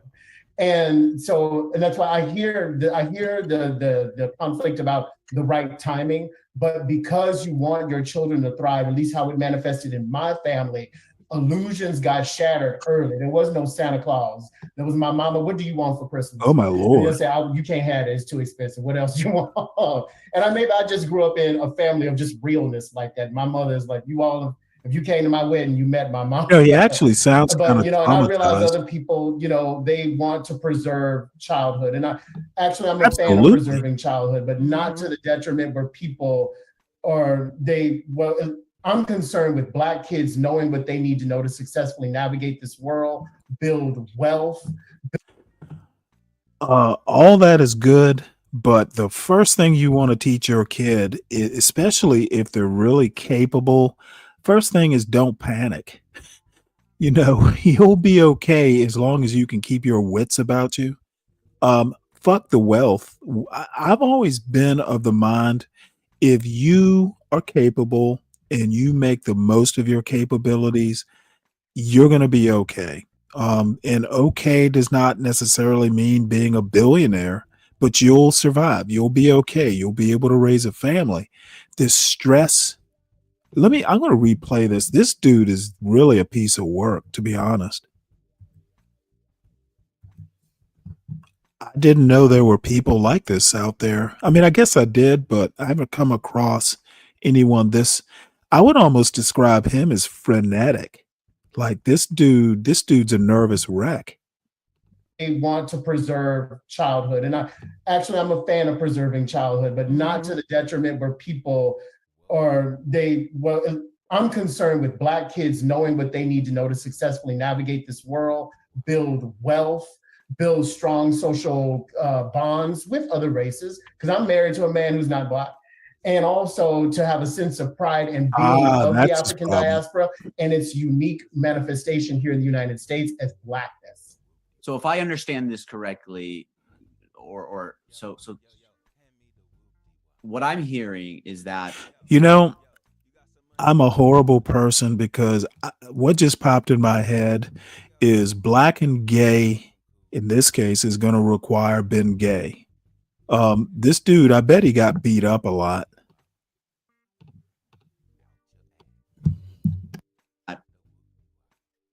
the Black community has had a history of having to educate out of necessity from a young age, out of necessity. Yes. And you have an experience it happens, it's okay. You can do it. White people generally have not had to do it because it's not as pleasant, right? And so it's like, why do we have to educate our children so early about these challenges? And you're afraid to educate your children because it might make them give them some feeling like we've been doing it for centuries. That's what I'm ingesting from this. Is that right? No, that's 100%. That's why I asked Andre, and again, I would have been shocked if he'd have said, what conversation? But you see, he immediately went into it because he knew. And, Felicia was shaking her head because we know these are the conversations that we have to have early. So maybe if these conversations, these hard conversations were had in all households from early, then change would truly come about. And I think it's hard for us. I'm not so optimistic. Let me say me. It is hard for me to have sympathy of feelings because I have not got to have feelings. That luxury. Yeah, right. yeah. And so to me, I understand resiliency. And it is time. If we're gonna move the needle and we're gonna make this change, it is time for white folks to get uncomfortable when it comes to having these conversations. Y'all have been in a bubble, and I know George Floyd kind of put a prick in it, and people are actively working now to close that back. You know, she might be the poster child for she might be the poster child for Black fatigue.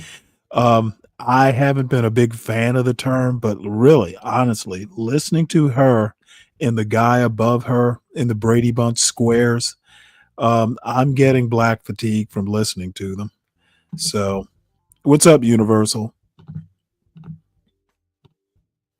Back up, and we see that starting with the corporations who had hired all these DEI people, and then the economy's bad, letting them all go within 3 years.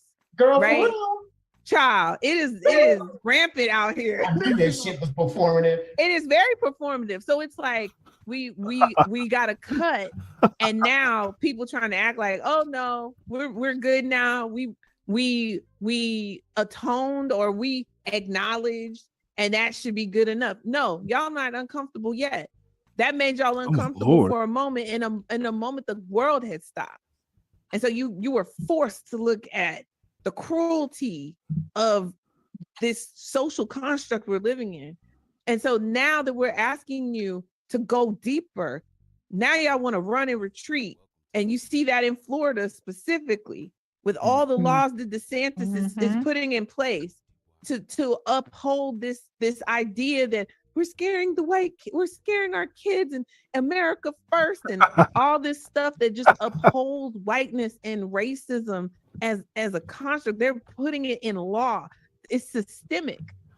Yeah, I just want to validate. I mean, this is one person's experience. Validate. You know, we had a guest on in our first group, and he's white. He's from Utah, and he validated something very similar to what you said, Michelle, about what you learned in terms of the Black American history, right? And I want to validate you too, Felicia, in terms of this idea of like atonement, because he said where he grew up, he learned we had slavery, we went to a war to defeat it, and we defeated it. We had Jim Crow, and then we had the civil rights legislation. So we should be proud of ourselves. We're all good. That's what he said. You know, that was the education that he said he got and that his community gets. And then he said, I went out into the world and I learned that wasn't the reality, you know. Lovely man, lovely guest. Yeah. And so, but he acknowledged it, and he's done learning since then, and he was obviously a part of the conversation to continue that process for himself. He was very honest. He's like, listen, I haven't had a lot of chance to engage with members of the Black American community, you know, and I get that. Sorry to interrupt you, Todd, but I think this is an important point, which helped me understand why some white people feel that Black people are not patriotic. Because our wanting to delve into the nuance of what Todd just laid out that our previous guest had learned makes them uncomfortable, because that is a framework of the good guys. Oh, we knew we were doing this wrong, we changed it, And so when we were like, no, but there's so much more, and the remnants, or some of the remnants, are playing out in present day, well, that's not patriotic, because we're not as Black people, they feel we're not acknowledging the good guys. Randy, you had something you wanted to Yeah, this is what I'm struggling with, because I'm hearing you. I think that is this a panel of good guys? That this Marietta is kind of a braver angel. That this is an organization Marietta and I both. I know what braver angel and what is. it's really working on is trying to increase conversation between different groups, and well, I can tell you right now, braver angel, because I actually have met the head of that organization a couple times online. They are looking at something they basically want to call either racelessness or colorblindness, and they aren't my peeps. I'll just leave it at that.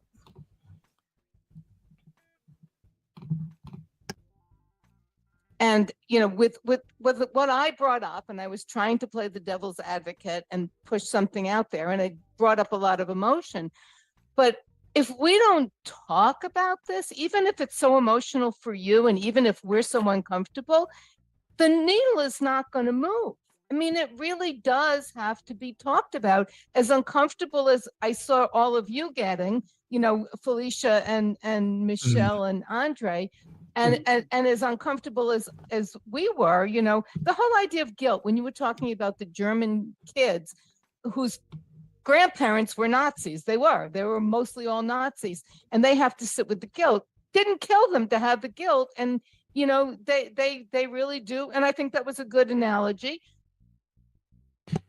Yeah, all right. I think we get the gist of this. This is not getting better. I don't know. These people are just like, I would never I wouldn't let my kids visit their kids. It's like, I don't want my kids going over to your house and getting traumatized. Find me some better woke people, please.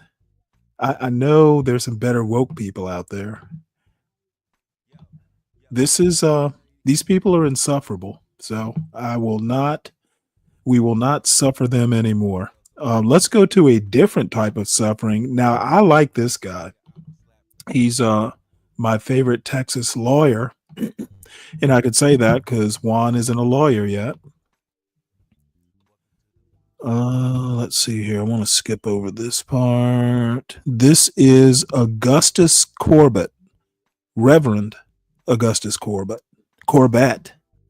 So the title of this one is Black America. You need to know what happened to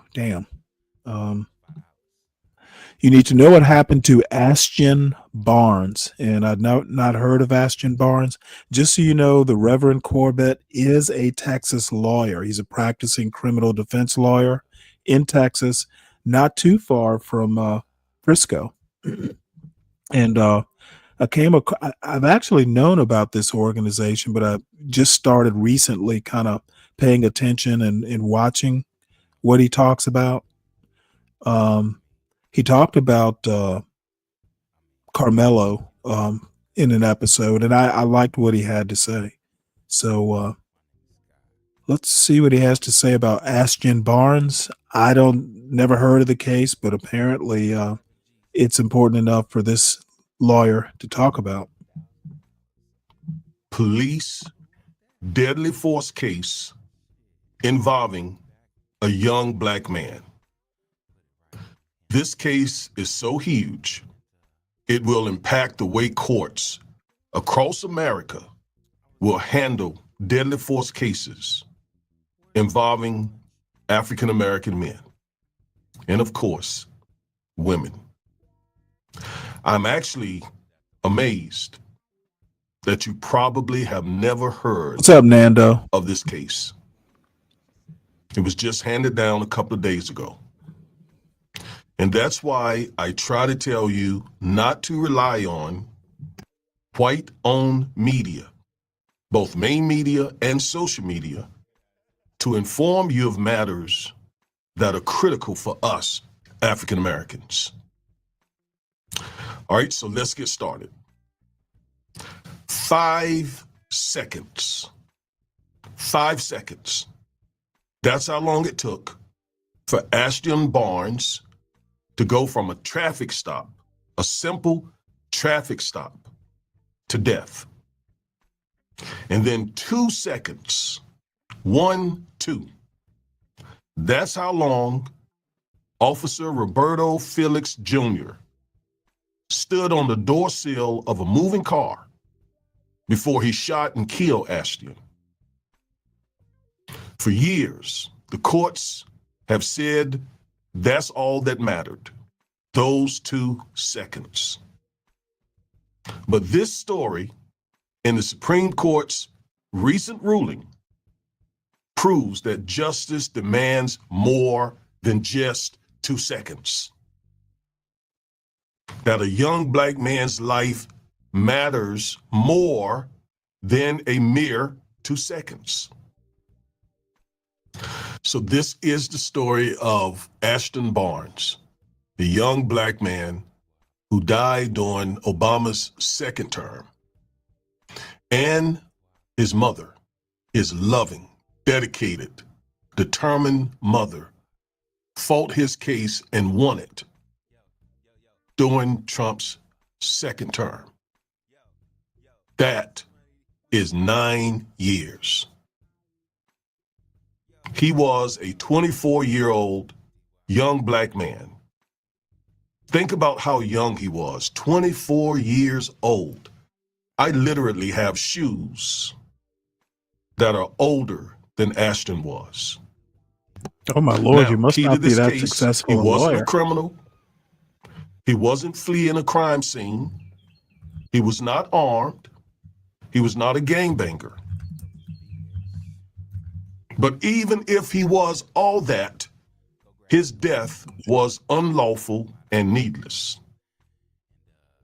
So Ashton was driving a rented car to pick up his girlfriend's daughter from school.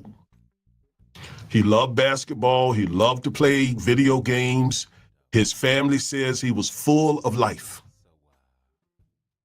That day, April 28, 2016, that's over 9 years ago, Houston traffic cop Roberto Felix Jr. pulled Ashton over for unpaid toll violations. You heard it correctly. This whole thing happened On a rental over car? unpaid toll violations.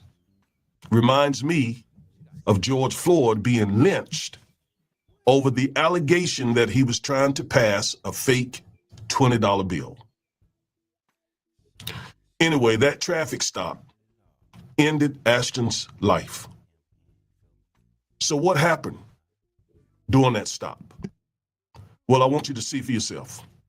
I'm going to play the dash cam so we can see, literally look at what happened. Let's look at it now.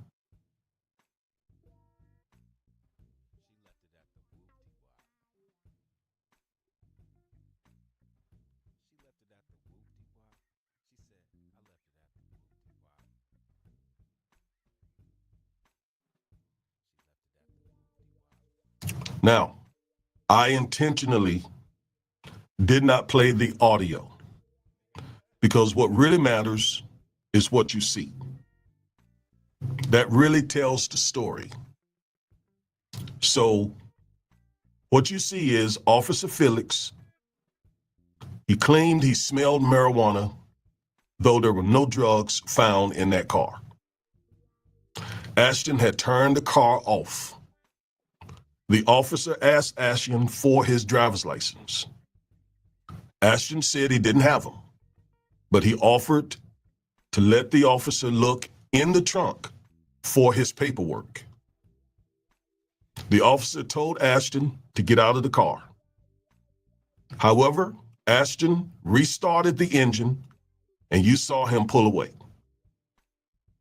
Instead of stepping back and allowing Ashton to go forward, the officer jumped on the car's running board, the door down where you step into the car. He jumped up there instead. Okay. I'm confused. Why? Now, I'm not saying the cop did the right thing. Usually what you do is just let the car go. And I'll get to that in a minute. But if the car was off and the guy started the car from a cold,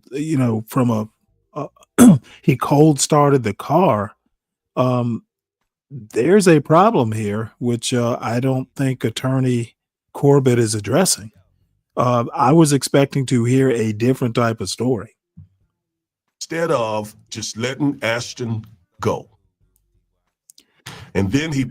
Okay, you're not going to expect a cop to do that, mainly because there are a lot of cops out there who are just bad cops. Instead of just like stepping off and letting the kid go, we will catch up with you. You know, he's not like a violent criminal. Cops have this hero complex where they expect strict compliance. And if you're not doing it, they want to basically, get kind of in their feelings about you not respecting their badge and all that stuff. So I think it's too much of an expectation to expect the cop not to do something about it. Cops are just as prone not to have common sense as any other profession. So the problem starts when the kid started the car. Apparently his father didn't tell him that, cops have the gun.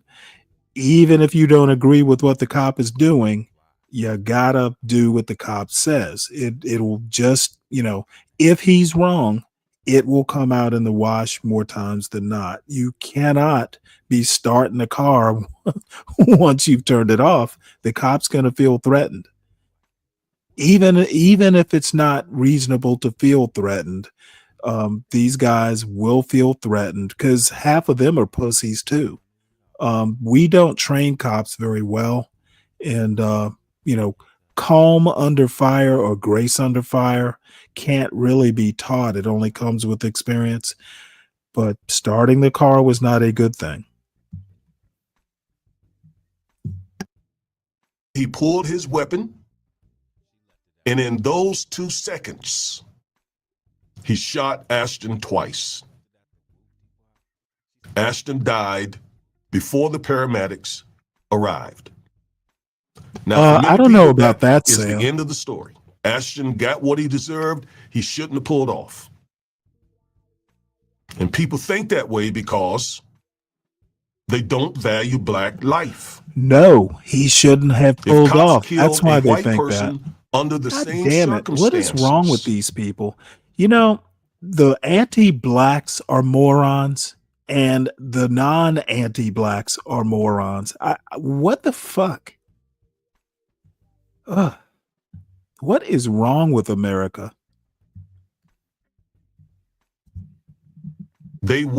people would not be so quick to excuse the officer. Besides, and I'm a practicing attorney here in Texas, attempting to escape is a misdemeanor in most circumstances. It is a low-grade felony, however, if you try to do so in a car. But most people get probation for that. Of course, that depends on other circumstances. And for the record, Ashton should not have pulled off. I'm not in any way condoning him pulling off. I tell people all the time to try to de-escalate police encounters, not escalate them. So absolutely, he should not have pulled off.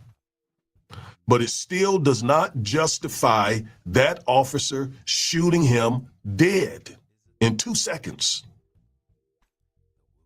Unfortunately, his mother, Janice Hughes, sued the officer and Harris County, the officer's employer. Unfortunately, after some litigation, the lower court, dismissed her case. Harris County filed a motion for summary judgment. The judge granted it and dismissed the case. Now, why? You know what? Actually, they should have gone to a jury trial. Why they did summary judgment. What did you think? A Texas judge? He is not. I don't know that was the smart move. Because of a legal doctrine here in the Fifth Circuit called the moment of threat rule. This rule was created by the Fifth Circuit, one of the most conservative courts in the country. It has currently 15 judges, active judges, and 5 of them are Trump appointed. Now, this rule, it boxed judges in, and it forced them to consider the exact precise moment that the officer used deadly force. And in this case, it was 2 seconds. Okay, well, I wish Juan, you're not out in the audience, are you? If you are, please hit the link. Why was it in federal court? I wonder if they lost. Um,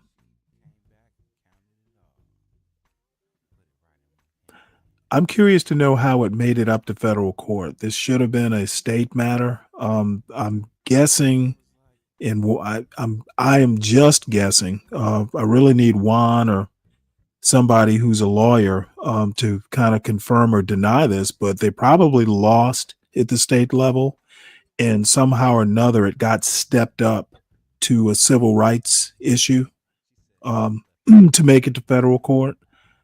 Um, Summary judgment. I don't know. This is a bad case. I don't really get. Sam, I agree. I'm not sure why he's picking this as. I guess we'll have to see why he did The 2 that. seconds that began when the officer jumped onto the door seal. So he literally created the threat when he jumped up on the door seal. He could have and should have, and I'll explain this later, allowed Ashton to ride off. I don't know about that. So I mean, you've only got 2 damn seconds, dude. I don't get his argument. Who did not allow the judge to look at. I mean, look at the way the door is, like, you know, the door isn't even wide open. It's not going to be that easy to step off and not, you're going to make contact with that car. I don't agree. I don't agree with this guy. 2 seconds isn't enough. And that door is partially, you know, it's not wide open like that. So maybe he's riding at this point. Maybe he's up on the sill. This is just a bad move When on the the kid's cop part. actually jumped up on the door seal and events before that. The court was bound to look only at the seconds, 2 seconds, when the officer fired his gun. Not the fact that he jumped on the car, creating the dangerous situation that he then used to justify shooting Ashton. That's critical. Again, the judges in this case couldn't look at whether the shooting could have been avoided, whether the officer should have or could have done something to prevent the shooting. No. The rule confines the judge only to look at the precise moment. This is a very bad case. Why should they be looking at anything else? The problem starts when the kid starts the car. You know, that starting the car and pulling off puts the cop into fight or flight mode. You know, this is the sort of thing that kids need to be talking to. Parents need to be talking to their kids about. This was a poor decision. And if you are a young driver making these kinds of decisions, I'm gonna have to go back to your driver training. Okay. When the cop pulls you over, even though, because I'm trying to figure out how the cop knew that tolls weren't paid. I thought I heard him say at the very beginning that it was a rental. So maybe I misheard. But yeah, I don't see how you do a whole show about cop negligence. The cop might have been negligent. Maybe, you know, a different cop with more experience or more level head would have had the idea of letting him drive off. But cops, you can't depend on a cop. See, this is the other thing.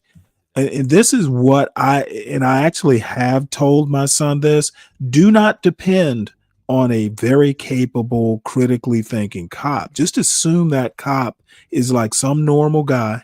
Okay. These guys are not fucking Andy Griffith, you know, with a bunch of, bunch of mother wet. You can't depend on these cops, especially, and complained. I don't know that I've complained on it in this space, but I have complained, at least on discords and stuff like that, that we're not hiring the best and brightest to be police in the first place. I've literally told my son, don't think these cops are like Einsteins with a badge. Okay, you might have to do some thinking for them. And the first thing you do is don't provoke. Just assume the lowest common denominator. And, if you have a problem, it is better to survive, even if you don't agree. It is better for you to survive, to fight it in court or some other way. You don't want to do it out in the field, because the cop is almost always going to be right. Even when he's wrong, he's the one with the badge and the gun. And you know what? It might sound mealy mouthed. It might sound, might kind of sound beta, but the thing is even learning a martial art. Okay. The first thing you don't do is fight. If you can fight, if you can run, that's better than a fight any day. And, saving face, you can worry about that when the situation's less dangerous. So, anyway, yeah, you know what? And we just heard that story, Sam. You missed it actually, but couple cops. I didn't know this, but cops die more by their own hand than they do per year in the line of duty. And we just had a story, long story, New York Times Magazine story about cops and PTSD. And I'd never really thought about it before. But you know what? This cop, for all I know, could have PTSD, and he's just, little traumatized there. You don't know. The cop could be having a bad day. These people are human. Now, I expect more from law enforcement. I expect you to maybe even be a little superhuman. But if you're depending on that in 2025, you are literally taking your life in danger. And it's even more so with Black kids. As pussy as it may sound, it's better to survive it with a little egg on your face than winding up like this kid. Poor decision making. And I don't usually like to beat up on Black people, but this cop didn't do anything that wasn't human. And I struggle to say he did anything wrong. I wouldn't have jumped up on that sill. I would have let the kid flee. But you know what? It could just be that, hey, you know what? My boss is not going to accept that I let this kid, off or let this kid, because he's actually committing a second criminal act, by not complying and then just driving off.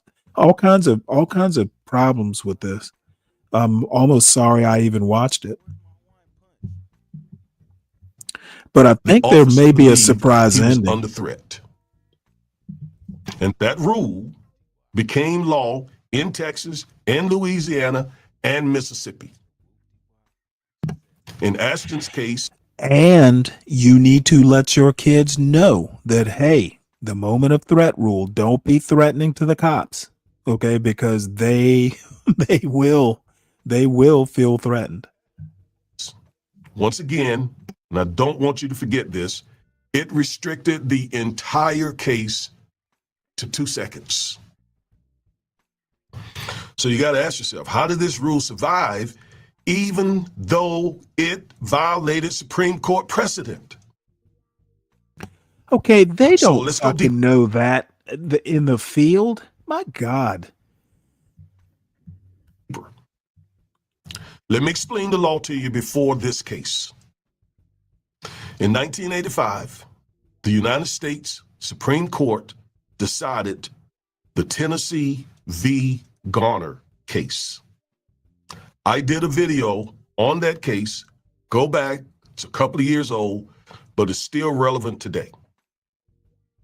And the case basically says that the police cannot shoot a fleeing suspect, even if the suspect is a felon, unless the suspect poses a substantial risk of death or serious bodily injury to the officer or to someone else. That was not the case in this situation. Now, the case also says that courts must consider the totality of the circumstances, not just the precise moment the cop felt threatened, but the totality of the circumstances. And again, the precise, exact moment that this cop felt threatened only lasted 2 seconds. Ashton's complete life whittled down to 2 seconds, which was the time, again, the officer jumped on Ashton's car's floorboard until he shot Ashton. And the courts could not consider anything else.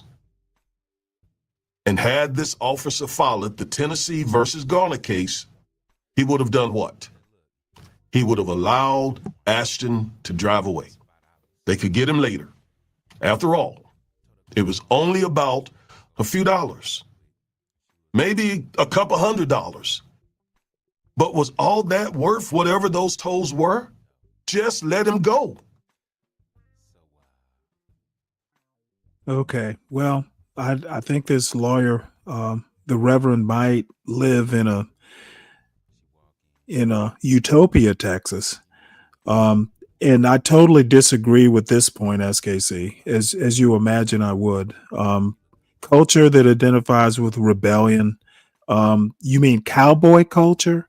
So yeah, America has a cowboy culture. Still don't particularly agree. And yes, I know where you're going with that, but I'm just going to say America has cowboy culture. So America's not famous for being a compliant society.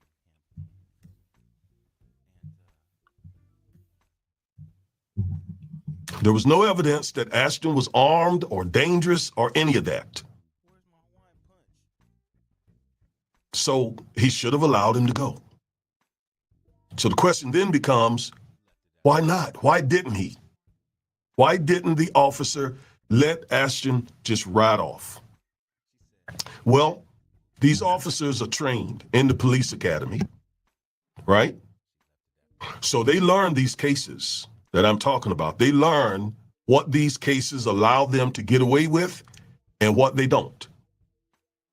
So the officer definitely knows that Tennessee v. Garner says you can't shoot an unarmed fleeing felon unless he poses a substantial risk of death or serious bodily injury to the officer kid was a or to felon? someone else.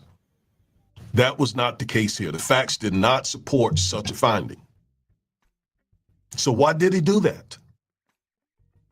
Because these officers know quite often they can get away with almost anything. And that has to do with Okay, hold on.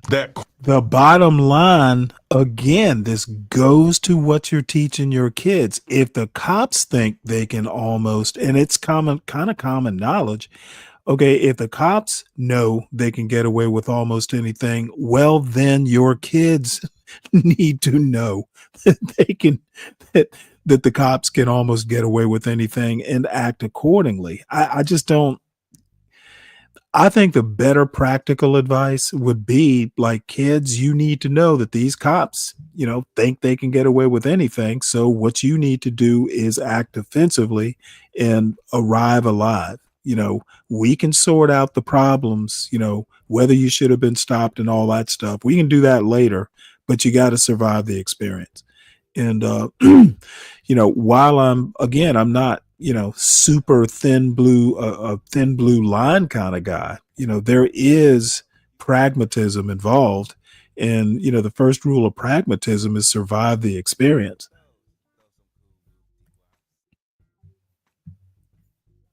That qualifies the Tennessee v. Garner case. It was handed down in 1989. The case is Graham v. Connor. and it gives cops an out. Okay, it says essentially that you shouldn't second guess the split-second decisions that cops have to make. And so that case I'm would not say sure that Officer Phillips is, I mean, of course, did the right obey the thing. He law, was justified. but obey the law is kind of like strategy. I'm more concerned with the tactics part of it. And, once you get stopped, that's the tactical part. The general strategy is to obey the law. So, but, kids will be kids, people will be people. And, once the tactical part of, that advice starts, you need to be thinking tactically and defensively. And shooting Ashton to death because he made a split-second decision in a dangerous situation. Although he precipitated the dangerous situation. Ashton driving off. No. That did not create a dangerous situation because the car was going forward. It wasn't in reverse. There was a lot of room between the officer and the door of the car and the car itself. So driving away from the officer posed no danger to the officer. It's when he jumped up on the flashboard of the car that he himself created the danger. Anyway, the Graham v. Connor case that says you got to respect and you can't second guess, you can't Monday morning quarterback officers' split-second decisions, that gave the Fifth Circuit cover to create the infamous moment of threat rule, which restricted judges to considering only the moment the cop fired the weapon. And the Fifth Circuit came up with this rule despite the fact that the Tennessee v. Garner case said, look at what? The totality of the circumstances when cops use deadly force. Yet the Fifth Circuit, an extremely conservative circuit, created this rule despite the Tennessee v. Garner case saying you can't shoot unarmed fleeing felons unless they're dangerous. They hooked themselves to the Graham v. Connor case, which says you can't second guess officers' split-second decisions. They used that to create, again, this infamous, dangerous moment of the threat rule. And for years, courts went along. It begs the question, who controls the Fifth Circuit? Well, I've answered that already. Well, the Fifth There are Circuit 15 controls the active Fifth judges. Circuit, I guess. There are about 9 judges that are in senior status, and nearly all of those judges were appointed by GOP presidents. As I said, of the 15 active, 5 were appointed by Donald Trump. And they are very, very conservative and very, very supportive of the police. In their minds, the police can do no wrong. So they created this rule to protect almost anything the officer does.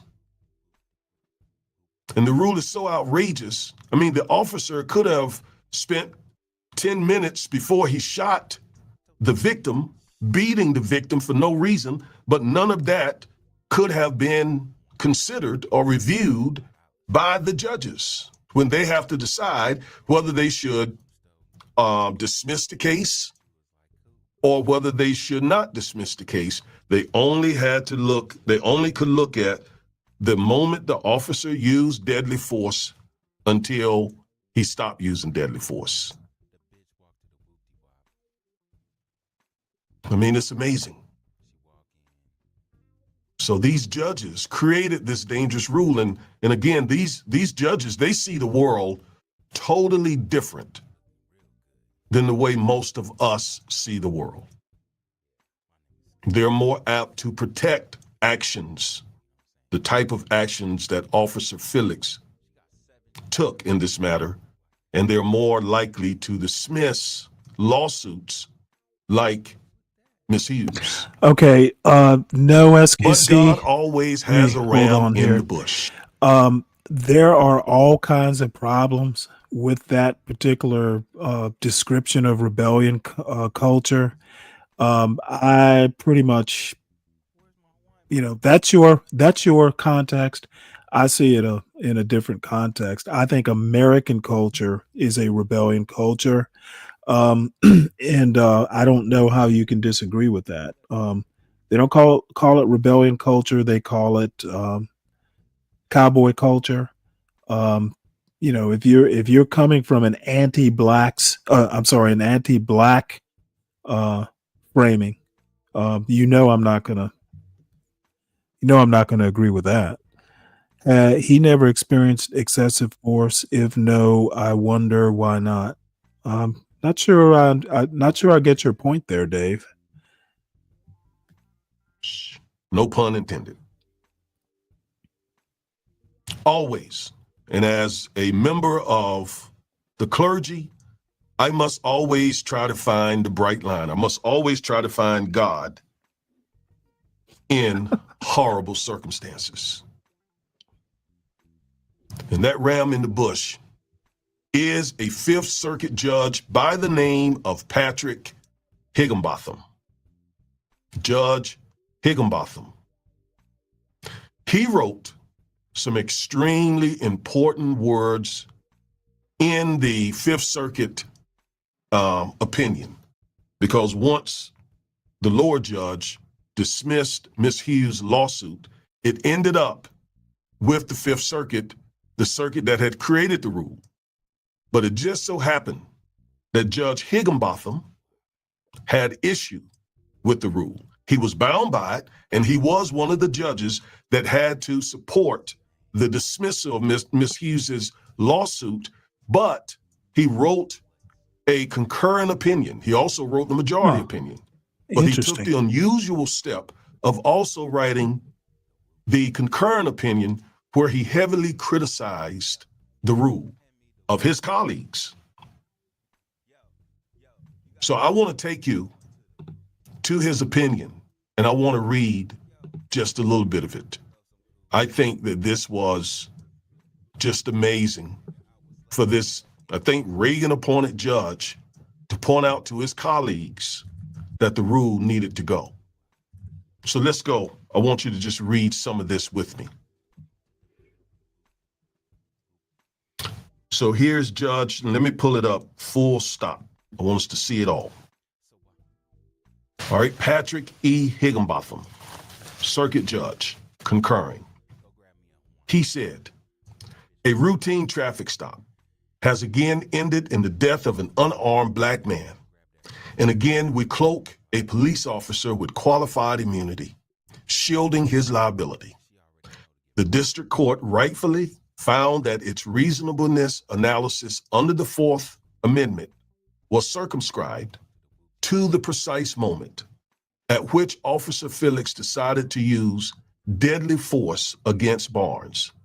I write separately to express my concern with this circuit's moment of threat doctrine, as it counters the Supreme Court's instruction to look to the totality of the circumstances when assessing the reasonableness of an officer's use of deadly force. Now watch what he says. He says, to these eyes, talking about his eyes, blinding an officer's role in bringing about the threat, precipitating the use of deadly force lessens the Fourth Amendment's protection of the American public. It devalues human life and frustrates the interests of the individual and of society in judicial determination of guilt and punishment. Tennessee v. Garner, the case I've talked to you about, stricture on the taking of a life only to protect one's life or the life of another is the baseline of the Supreme Court's later validation of pretextual stops in Wren versus the United States And then the following term, Maryland versus Wilson, allowing an officer without more than pretext to order the driver of the then lawfully stopped car to exit their vehicle. Sound on their face, but unforeseen in their future, came the reality that these cases brought fuel to a surge of deadly encounters between the police and civilians. And might I add, this involves African-American men, those deadly encounters, 5 times more than any other people in the country. This reality makes plain the wisdom of Garner's baseline, and that it ought not be further redrawn by refusing to look to what?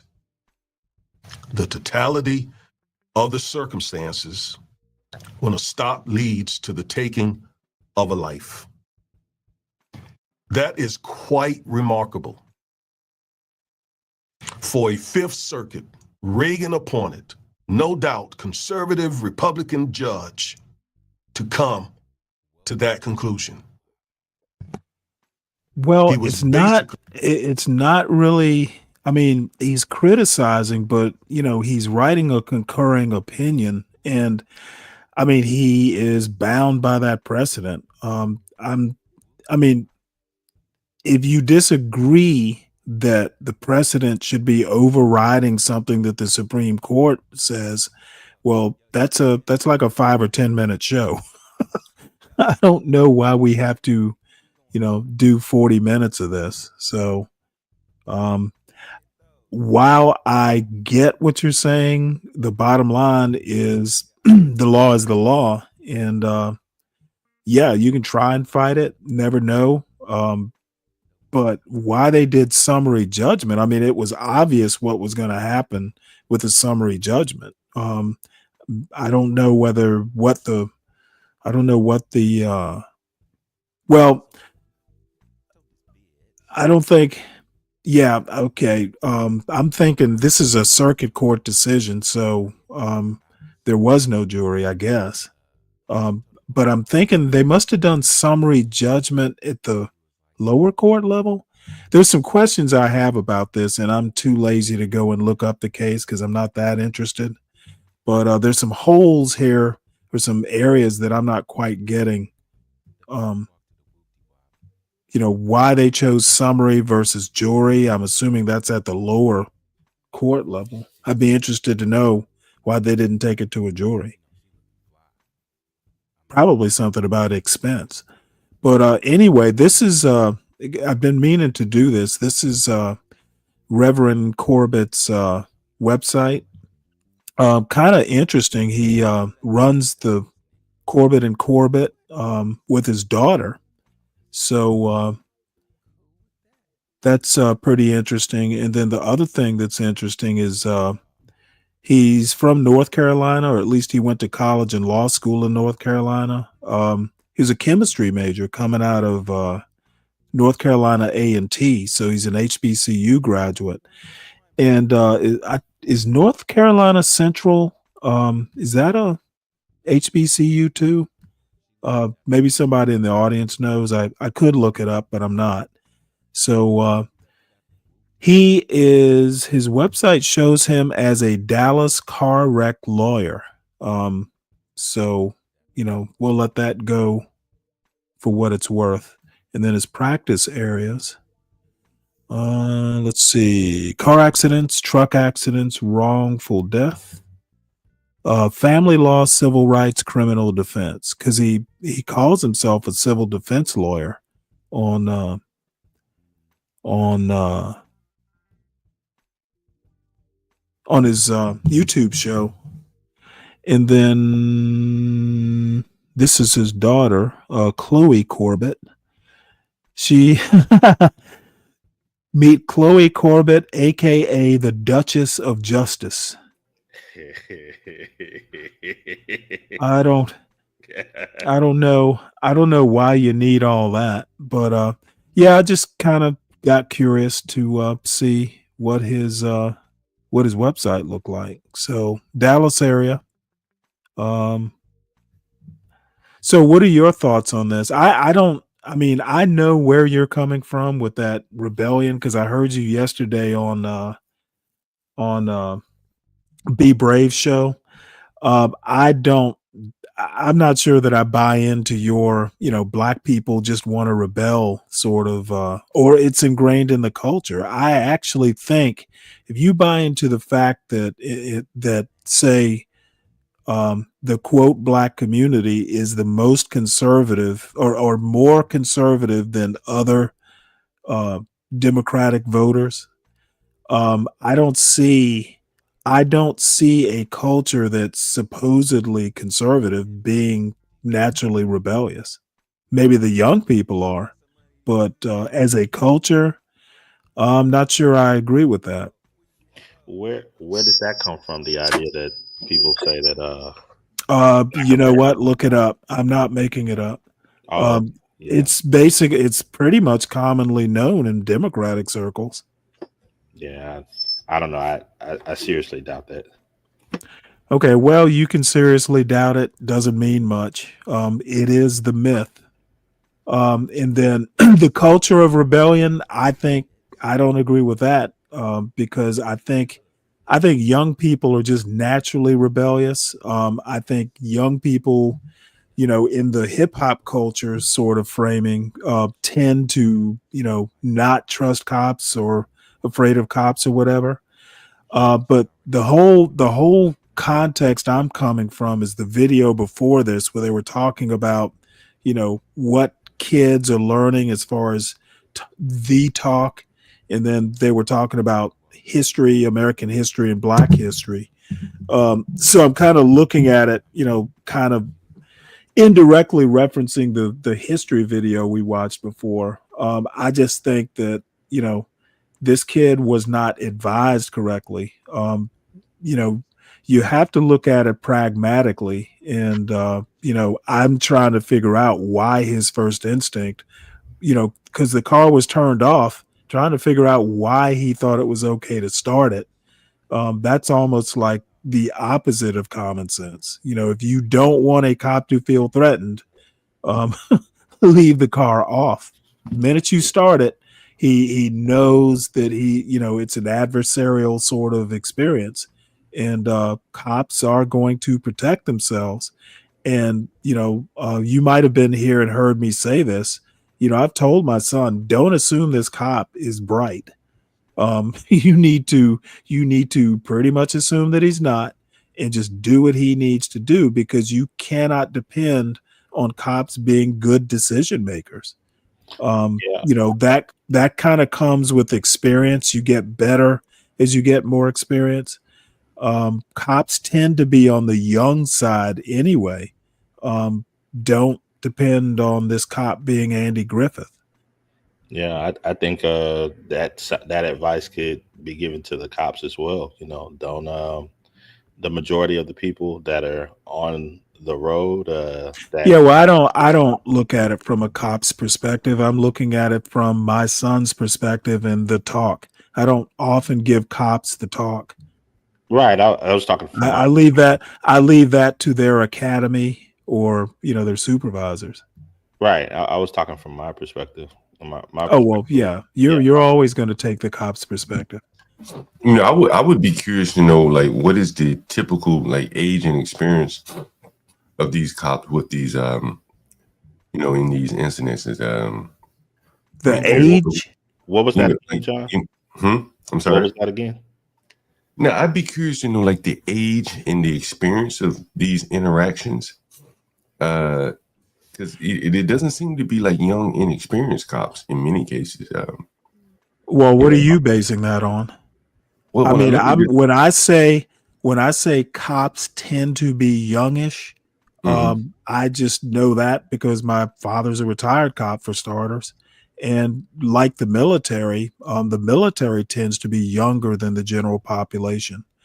So, usually cops are kind of, it depends on where the jurisdiction is, but cops don't generally do it into their 60s. They're usually retiring, in their 40s. I'm sorry, in their 50s. Yeah, I'm just looking at for instance, my father retired, I think he was right around 60. Gotcha. So I'm just looking at the incidents that we had over the last, say, 10 years. I don't think most of those were like young rookie cops. Derek okay, Chauvin I was didn't say whoa. Mm. I didn't make the argument that they were young rookie cops. I said that cops tend to be youngish. Well, I guess As in I there, know disagree with and that. I should have just said, because I thought people would be able to get the context. They tend to be younger than the general population. It's a young man's game, like Yeah. military soldiers and sailors tend to be younger because it's a young person's job. They skew young. But I Yeah, mean, what I'm saying think is that that's necessary. when you look at the ones that have gotten in trouble, I just wonder like where they were on the experience ladder, being a cop. Were they 20s, early 20s, first couple years on the force, or were they 10, 15 years in? That would be interesting to see. Oh, Well, I'll be interested to know what your research finds. Because like Michael Slager, Walters, the guy who killed George Floyd, Chauvin, those are two fairly older guys. Eric Garner. Let's find out what Chauvin's age is. He didn't look old to me. He I mean, maybe early 40s. He had 19 years on the force, though, so he's very experienced. Yeah, but I mean, cops tend to start, right around 21. I guess what I'm saying is that. So, I mean, he would have been in his 40s, which is still fairly young. I guess what I'm saying, I would have thought that a lot of these issues might would have come with younger, inexperienced cops. Well, I'm sure it does. I wonder how does it skew? Does an older cop have more to worry about than say a younger cop? Like he really worried about going home to his children, as opposed to a young cop. Well, I think an older cop, I would hope, would be a little bit less rash and careless, as Chauvin was. I would expect cops to overall. Let's see. Right now, he's 48 or 49. So he would have been in his early 40s. But my point is that cops in general tend to be younger. And the reason I bring that up is, they're not going to be wise old men. They are going to be younger, and a little bit, with that younger comes, less judgment than someone who might be in their 60s would have. The bottom line is, don't depend on cops to be, the paragons of wisdom. And that's that. If you're depending on your cop to be a sage, you are putting your life at risk. Do what they say, and then figure it out, once the dust settles and you survive the traffic stop or whatever the experience is. Yeah, I was just wondering, and I bet it'd be interesting to look into, like, do the older cops have less tolerance than the younger ones? They've seen so much, kind of like a fatigue factor. Like you've been pulling over people. Well, we went over a story, and that I brought it up earlier in the show. Cops have a higher suicide rate.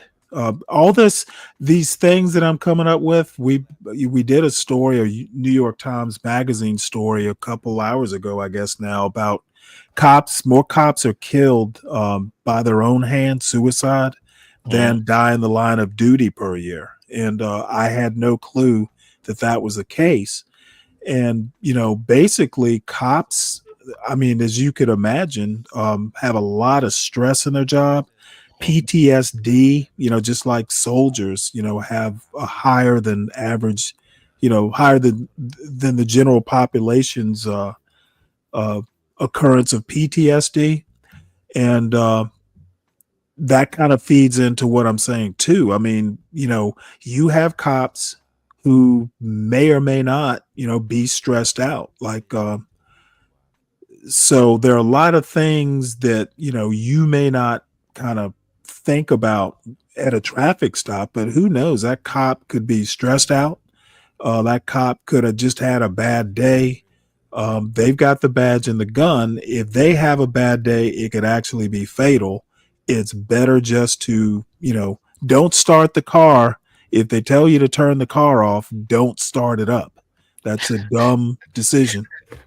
Yeah. That cop is going to feel threatened. Whether he's justified to feel threatened or not doesn't really matter. Once he pulls the trigger, you do not antagonize the cops. Just I do can't what believe they in say. 2025 we're still talking about this shit. Like, still telling people what seems to be basic advice, like don't talk to cops. Okay, well, what were you expecting? Everybody to not be rash? Well, I think it's just kind of basics at this point. You know what I mean? A man with a gun has an upper hand on you. You can call. Well, you would think it would be basic for a cop to have good judgment as well. So we don't have that in 2025 either. So the cops actually have training and de-escalation and all that stuff. So you might be expecting too much. Yeah. The people driving the car, they don't have training on how to obey the law. Okay, no. Obeying the law does not necessarily mean you have good judgment. I mean, do they teach traffic stops when you when you're applying for a license? Do they practice traffic stops? No, as I part of thought, the process for getting a license. No, I thought that the So the answer, I've already explained my thinking. Basically, obey the law is the strategy. It's an overarching. Everybody should know that. However, think of a traffic stop as you're going tactical. Everybody knows you should obey the law, but you don't get stopped generally unless you've broken a law. So that's kind of off the table. That notion of obey the law. You can have a tail light out and not know it. Not all laws that are broken are necessarily intentional.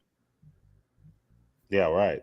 So it seems that if you've been stopped for something, and then the person that has the legal authority to pull you over and gives you instructions, I don't see how it's a difficult thing to follow those instructions.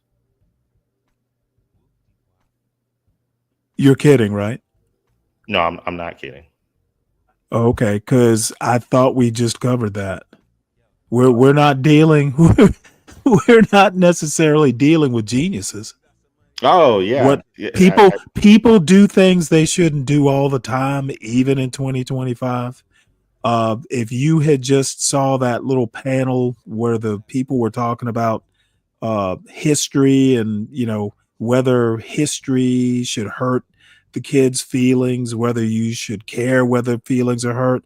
That was a panel of 6 people. After about a little bit more than halfway through, it just became unwatchable because these people weren't that bright. They weren't making good points. So I don't know. Maybe it's just a function of me getting older. I don't want to be so horrible as to say I think people are getting stupider, but I'm not expecting great things from your rank and file panelist. I'm not expecting great things from a patrolman doing traffic stops. Yeah. You should not expect, especially like me, the expectations, the years, it wouldn't be my first traffic stop in my 60 years. This is all in the context of what are we teaching young drivers, and our kids. So that's why I'm kind of talking about that. It's not just out of the blue. It's actually kind of evolved from that cop story that the New York Times did. I think about the suicide Stanley, rates. I think, Stanley, you could easily parallel the lack of respect for authority in the schools with the lack of respect for authority on the streets. It's pretty much the same shit. Like, I agree with that. Well, yeah, I'm sure they're similar, but again, it all gets connected back to how you're parented. If you have bad parents who can't teach you how to behave in school, it does follow that, those parents aren't going to teach you, anything about how to respect authority of any of any sort. And so that's what led me to think that, like, you know, an older cop might be more like just fatigued of the whole shit, you know, versus say a younger cop who's come on, he's green, he still has idealistic views of the world. A younger Well, cop, I think it's actually the idealistic views that are more dangerous than the fatigued older cop. You know, a fatigued older cop wouldn't have fucking hopped up on that. He would, an older cop who's fatigued wouldn't have had the energy to hop up on that car and ride it and pull his gun and shoot the kid. An older cop who's fatigued would have just stepped back and said, "Hey, screw it. You know, we'll catch up with him." So the fatigue, in my opinion, the fatigue, you know, that whole brain versus brawn thing, you know, so the fatigue probably makes you wiser. There's a cop here that has a show, but he served as a cop for, I believe it was 12 years before he was injured. He was in a similar situation where there was a driver they were trying to pull over and then they took off, and the person ran over him and he sustained injuries. His thought was, as a cop that had over a decade of experience, that he had seen in other occasions where criminals had took off and other people got killed because the cops weren't aggressive enough to stop them. Yeah, I would definitely disagree with him on that. This kid didn't have a weapon, you know, he might have killed somebody, you know, in his car, but, you know, other than the tolls, which, by the way, that kid's problem was he didn't have a license. That was his main problem, and the car was a borrowed rental, so his girlfriend had not paid tolls or something. So, you know, there were a couple problems there. And I don't know whether not having a license is an arrestable defense, but probably it is. But, you know, I have also seen where, you know, you may wind up, you know, being like booked or something. But I mean, generally you show up to court, show the judge your license, and it all goes away. So, you know, if the kid had a license, that even compounds the bad decision. Let me ask you this question: was the car returned? Like, I had no idea. Okay, because that's when my initial thought was that the car probably wasn't returned on time to the rental company. Well, that they talked about tolls. They didn't. The lawyer didn't mention that it being late. I was. Yeah, the arrestable offense. Now, I can tell you one experience I had. You will never believe this, and it was in Front Royal, Virginia. I can't remember I'm pretty sure I had my license, but for some reason or another, I didn't have my tags.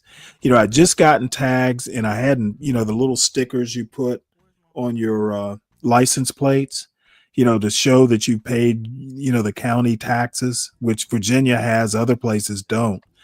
So I was on my way to pick up my son from it was in the summer, and he was in that little summer program.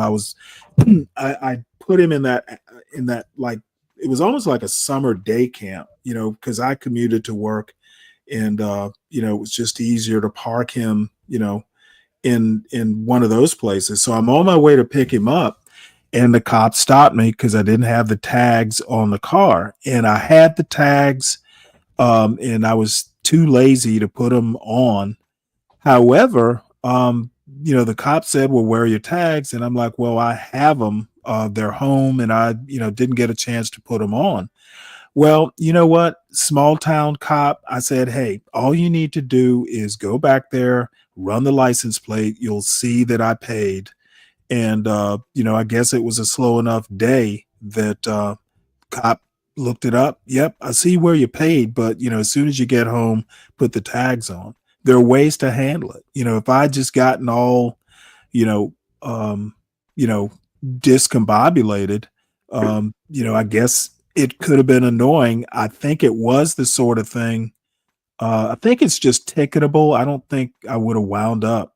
But, I told the cop, hey, look, I'm on my way to pick up my son. You're going to leave him stranded. Why don't you just go back there, look it up?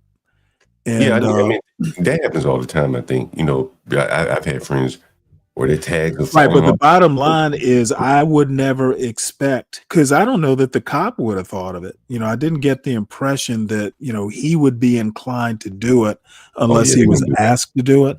A 17-year-old or, 20-year-old probably wouldn't have even thought to ask the cop to do it. No, they're going to do that shit. But he would have gotten upset. He would have gotten upset if he was going to be arrested or something like that and couldn't pick up his kid, because I was the only one. I guess I could have called my brother-in-law or sister-in-law, but it would have presented a problem had the cop not done what he did. And I appreciate him for doing it. I have a cousin in a very similar situation going to pick up his children in the Atlanta area. And I think maybe his tags was expired. He had some type of arrestable offense. Maybe he suspended license, or I don't know what it was. But basically the cop said, I can't let you drive because of the law. He had no discretion. And in that instance, he had to take him to jail and damn your kids. You know what I'm saying? Pick them up and send them, tell somebody else pick them up. Yeah, well, that's why cops tend to be unpopular. But I think in your case, could have called a supervisor or something.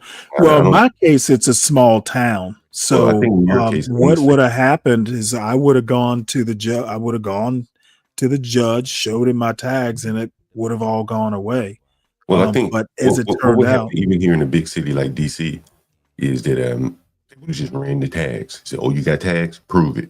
If you prove exactly. It, do what we're gonna do. That's big city, small city.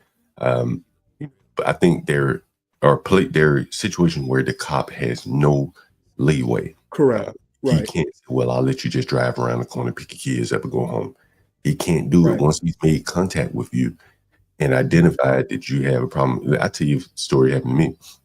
I jumped a turnstile in Harlem one time.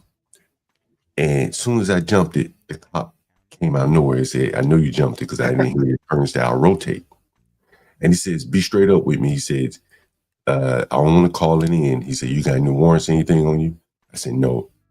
He said, you got ID? I said, yeah, I gave him my ID. And he let me go. If I hadn't had ID, if I had, if I, maybe been not so upfront with him about the warrants or something like that, he would have ran it. And then once he ran it, anything that came back, he would have had to arrest me. He couldn't have let me go. Right. Yeah. So, you're right in the sense that, that cop, he could have taken you to jail, but he had discretion because you hadn't really technically broken the law. In my case, he didn't escalate it to get the system involved. He handled it right there on the street where he could exercise some discretion. And I think that's what's been taken out of a lot of the policing, is it the lack of discretion nowadays. Well, I would agree with that. I think, but the thing is that, I honestly, if I hadn't thought of it, if the cop had not thought of it, I really couldn't even fault him. It was Front Royal, Virginia, but it wasn't Mayberry. You would have thought of it. I promise you. You would have thought of it. Because once you said that you had tags, right, he's going to verify it. He said he's going to prove it that you got tags. Hell, he can run the VIN number and get the tags. Right. Well, as a matter of fact, that reminds me, my son went up with my father-in-law up to Tennessee last Thursday. And you know what? I know my son well enough that, I'm like, do you have your license? And no, he didn't. He was going to go all the way up to Tennessee without any form of ID. And, he wasn't driving, but still, the thing is who knows what happens? You should and I've been telling him this for a while, you should always carry your ID. Never know.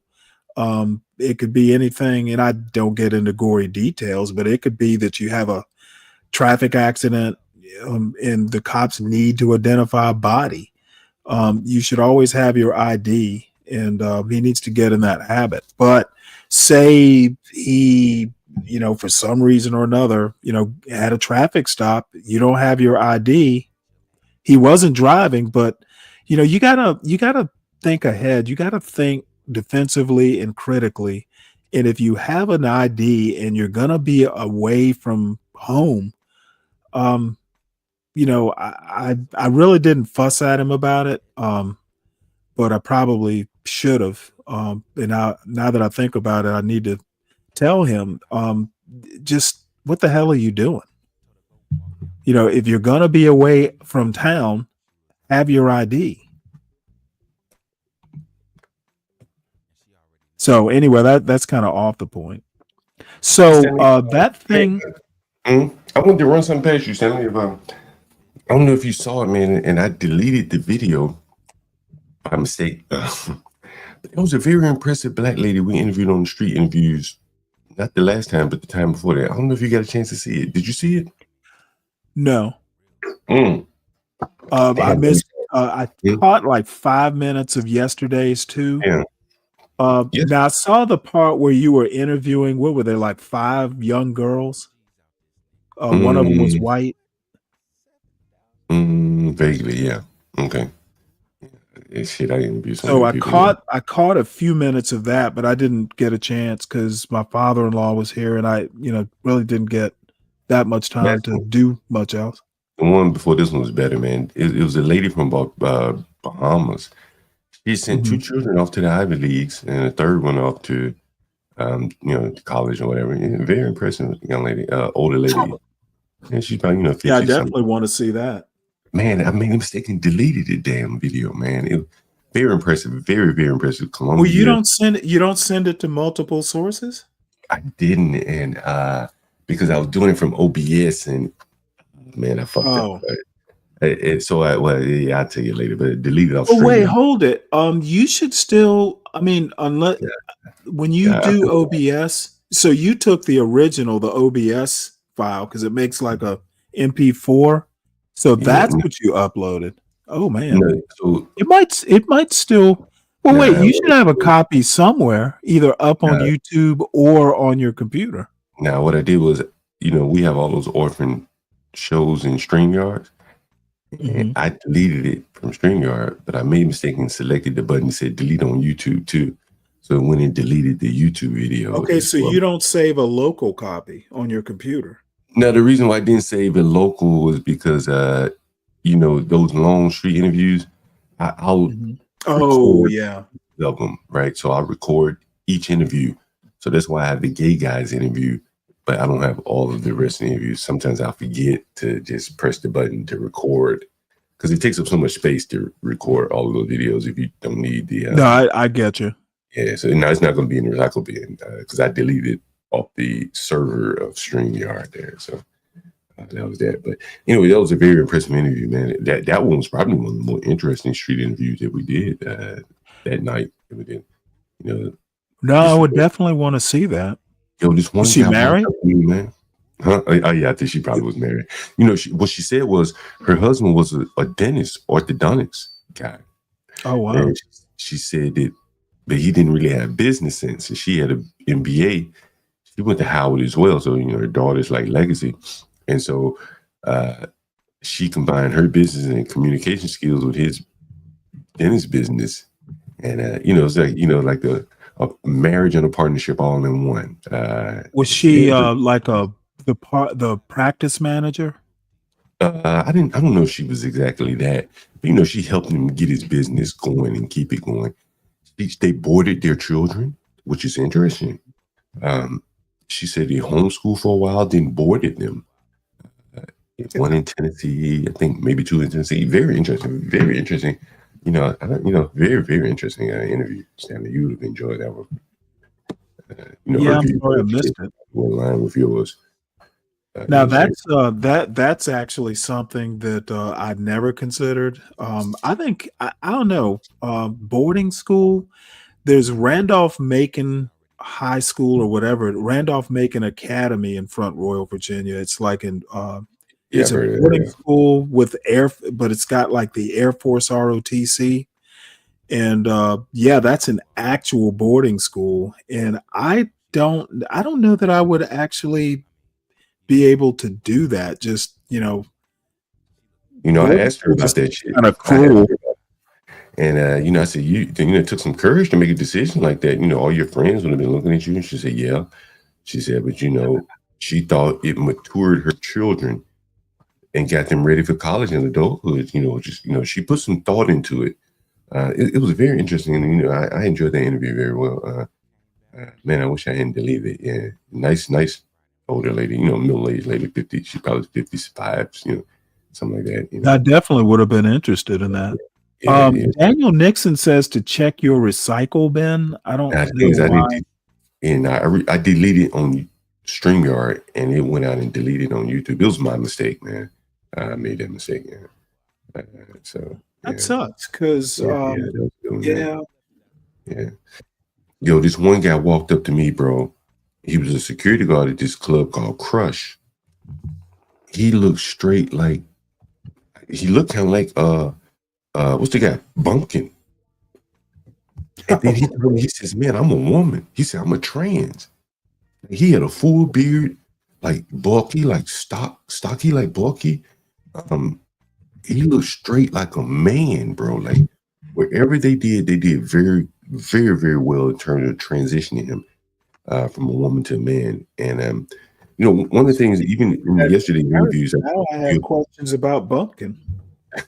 one of the things I think you find interesting in all of the street interviews that we've done so far here in DC, at least, and even to a extent in New York, is that the young people tend to be very sexually fluid relative to like our times. I don't know how old SKC is, but in our times he's straight gay, right? He's young enough to be sexually fluid.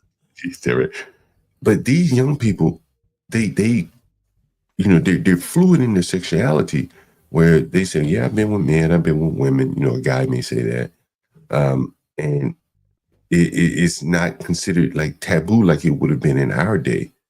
So it's very interesting to see that. That's kind of scary, actually. It's scary, And I tend to be, kind of liberal. But I'll be honest with you, my weird take on it is, you know what? You need to choose one or the other. I think, being fluid is just bound to lead to some problems. I don't care which you choose, but please choose one or the other. And Sin made a comment that SKC, I don't know if you're still there, but I totally disagree about Black culture being inclined towards disrespect of law and order. I think almost the opposite. The church roots, just the Jim Crow experience. I have always thought almost the opposite, that Black culture tends to be timid and doesn't encourage risk. The Black community is very risk averse, at least when I was growing up, especially in the Deep South. And I think of one example. I was in Army ROTC. As a matter of fact, I had a scholarship. And one of the things that you could do during that summer camp, there's a summer camp between, I think it's your junior and senior years. They basically said, hey, you can go to jump school if you want. And I wanted to go to jump school. And my parents were like, no, why take the risk when you don't have to? If you go in the Army, do it then.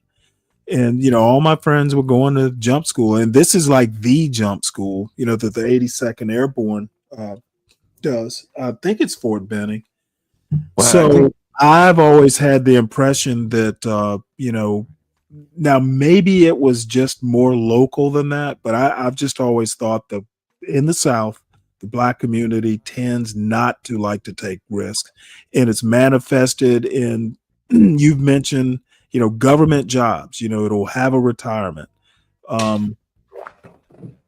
it's always I think the rebellion. I just don't get.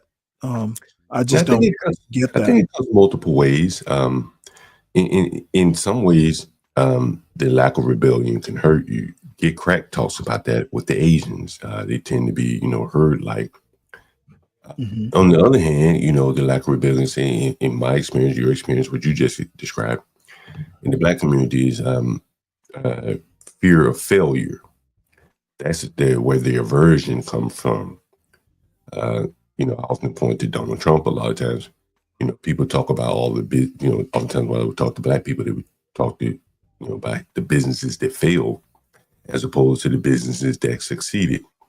So there's that aversion to failure would blind you to, potential successes. But I think in terms of just I'm not that concerned with the aversion to failure as much as you can't fail if you don't take the risk. Yeah, and I think that that mindset where the world is against you or the man is against you. I see all that wrapped up. You're gonna fail because the white man won't let you win. That sort of thing. Hey, since we have SKC, hold on before we go farther. Then I think basically, if you look back at history, the incarceration rate for Blacks has always been high. I don't agree with you. And SKC and Brian Nichols, I think that's actually ridiculous.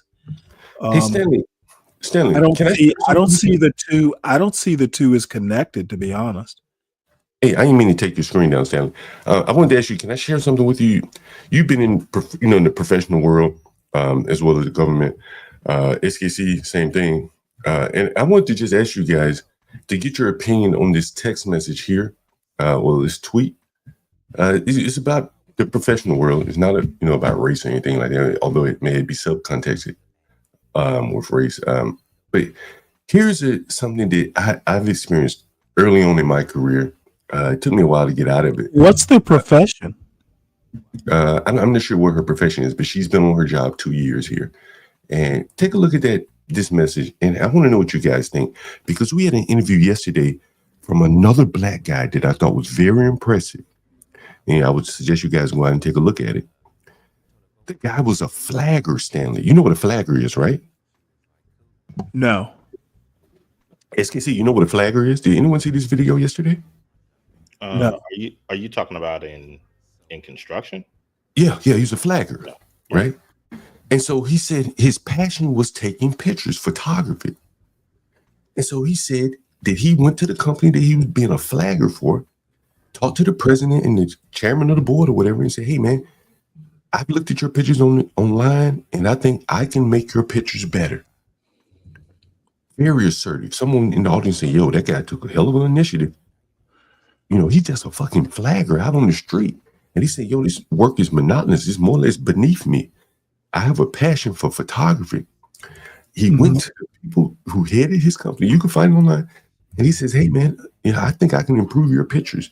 Give me a shot. I have my own equipment. Give me a shot." And he turned that shit into a career. Right. At the same company. Like, you know how hard it would be to go from flagger? I mean, that's bottom of the bottom in a construction company. Up to, like, now you're taking pictures representing the company on the internet. It was a very impressive story that showed the benefit of initiative and speaking up, if you have something to offer.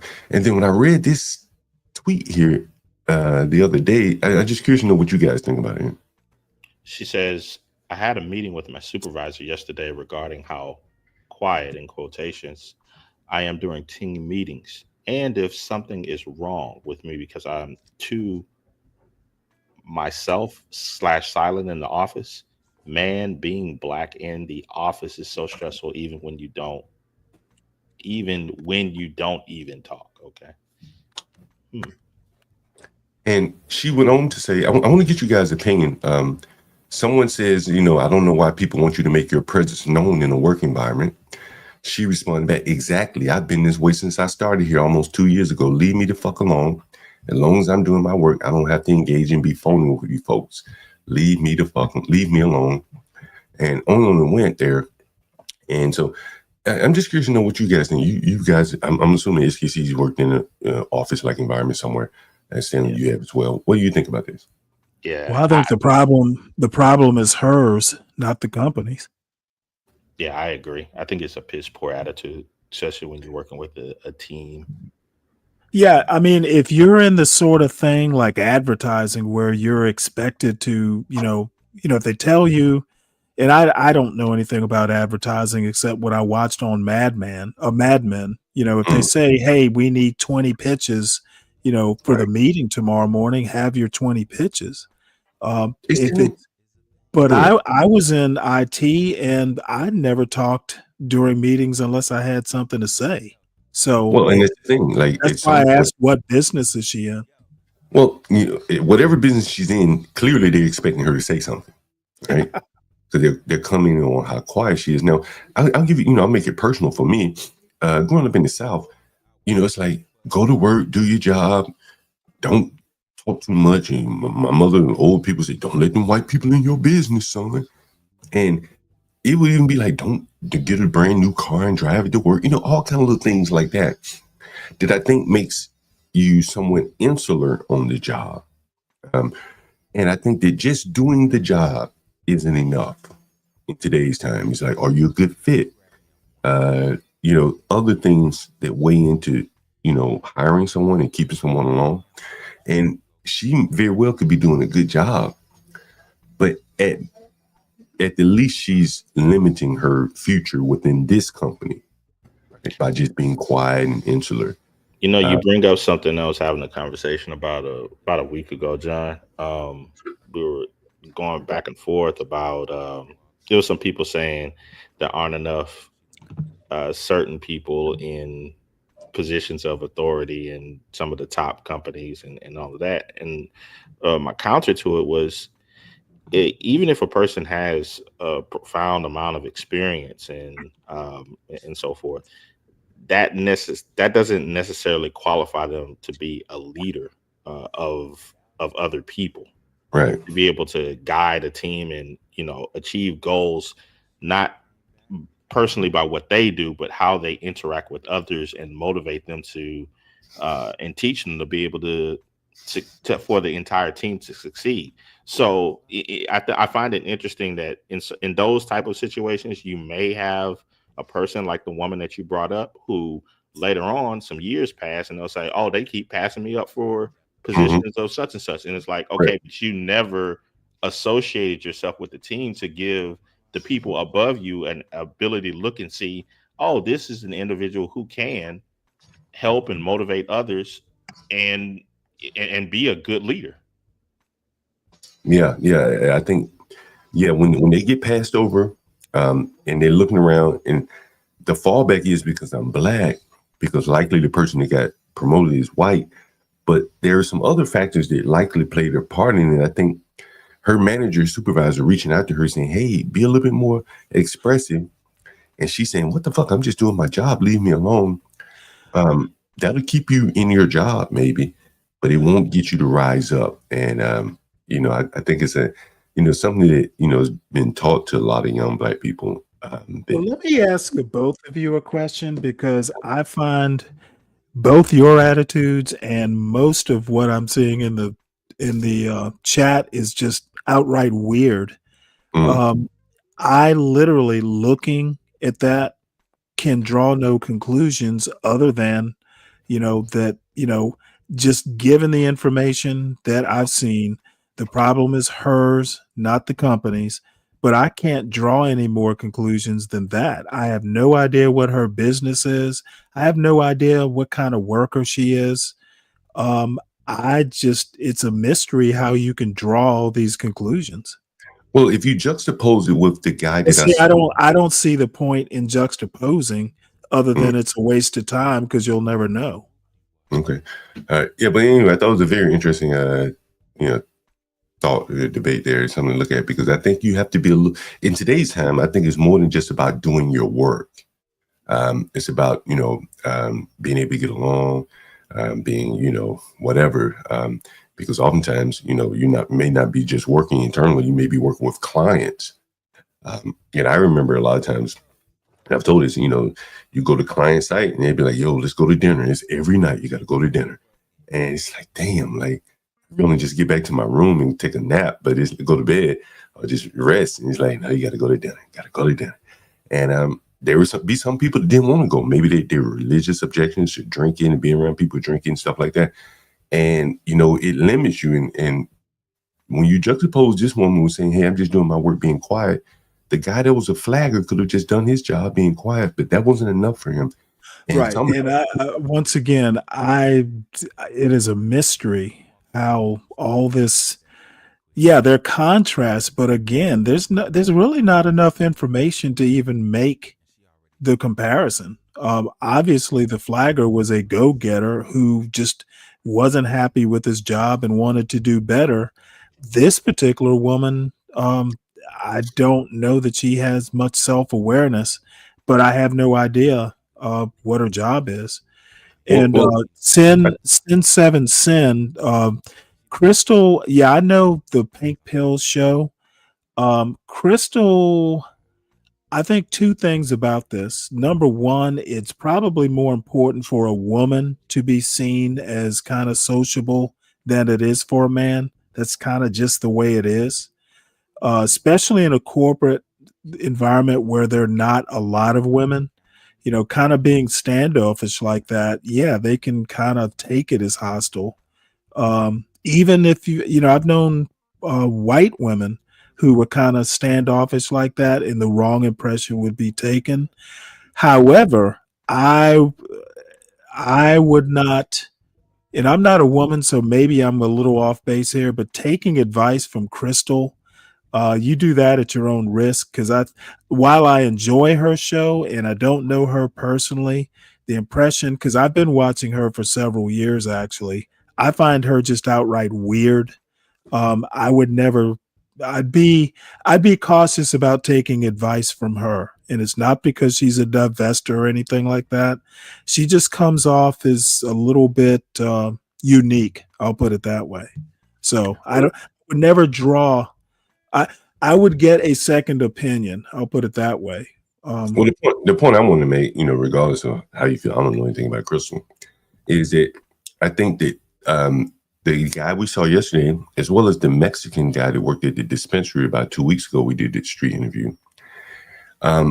They represent an attitude of more of a go-getter, taking initiative. And this lady, she's a hard worker. She does her job. She's been there 2 years. But one is more limited than the other. There's no right or wrong way to go about it. If you don't want to move up in the company, you're fine being wherever you are. It's cool. But if you want to move up, you're probably gonna have to come out of your shell a bit, and you're gonna have to speak up and be expressive. And those two people that we interviewed, young men, they just happen to be men, were a little bit more, outgoing, go-getter. And maybe it's a function of them being men. But I think the attitude of the lady in the tweet, as you said, it shows some lack of self-awareness. That even her supervisor is begging her to speak up, and she just doesn't want to do it. She wants to be left alone. Well, I don't know. Like I said, maybe she doesn't like the job. To be honest, it seems weird that she would even go to social media. And I know she's a different generation, so it would always occur to me to go to the boss and say, hey, look, what do you think I can do? You go to your boss and kind of hash it out, because these companies will develop you. They will assign you a mentor. If they like you, at least within reason, they're going to do things to make you a more valuable employee. So I think I have a ton of questions about that, including, it's a lot more questions about her than about her company. But again, I don't want to even draw conclusions, because I think the problem is almost all her, just based on the tweet. Right. I'm not, yeah, and I don't want to make it about her personally because we don't know much about her. But what I want to talk about Well, is that's my point. Other than, gee, that's weird and it's probably her, I just am not inclined to even, I mean, it would literally be garbage in, garbage out. I don't, well, I it's think not something, it's not something that I would be willing to draw larger cultural, a larger cultural critique from. There's just no there there. well, I think that you can draw some things there if you look deep enough.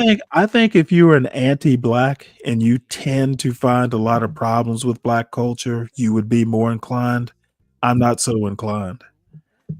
I don't know where anti-black come from, but fair enough. But no, you want me to spell it out? I spend hours at this point listening to you and SKC and others in the chat, basically like black people can do no right. Now, maybe I'm being hyperbolic, but I don't think by much. So yes, I think you would be more willing to take something like a tweet and make larger, assumptions about black culture in general. I'm not so inclined. And that comment that SKC made earlier, I can't even remember what it was, but I'm just not that inclined to make these broad assumptions based on. Well, the other guy that I told you that was a flacker, he's black too. So I don't think there's anything negative about it. It was one black person being a little that was wonderful. So that was refreshing to hear a positive from you. And the other guy was Spanish. So again, that's a person of color there. Again, there could be some, facets of race involved, but I wanted to focus on the mindset. If if you're a supervisor, regardless of what position you're in, presumably that she's in a position where they want to hear her speak up. So if you're in a position like that, you probably need to either find a way to add some input, some value, or find somewhere where you can add input or value. Maybe it may be another company. But those two guys that I'm speaking of, I mean, I think that what they highlighted to me, what I saw was that if you have your eyes open and you're looking for opportunity, within your own company, a lot of times, if you invest in yourself, and this black guy had bought all of his camera equipment himself, because I asked him, I said, did the company provide the equipment for you? He said, no. I bought it myself, spent $300 on cameras and stuff like that. And he says, I was nervous about submitting my first photos, but I said, fuck it, and went through. I think that is the way these young people are going to have to find their opportunities in the world today. It is finding an area of need and then being very outspoken about that, saying that they can solve that problem. And that is what the young man did. That is what the Mexican did, both within their own companies. And I think, it is very instructive of, how young people can, make a way for themselves, and not be stuck in, say, a position that they don't like. As an example, as a young man didn't like. I guess to me that's obvious. I didn't know that sort of thing was uncommon knowledge these days. Yeah, I think if you would have been looking in the chat when the young man was talking, because we started to diverge away from it, and then people saying, get back to the business topic. How did he do this? I think it, Stanley, it's a different world for these young people where things are very codified. Probably was like that with us as well. Where things are very codified, you get into a position and you're stuck more or less in that role. And to jump positions, I mean, this guy jumped from the street to the office. That's right. But where are these kids getting these sorts of warped ideas about what the workforce is but from their parents? Well, maybe there's some deficiencies because there are no male role models. I mean, that's no, I don't think this is, Stanley. Honestly, I believe what it is it's that creativity is finding those gaps now.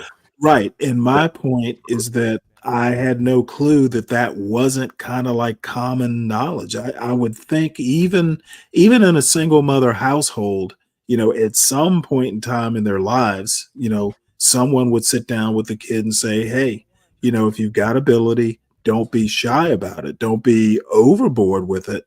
But I mean, parents are coaches too, and you Yeah. shouldn't be depending on the school to do it, especially if you know your kid has talent. It's a parent's job to kind of nurture it and embolden the kid. I just didn't know that. First thing I'm thinking is, why are you going to Twitter? Why don't you go to your parents, or why don't you go to a mentor? Don't you have someone who's older and wiser in your life? Now, I understand that, things have changed and there's Twitter and all that stuff, but it shocks me that that the first place you go to ask these questions is Twitter. Well, I don't think she asked a question. More or less, she was just making a statement. A lot of people use social media as more or less like therapy these days. Yeah, and they really shouldn't. I think that is bad. Because what we found, if you look at some of the street interviews, the people on social media seemingly are more aware of things than the people are in your day-to-day life. And so I would like I don't know. I just have a thing like, yeah, social media, maybe that's a source or something like that. But I guess it just depends on your age. Like what I'm saying is, like, I can't count how many people I've asked, hey, do you know who Shallow Hendrix is? On the street interviews, and they be like, nah, not really. Carmelo Anthony, maybe I heard of him. But on social media, everybody's heard of him, right? And so if you go into social media for affirmation or for advice, you're probably getting a cross-section of people that have a different view of the world or are aware of certain things than, say, out on the street where the people don't even know who the hell Shallow. Well, let me I guess I've been lucky in my life. I wouldn't think of going to the street. I wouldn't think of going to social media unless, like, I know you. If I had a real estate question, I would come to you. But just like, hopping on Twitter and just throwing it out to the wind, I don't have that kind of confidence that, your rank and file, like, random person would, you might look up and get 40 people who know what they're talking about. You might not look out and get 40 people who are giving bad advice. I much prefer a network that, and again, I'm older. A 20-year-old is not going to have the network 60-year-old would have. So two different as a 20-year-old, ages. as a 20-year-old, you're probably looking more for different things. A 20-year-old, you're probably looking for affirmation. Well, I mean, but if you're looking for job advice, like, how do I react in a meeting? Should I speak up? Should I not? Internet just seems a weird place to go. Well, I think if she had asked that question in a different setting, she may have gotten different answers. If she had gone to Indeed or LinkedIn, she probably got right. Yep. You're right about that. But if you're on Twitter and you're speaking more or less in a silo, right? The algorithm is more or less curated who's going to see your message and who's right. So now you're speaking to people who probably think like you. You're not even getting a different opinion anymore. Right. And so if your conclusions are good, more power to you. More people will be patting you on the back saying you did the right thing. But if it's not the right thing and people are patting you on the back saying you did the right thing nonetheless, then now you got the devastating effect of the silo and that bad decisions are being, lauded there and without any alternative contrarian opinions. It is what I think is an example here because they, as I showed yesterday, these people, took the bull by the horns, and I think for a lot of young people, the young man yesterday, I was very impressed by, how he was able to go from a flagger. Yeah, I never would have thought of I wish I had seen that, to be honest. It's still up there. I never would have thought of that, bro. Like, honestly, I've seen flaggers day after day. They're still out there flagging. And I bet you that there is some opportunity. If they had to take advantage of it, they probably could within the company. But this guy saw something. I don't know. I think, when I was in IT, I was a systems engineer, which is, kind of like a jack of all trades, to be honest. One day I just like got fascinated with it was .NET 2.0, the Visual Basic .NET. You know, it was the 2.0 version, and I just happened to download a sample of it. You know, you could get like a light version of it just to test it out, and I loved it. I still to this day there was what was it, C++ .NET. You know, there's a C version of it also. C#. But anyway, one day I just sat down and we had a need for a way to back up databases, and what Sybase provided was kind of clunky. So basically, what I did was write a big fancy, you know, Visual Basic .NET wrapper, you know, which was calling, you know, the specific executables, but you know, the architecture around it was Visual Basic, and you know, I had to automate it. Just did a bunch of things, just kind of to see if I could do it. And you know, just that one little thing, my boss asked, "Well, hey, you know, do you want to go over to, you know, want to try being a developer?"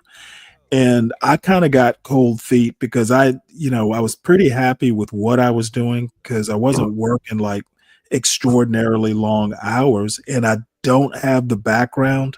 So, you know, I was also like, you know, why put myself in a position where I'm going to have to struggle when, you know, where I am is actually, you know, as interesting. But you know what? To me, it's something you do, you know, try different things. It was just, no one asked me to do it. I just did it, you know, as a side project. So Yeah, I think it was that Daniel guy Nixon. you're talking about, the flagger, that's the kind of kid I would want to raise.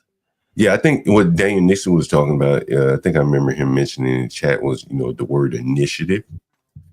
And I think, you know, that's very important in corporate America. If you're going to be there and you want to be there, you know, that initiative will separate you from someone else. Like Exactly. It afforded you the opportunity to be offered, you know, entry into the software development division, either lateral or up, you know. Now the problem is, you know, and usually the people that are kind of like that flagger guy actually do have ability, and it's the desire to be, you know, more than a flagger. You know, that kind of pairs up with ability. Yeah, that's how all young people should be, and you know, black people black kids in particular, because there's a need for it. You know, if for no other reason to, you know, kind of defy, you know, some of these societal attitudes towards young black kids. Because you know, if this is like a road crew or something like that, nobody's going to be looking at a flagger, you know, do something bigger. It's a unskilled labor position. And you know, I know you've been out on the road. If you know, out there on those Georgia back roads, those 2-lane highways, you know, those flaggers aren't looking like you know, people who have hidden talents that could make them a lot more money. You know, they look like flaggers. Yeah.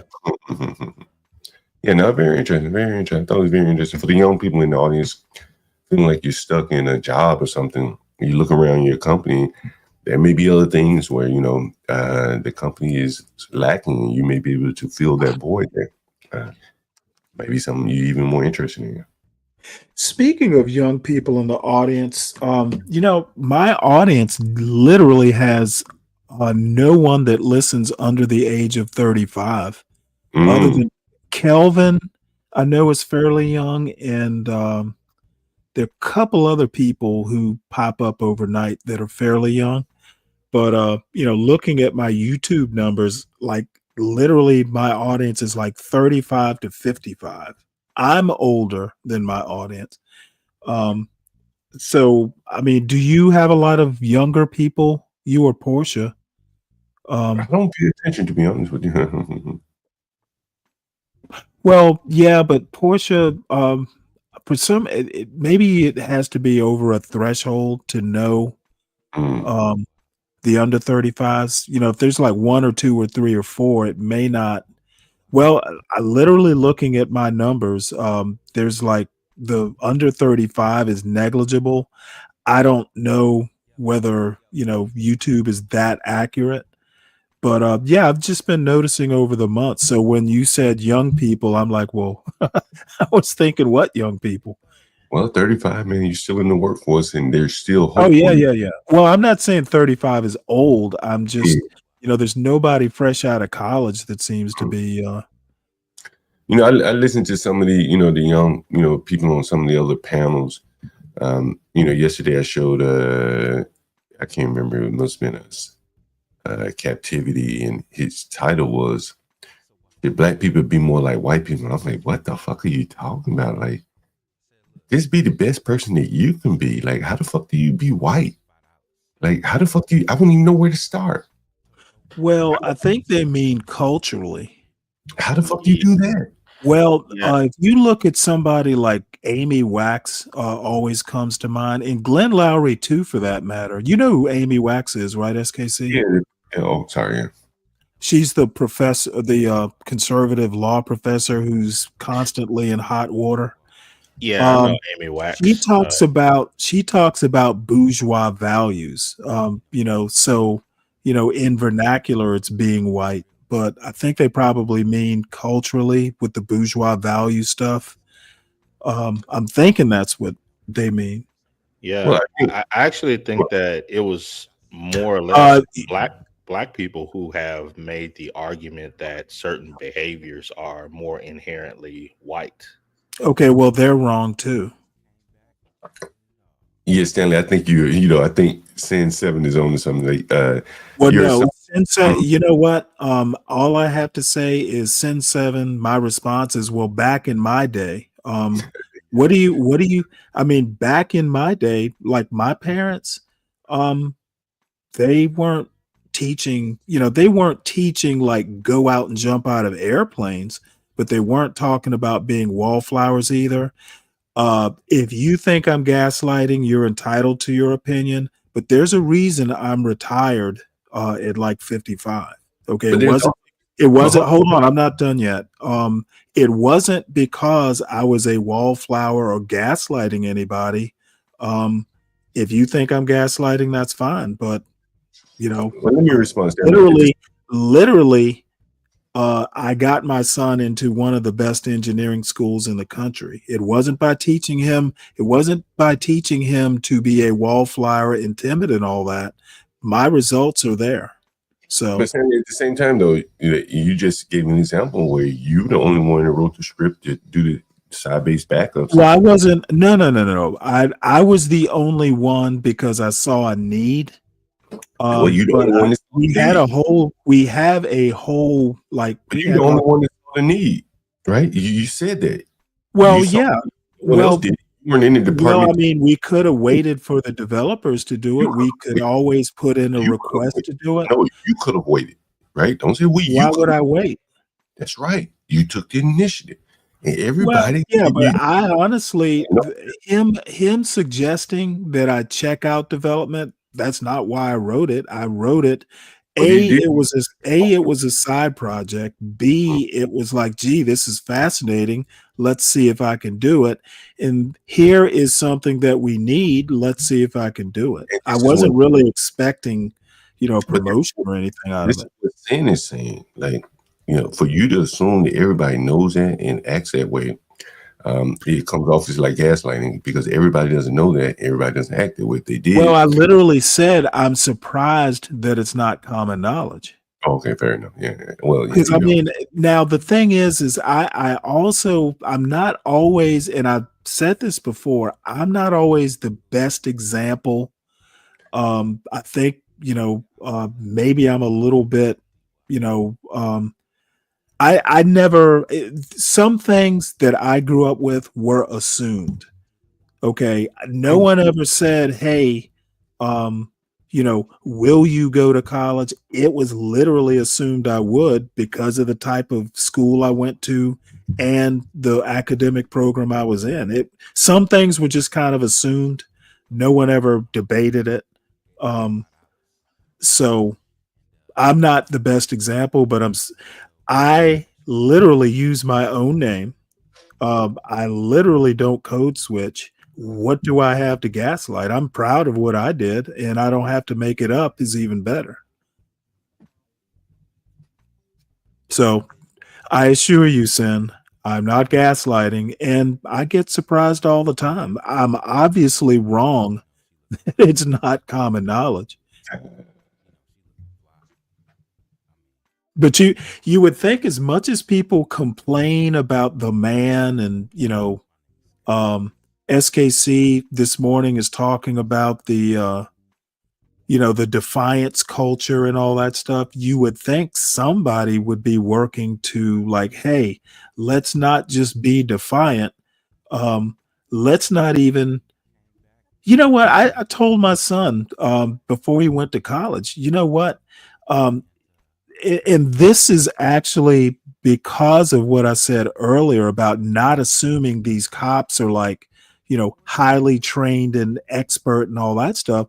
I literally told him, you would do yourself a favor by limiting your exposure to the big city cops to begin with. And implied in that is, don't break laws. Don't be doing shit that's going to increase your exposure to the cops in Atlanta. If you don't break, and it's kind of what SKC is saying, if you don't break the law, you don't have to worry about encountering the cops. So that's that. And it's advice that I have given him before he ever, set foot on campus. Don't be doing shit that's going to have you interacting with cops who don't know you. You don't know them. They don't know you. The more exposure you get to these situations, the more risk you incur. And that's not to denigrate the cops. It's just statistics.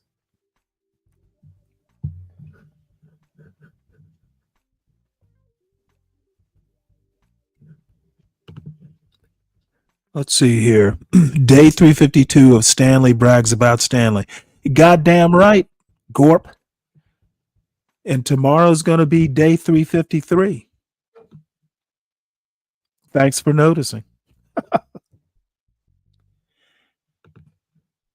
Oh, yeah, Richard, I'm going to have a look at this. I didn't even know they made electric kayaks. So definitely want to have a look at this.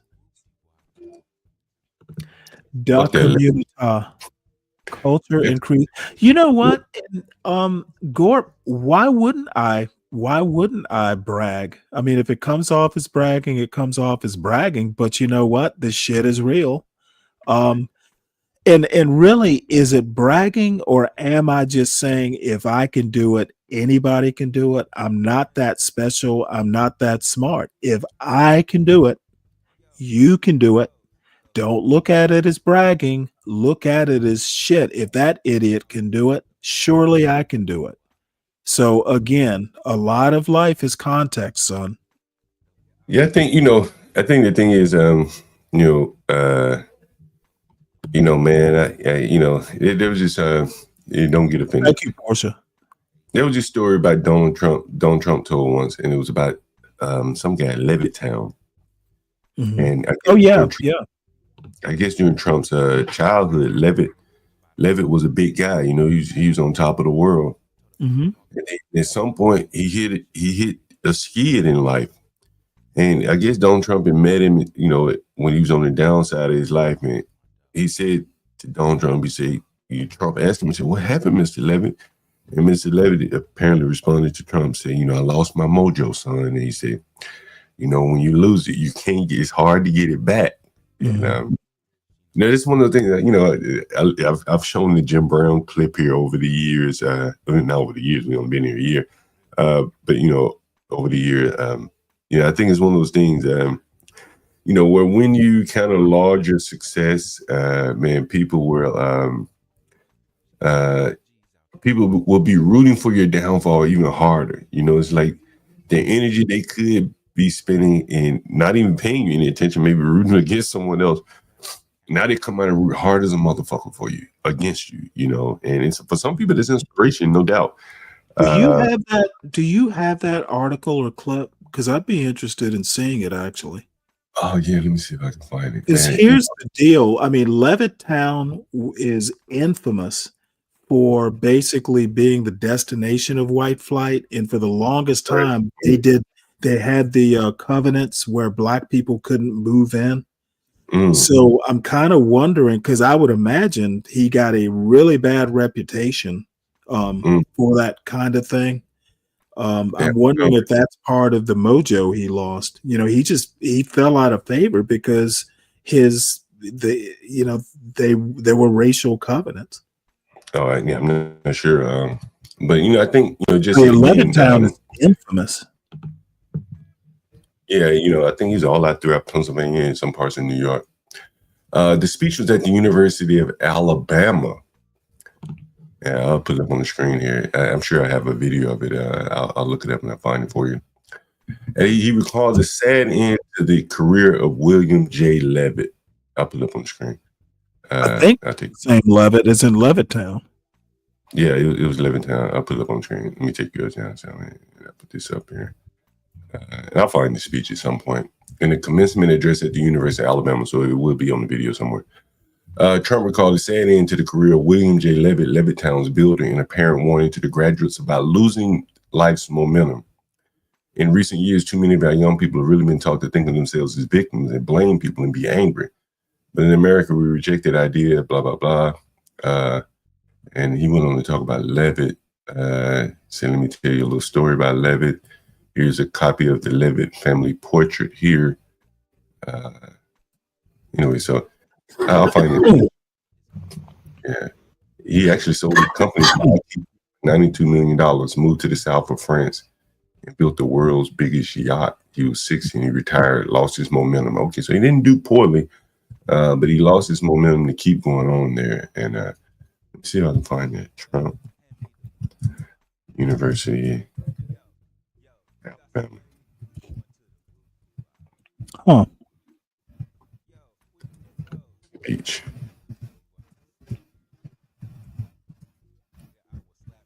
Yeah, Broke Genius, you're absolutely right about that. There's all kinds of books and literature out there about that. As a matter of fact, what am I reading? I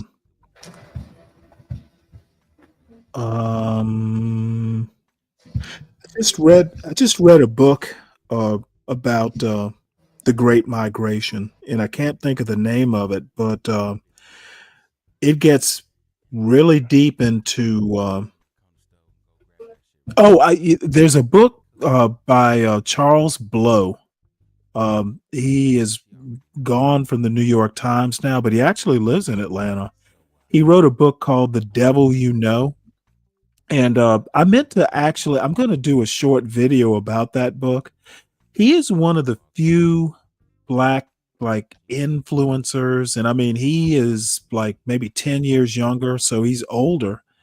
His kids are through college and all that. But he is one of the few people that I've known who's actually put forth an action plan for black people to do to gain political influence and that sort of thing. He basically, this is maybe less than 5 years ago, wrote a whole book about, the idea of doing a reverse migration where, there are places, right now, blacks are concentrated in the South, places like Georgia, Alabama, and Florida, South Carolina.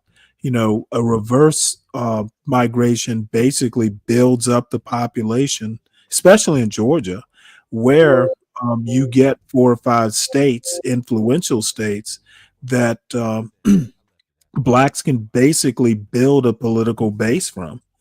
And I don't think I've ever seen a more concrete plan. And he gets, somewhat into detail about it.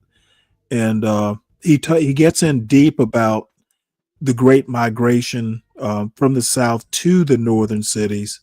And Broke Genius kind of reminded me of that. So if you think about it, there's a book called The Devil You Know by a guy named Charles Blow. He's originally from Louisiana. It's worth reading. if you're interested in, the North being, it was racist, but it was a different type of racist from the South. So yeah, I knew Trump talked at Alabama. Would he say something that was worth listening to? Well, just the Levitt part town, the momentum. Now I mentioned okay. So this is where he talked about it. Yeah, I think that's where it was, but I don't see it in the transcript. But he may have repeated it at the University of Alabama, but I heard it a long time ago. Let me see. This was last weekend? Yeah, apparently when he spoke, but I heard it a long time ago, so he must have rehashed his speech. Let me see if I can find the original way he spoke about that. The momentum part was this may be it right here. In order to be successful, find out you do. Look, you have. Let's see if it's in the transcripts here. He's probably told it multiple times. Did you know you could search the transcript, Stanley?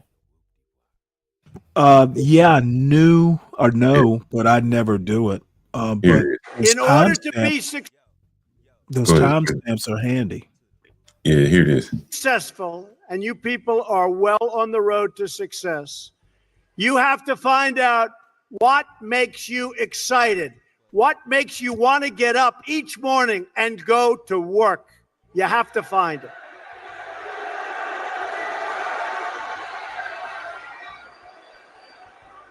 If you love what you do and dedicate yourself to your work, then you will gain momentum. And look, you have to. You need the word momentum. You will gain that momentum. And each success will create another success. The word momentum. I'll tell you a story that's very interesting for me. When I was young, there was a man named William Levitt, Levittown. You have some here, you have some in different states. Anybody ever hear of Levittown? And he was a very successful man, became unbelievable. He was a home builder, became an unbelievable success and got more and more successful. And he'd build homes, and at night he'd go to these major sites with teams of people, and he'd scour the sites for nails and sawdust and small pieces of wood, and they'd clean the sites so when the workers came in the next morning, the sites would be spotless and clean. And he did it properly. And he did this for 20 years. And then he was offered a lot of money for his company. And he sold his company for a tremendous amount of money. At the time especially, this is a long time ago, sold his company for a tremendous amount of money. And he went out and bought a big yacht. And he had a very interesting life. I won't go any more than that because you're Boy Scouts, so I'm not going to tell you what he did. Should I tell you? Should I tell you? Oh, you're Boy Scouts, but you know life. You know life. So, look at you. Who would think this is the Boy Scouts, right? So he had a very, very interesting life. And the company that bought his company was a big conglomerate. And they didn't know anything about building homes, and they didn't know anything about picking up the nails and the sawdust and selling it and the scraps of wood. This was a big conglomerate based in New York City. And after about a 10-year period, they were losing a lot with it. It didn't mean anything to them, and they couldn't sell it. So they called William Levitt up, and they said, would you like to buy back your company? And he said, yes, I would. He so badly wanted. He got bored with this life of yachts and sailing and all of the things he did in the south of France and other places. You won't get bored, right? You know, truthfully, your workers, you'll get bored too, believe me. Of course, having a few good years like that isn't so bad. But what happened is he bought back his company, and he bought back a lot of empty land. And he worked hard on getting it zoning, and he worked hard on starting to develop. And in the end, he failed, and he failed badly. Lost all of his money. He went personally bankrupt, and he was now much older. And I saw him at a cocktail party. And it was very sad because the hottest people in New York were at this party. It was the party of Steve Ross.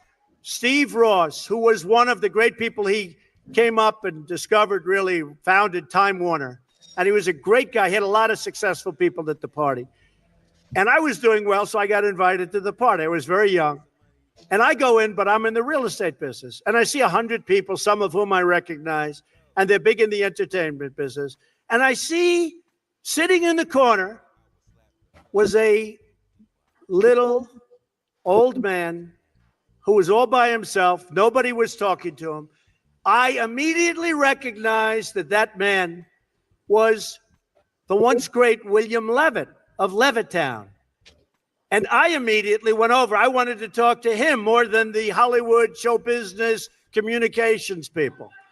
So I went over and talked to him. And I said, Mr. Levitt, I'm Donald Trump. He said, I know. Said, Mr. Levitt, how are you doing? He goes, not well at all. And I knew that, but he said, not well at all. And he explained what was happening and how bad it's been and how hard it's been. And I said, what exactly happened? Why did this happen to you? You're one of the greats ever in our industry. Why did this happen to you? And he said, Donald, I lost my momentum. I lost my momentum. A word you never hear when you're talking about success. When some of these guys that never made 10 cents, they're on television giving you things about how you're going to be successful. And the only thing they ever did was a book and a tape. But I'll tell you, it was very sad. And I never forgot that moment. And I thought about it. And it's exactly true. He lost his momentum, meaning he took this period of time off, long years. And then when he got back, he didn't have that same momentum. In life, I always tell this to people, you have to know whether or not you continue to have the momentum. And if you don't have it, that's okay. Because you're going to go on and you're going to learn and you're going to do things that are great. But you have to know about the word momentum. But the big thing, never quit, never give up, do something you love. When you do something you love, as a scout, I see that you love it. But when you do something that you love, you'll never fail. What you're going to do is give it a shot again and again and again. You're ultimately going to be successful. And remember this, you're not working. Because when you're doing something that you love, like I do, of course, I love my business, but this is a little bit different. Who thought this was going to happen? We're, having a good time. When it says Donald Trump on momentum there, I'll never forget he talked about Levy. He's talked about this multiple times. So this is in West Virginia. Anyway, very interesting speech about momentum there. You have to keep the momentum going. Yeah, I guess if you're a fan, it's interesting.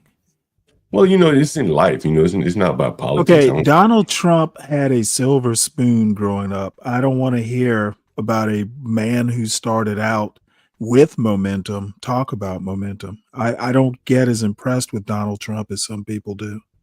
Well, I think he's talking about Levitt, who's also. Well, no, I know who he is talking about, and he is basically confirming the momentum point that Levitt told him about. Yeah. I'm just not that interested in hearing someone whose daddy gave him momentum. Now there is a point about not losing it. Yeah, that's the point. Right. But I could think of more inspiring figures than Donald Trump to hear about momentum from. Yeah, well, probably Broke Genius would be more inspiring. Well, this is a speech that everyone, given by someone, everyone would know. So, anyone can make the speech clearly, it's just a public speech. If Broke Genius had a video up here, we play that. And I think he does talk about. I think my mother would just call it gumption. It's one word. But one of the things is, people ask me all the time, John, when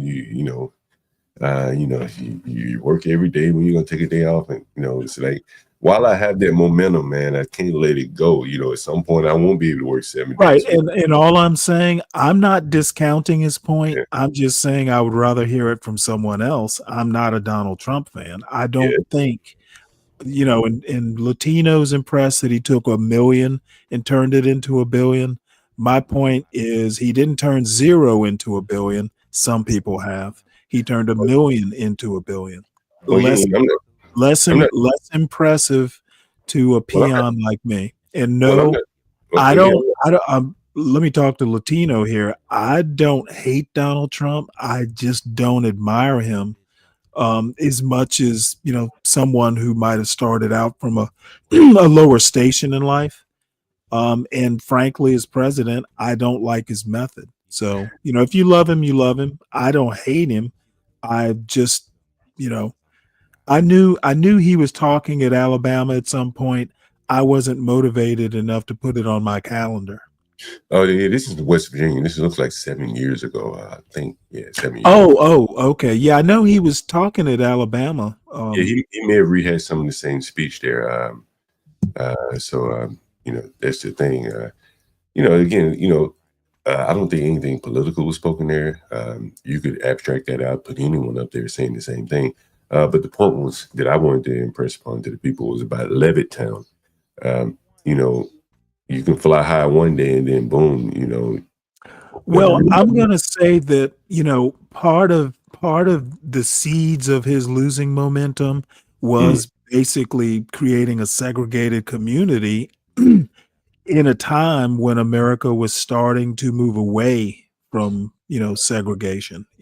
So now it's post World War II. I just think that, in a way, he lost momentum by not having foresight. Oh, very well could have been. But the bigger point was, not the reason why is that, but once you lose it, it's hard to get it back. That is a bigger point to someone who might be impressed by Levitt and Trump. I think I'm a Thomas Wolfe kind of guy. You can't go home again. Once he gave it up, he should have gone and done something else. Plenty of people reinvent themselves in other sectors, even if he had just started a new company. I think buying it back, I would have rather just start anew. Starting a new company might have been a better way to build momentum.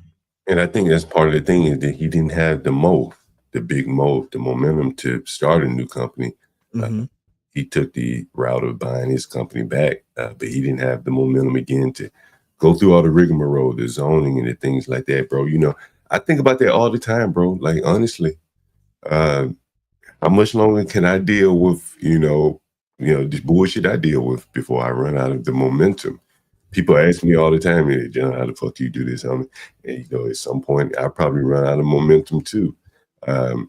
It's possible. Or my business model will have to change. It has changed drastically over the years to lessen the stressors, to give me the momentum or the ability to keep it going. And, it's very important, the momentum for sure. Right. Sin, do you mean, when you say Atlanta, do you mean the TV show or the city? So let me know. What's up, Latino? You come up here to fuss at me about denigrating Donald Trump? No, it's not about that. Your volume's low. Oh shit, my bad. Wait, give me a second. Can you hear me now? A little bit better. Let me see if I can do it. Yeah, I don't have your mic setting, so you'll have to turn it up. Can you hear me now? Yes. All right, word. Yeah, my older brother, we had a discussion one time about this. He's like, yeah, but anybody could do what he did, if his father, whatever. And I'm like, oh no, yeah, I don't think anybody could do it. I'm just saying there are people who started with less. No, I get that, and I understand. But to me, it's still impressive that anybody can turn 1 million to 8 billion. That's my whole point. I don't care how he did it, how he whatever, but it's. Oh yeah, and what I'm saying is you are due your heroes. I'm just less impressed. I'm just saying this is the whole point. I mean, I would almost say somebody like Robert Johnson, or who's the guy? I don't know how we minorities think, but we need to change, man. Okay, well, see, the problem is there are minorities who started out with less than Donald Trump and have more than Donald Trump. I was I about to understand bring that, up but you're making it Robert seem like you're Johnson. I making it was seem about like to it's a bring up. bad thing for me to own a Hold on, business, right, and then Latino. give it to my daughter. Like, Latino. are you Hold serious? on. The all I'm saying is if you want to bring up the minority angle, there are minorities who started out with less and wind up with more. I'm just saying, hate the Oh, guy, I like heard the what you guy. said. If You somebody is don't need, hey, successful and you putting their don't need to family keep ahead, that you should be a don't thing need to that we keep should celebrate, repeating no matter yourself. who it is. Fuck that. As I said, you are impressed with Donald Trump. I am not. There are better heroes, even if you want to bring up the minority angle, who started with way less and have way more. So apparently, I've pissed off Trump's number one fan, but oh well. Again, I think the bigger point I was trying to make was not about Trump. It was about momentum, and we get hung up on Trump. And right, I think that there are better examples of momentum than Trump talking about it. Well, I'm not hung up on Trump. I just don't think he's, the best motivator for that point. No, I didn't kick you out. Why would I kick you out? Well, I know you're a Trump super fan, and I'm not a Trump super fan. So no, I don't know why you got kicked out. No, come on back, Latino. Yeah, I think if you abstract it out, I'm talking about momentum. Again, it could have been anyone up there saying that. Latino, if you think the economy is in good shape, apparently you haven't been doing news stories every night like I have. The economy literally shrank last quarter. We're on the brink of a recession. So,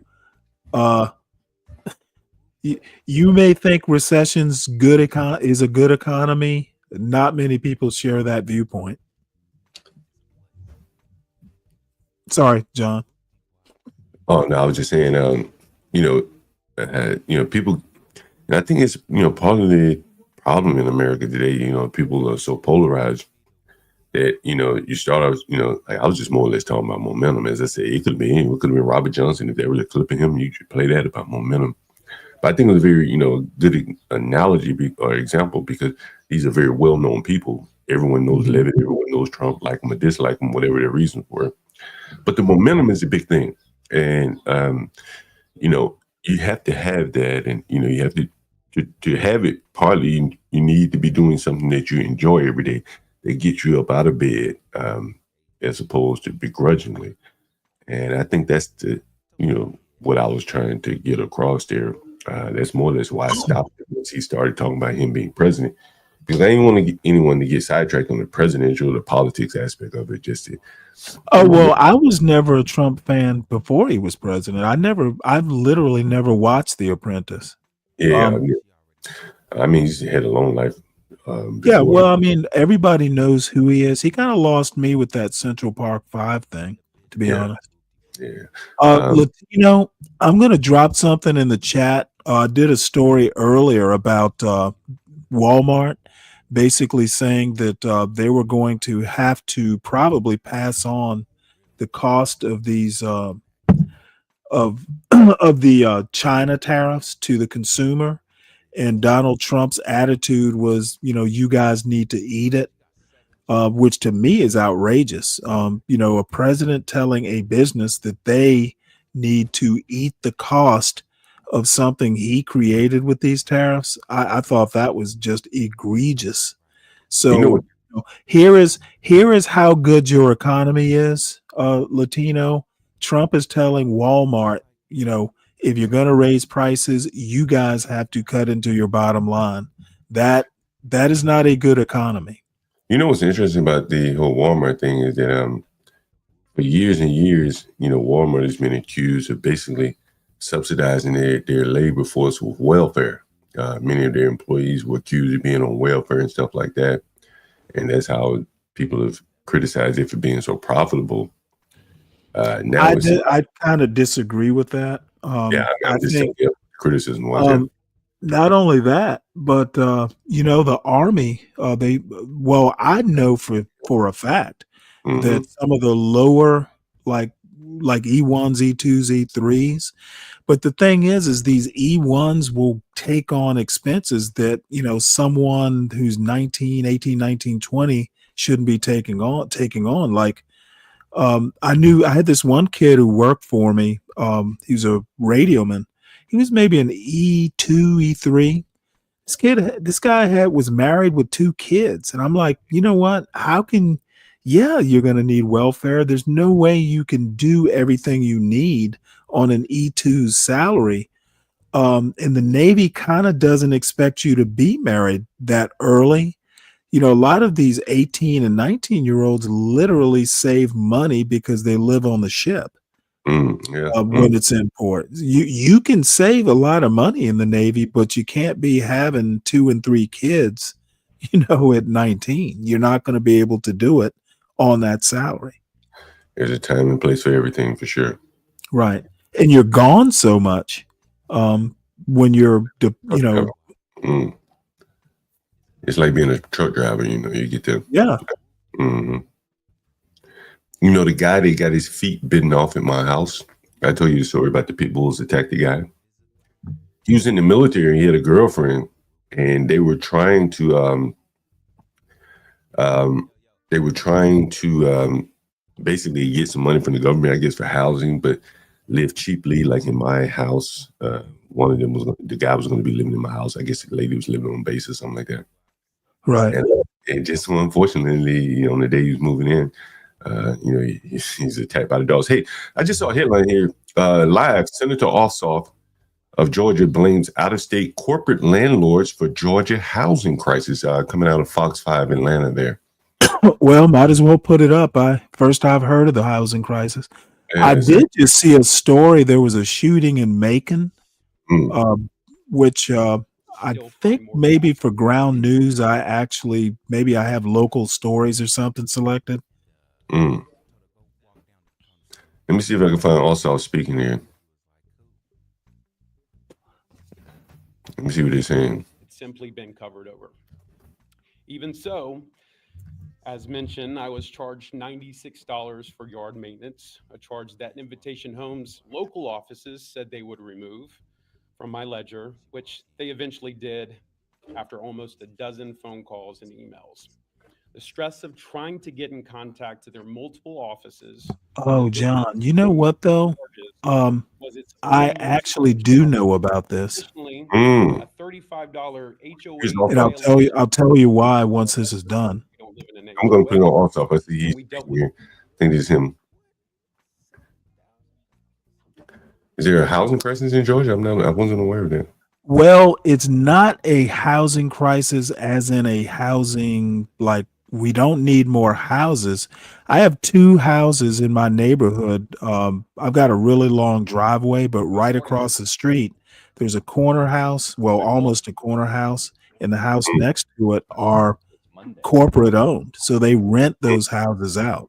Yeah, there's been a big trend all across the country. Listen to it. Right.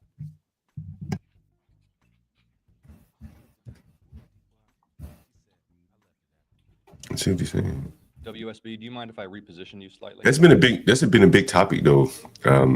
Corporate owned housing, because they rent these shit's pretty expensive there. Yeah, and they do like really deep background checks, and they don't do a good job with the due diligence as to the type of neighbor. Well, good morning. I'm sorry, the type of tenant they're putting in there. Yeah, that makes sense. Yeah, it can be that diligent. Let's reaffirm at the outset that we face a housing crisis across the state of Georgia and in Metro Atlanta.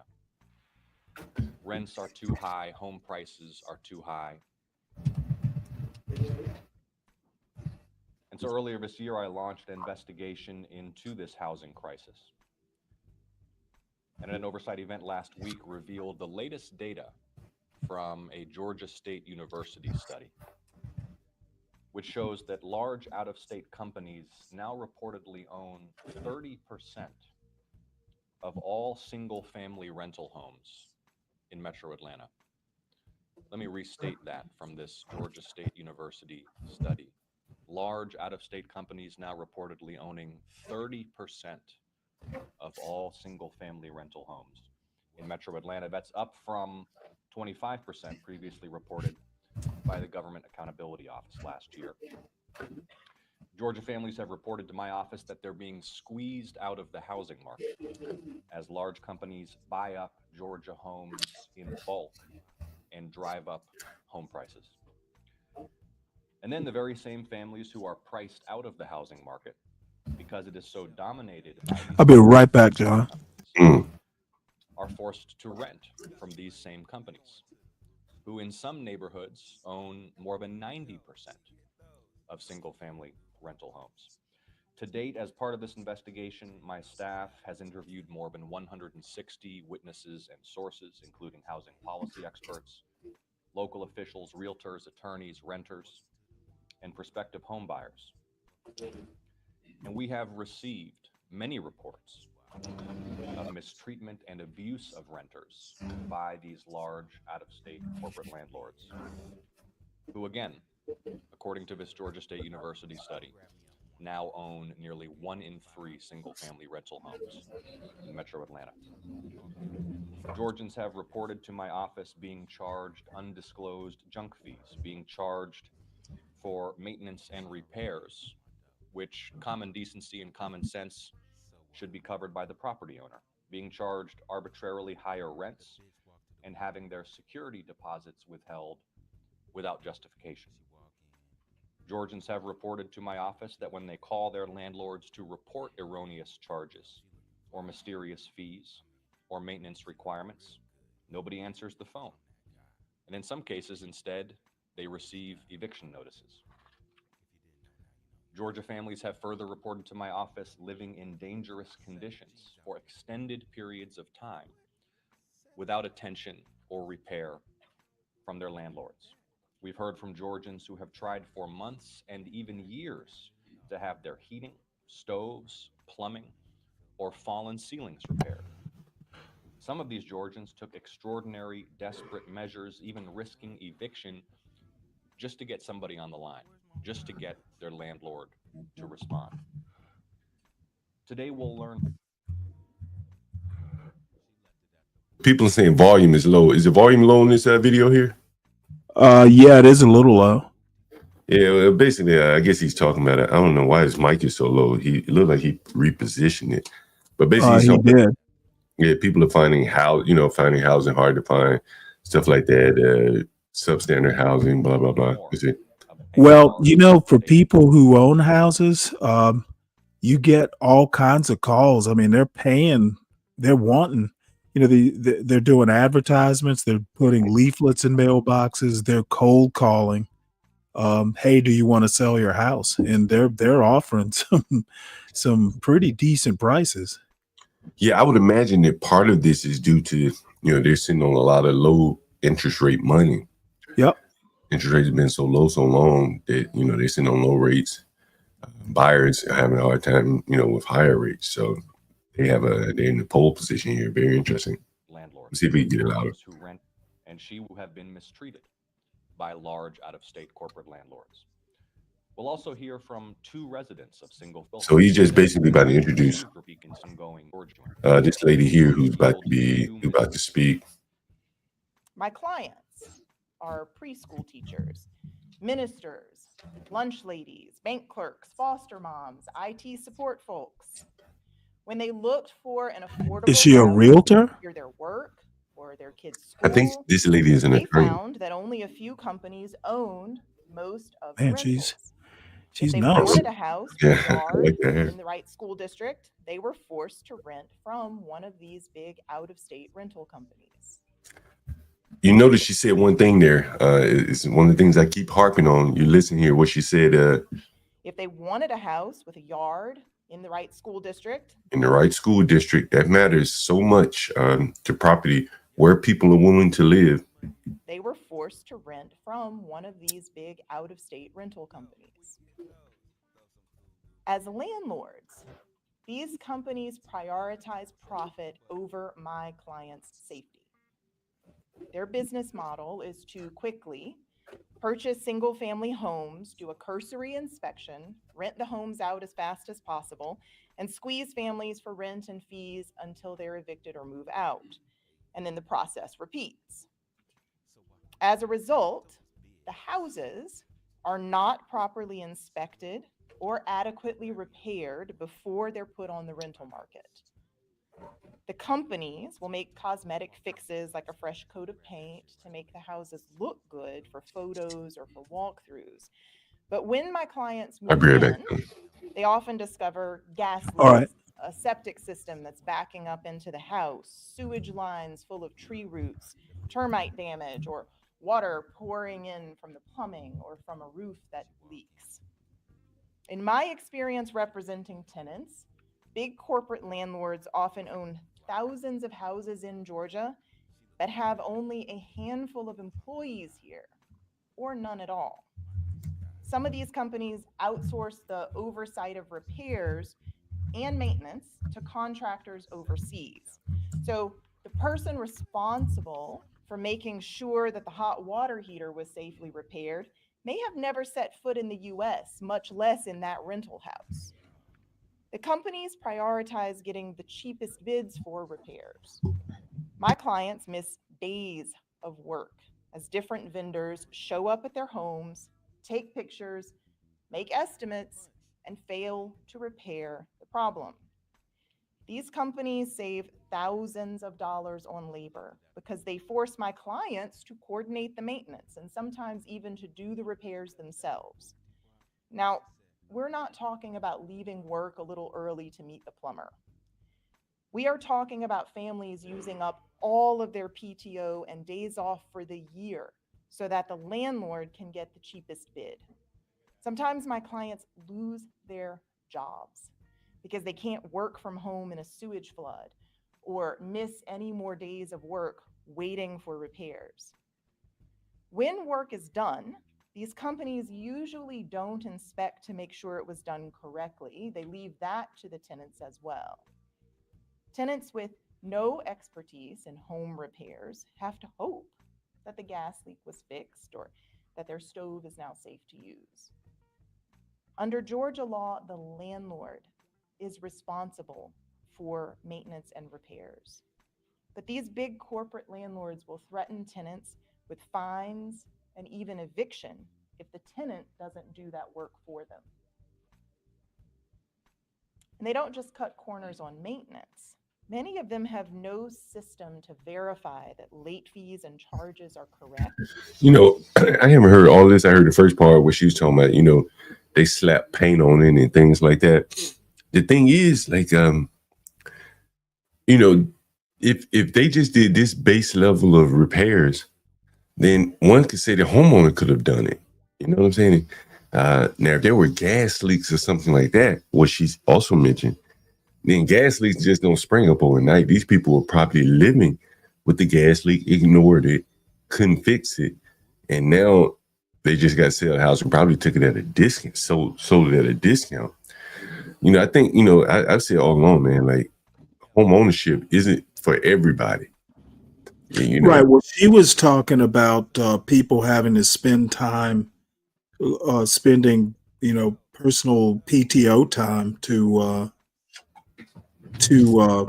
wait for repairmen who never came. She's basically saying these companies are irresponsible landlords. Well, I heard her say something about these people bought houses, had shoddy inspections. Correct. And when people move in, they're expecting these repairs to be taken care of, and they aren't being done in a timely manner. That's her point. Right. And so again, if they're buying these houses with, let's say, shoddy paint job, things like that, then that shows that the people are not even doing their best to stage the house. So they're probably taking discounts on their property. The least you could do is just paint it, Okay, well, I don't understand why we care about who sold the house. It's the responsibility of the purchaser and the landlord to deal with it. If you consciously buy a house that's in disrepair, and if you're not doing the right inspections or the level of inspection to discover, and hey, this is so messed up, I'm not going to buy this house. I don't see what the person who sold it. There's a reason they sold it to a company. Right. Because these companies just want to gobble up real estate, and apparently, they can afford. Somebody in the chat, I think it was Sin, talking about houses being bought and just laying there vacant. Well, I Maybe think they're uninhabitable or something like that. one of the things as I mentioned is that and we talked about it here on the stream last week, and because I pulled up some houses. I'm going to show you some houses in Atlanta, right? And you kind of get an idea. It's not expensive to live in Atlanta. You could easily buy this house for $250. That's pretty cheap, right? Here's one for $115. You're going to require some sweat equity. You probably got to put $50,000 into it, 75 maybe to get it really nice. But it's a small house. You could do something with this. I mean, that's a nice enough house if it was just like a starter house or something. Yeah, a very good starter house. You put $75,000 into this house, you're basically at $200,000. You got a decent house, and it's cheap. You'd be well on the market. Here's one for $230. This is a condo. This is a homeowners association type house. $205, $239, $264. None of these over $300,000. $129. This is a nice house. $265, like L shape. I mean, you see the price is just. This is like a mobile home turned into a real home. That's what it looks like, but it may not. Yep. $279. These 3 bedrooms, 2 bedrooms. Now you know what? That might not be a mobile home. A lot of houses in Atlanta have crawl spaces. Oh yeah, okay. Instead of like full basements. Right. Yeah. It's like that in Alabama too. So there are some starter homes there. There are some affordable homes that people could live in. But one thing you'll notice as you look at that video, as you look at the these listings here, is that the cheap houses primarily are on the southwest side of town. And as the lady mentioned, the schools, they don't want to send their children to those schools. And that becomes the variable that makes all of these houses more or less invisible to them. They can't get these cheap houses because they don't want to send their children to these schools, or they don't want to live in these neighborhoods. But look at this, $170,000. This is in Northwest Atlanta. Well, I mean, the thing is, and now again, this might be just particular to me, but if I could get a place that was cheap enough, and you don't like the school, send them to a private school. Well, you may not be able to afford that. That's the thing. Look at this, 289, 3 beds, 2 baths. Yeah, but I mean, the thing is the places with the good schools, the houses are going to be more. Yeah, that's the thing. But now that one without the lawn, that's definitely some work there, because you're gonna have to do inside and outside. Yeah. It's a lot of work. But I mean, you could live here with it like this and just focus on the inside. Then plant some grass, do whatever you need to do, cut the trees down. You probably want to do something with this tree so close to the house. But you could do something with $230, maybe put $70,000. It probably looks decent on the inside. Let's see how it looks. I bet you it looks decent. Yeah, it does. Yeah. See, for $270, you get a nice looking stove. Yeah, you get a nice looking house for $279 in Atlanta. That's pretty nice. Shit, you know what? I wouldn't care, at least in the medium, short to medium term. Right. It would just have to look like that while I worked on it. That looks awesome. Yeah, you don't have to wait. Or the veneer floors, I guess. Some of these older houses, like the wood, like the actual wood floors. Now this probably that looks. That's veneer. Yeah, whatever it's called. Or linoleum. Maybe it is linoleum, but that looks. Vinyl plank. It's called luxury vinyl plank. I think LVP is what a lot of developers use. Well, the thing is, though, that furniture is model furniture. Like that stove there. That stove's not going to be there when you move in. Oh, it will. It'll be there. Mm-hmm. It'll be there for sure. This could be AI pictures though. This may not be real. Right. Yeah. Right. But the stove, it will have to be there. You can go for it wouldn't clear financing or traditional without the stove and stuff like that. That's why they put the stove in there. Yeah, this is a nicely staged house though. Nicely staged. It's a lot of yards. Hey, look at that backyard. Yeah, it's a lot of yards. That's the backyard. Yeah, that's, you know what? I wouldn't be sneezing at that. I mean, especially like for me, for instance, it was just me and my son. That would be a perfect house. And the beautiful thing is, it's all one floor, right? So it's all one floor. Right. Yeah. So when I get old, right? You know, if someone really wanted to find something cheap, this is this is not out of the range here. 260, 224. Look how nice this is for 224. Yeah, that's really nice. Nice, yeah. Look at that. It's fucking nice. So, and this is what I'm saying, like, there are affordable options, but people just don't want to. There are some other reasons why people don't want to live in these neighborhoods. Look at 3-bedroom, 2.5 baths, big house, 1,600 square feet, 7,000 square foot lot. Look at Holy cow. 300,000. But again, this is in Southwest Atlanta, so people probably definitely don't want to send their children to school there. They might live there, but they don't want to send their children to school there. You know what's interesting, Stanley? I had Southwest where the hood is? I thought it was Southeast. It's probably both, but I think Southwest. Well, if it's in the South, right? Yeah. So like Martin Luther King, I think, and Joseph Lowry, Abernathy, whatever. That boulevard. Look at this 159, bro, in Atlanta. Yeah, that L shape there is pretty nice. Yeah, look at this shit. Is decent though. That's the crawl space. Look at this shit. It's decent, man. For 159, fucking decent. Like, you don't have a lot of money, you can buy that and live there. Again, this is all one floor too.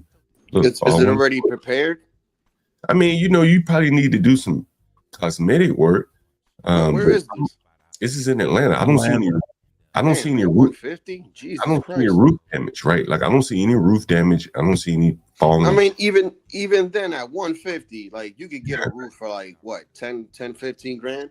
Shit, down in Atlanta, this size house probably won't even be that much, bro. Yeah, that's what I'm saying. So like you said something that resonated with me last week with the whole foreclosed homes and like how nobody wants to, move in one of them and fix it up. Like if a family of 5, right?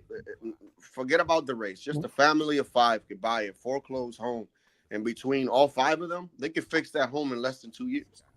Man, well, I don't know that I don't know the market, but I do know that a lot of these houses are being bought up by corporations. And that's a problem. Well, yeah, it's a huge problem. Well, that's what Asaf is complaining about. There's a housing, there's a shortage, not of physical units, but units that are available, and it's driving up prices because they are offering high prices. But Stanley, here's the thing that Asaf doesn't want to. Same thing happened in Africa. But here's what Asaf doesn't want to focus on. What I'm showing you here. Look, here's a fucking house for $125,000. The mortgage on this probably be $1,000 a month, right? Like this shit move in ready, bro. Why isn't somebody buying this? Don't tell me there's a housing crisis. Look at 110, 125. These are all in city limits, close to the train station. 215 on Martin Luther King. 240. All these houses are ready to go, bro. Look at it. This shit's ready. My question is, why on earth is he doing it instead of the actual congressional representative? Well, I think no matter who does it, they're not going to point this out. They can't go to the people who are complaining about housing and show them this list of housing like I am and say, hey, I don't want to hear you complaining until you clear the market, because corporations have not bought any of these houses as of yet, right? Yeah, but I mean, I don't know. I don't know the politics of it, but well, I'm telling you, I don't know that you want to be saying, hey, you know what? But I'm telling you, do anything until all these houses are bought. Well, I'm telling you the politics. The reason why the corporations are coming in and buying these houses is more or less that the corporations aren't buying these houses. I'm showing you, look, they're still for sale, right? And I bet you if I look at the days on the market, let's look and see how long this house has been on the market. Let me see.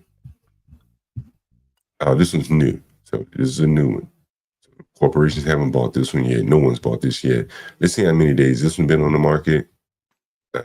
Let's see.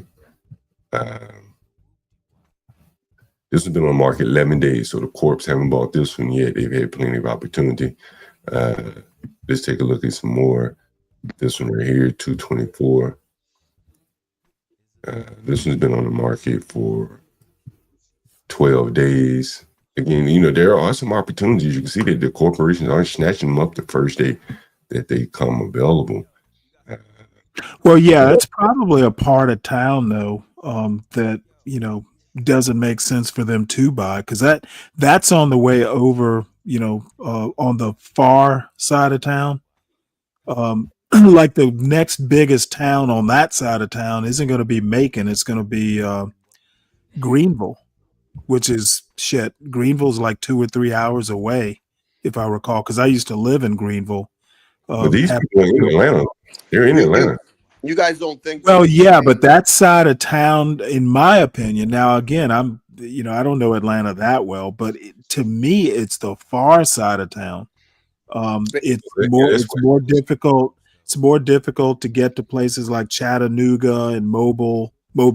Yeah, all those places in the South. If you got the funding and you got a team of contractors in the area, you could easily kind of fit in with corporate you know, interest in the neighborhood. You probably have the upper hand.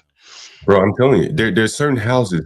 What I'm trying to explain to people, there's certain houses that the corps aren't buying. Yeah, they're not. And there's certain houses that regular people aren't buying. As I'm showing you here, look at all these fucking houses. Like $25,000. I think that corporate is just buying it a lot in the burbs, bro. Because I don't see them buying a lot in the city. And the corps those might be within the Fulton County limits, you know, within the metro area. But the thing is those, I don't know, could you even call them suburbs if they're in Fulton County? A lot of them corporations, they buy in bulk. They buy like parcels. Like I remember when I first was investing in Gary, somebody sent me a parcel list of like about 20 properties. They were like, some of them was abandoned, some of them was lots, some of them was 2 flat buildings and multi-unit buildings. They'll buy, and that whole parcel list with 20 properties, they wanted $300,000 for it. And really? That's how corporate a lot of these corporations, they'll buy their whole parcel list. It was an Excel sheet with like 20 properties on it. They'll buy it like that, and then they'll, you know, figure out what they're gonna fix up, or, you know, they might sell the land or whatever. They don't buy onesies and twosies like that usually. I mean, right, they buy. They may be buying and shit like that. Now there are other marketers and shit. Now there are smaller corporations. Don't get me wrong. There are levels to the shit. You know, they want setting up whole fucking developments, and there are other ones that will come in and buy your house in your neighborhood. You know, there are levels to it. But with all of that being said, you can see the houses here, 135, 140. There's a reason why people are not buying those houses. You think it's the location, or you don't think it's the work that they might have to put in the house? No, hell no. These houses, all the ones I've been showing you, are ready to go. Right? Where are they located? They're in Atlanta. Right? But where? Some are in probably bad neighborhoods, or as the lady said, the schools aren't to their liking. Well, right? I mean, if you could afford to get yourself a little decent house like that, I'm pretty sure you got money to spend another 12 or 15K a year for your kids' education. Well, but then there comes the thing of you got to transport that child to the public school, and Atlanta doesn't have. It won't be a public school because it's private. You're paying for it. Well, you have. That's what I really meant to say. You have to transport that child to a private school. There's not going to be public buses. A lot of private schools, they have their own private busing.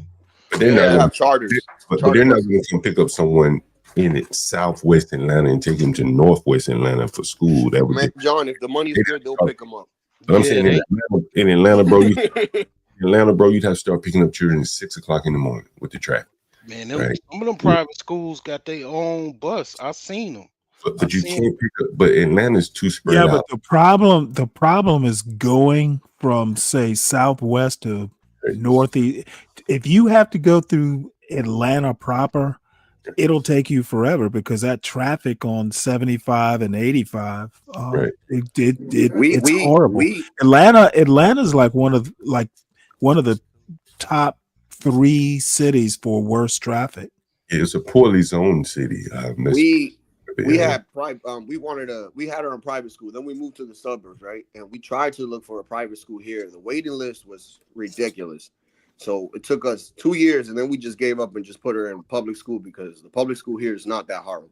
Right. So in Atlanta, you see these areas with these $115,000 houses, and you wonder what is keeping them from buying them. And it's problems that could be solved, either the schools or the crime, and Ossoff and all the people want to overlook that. And so instead of solving the schools and the crime, they said we're going to come up with a governmental solution for more affordable housing. But as we've shown here, there is affordable housing all over Atlanta. That's just houses we're looking for.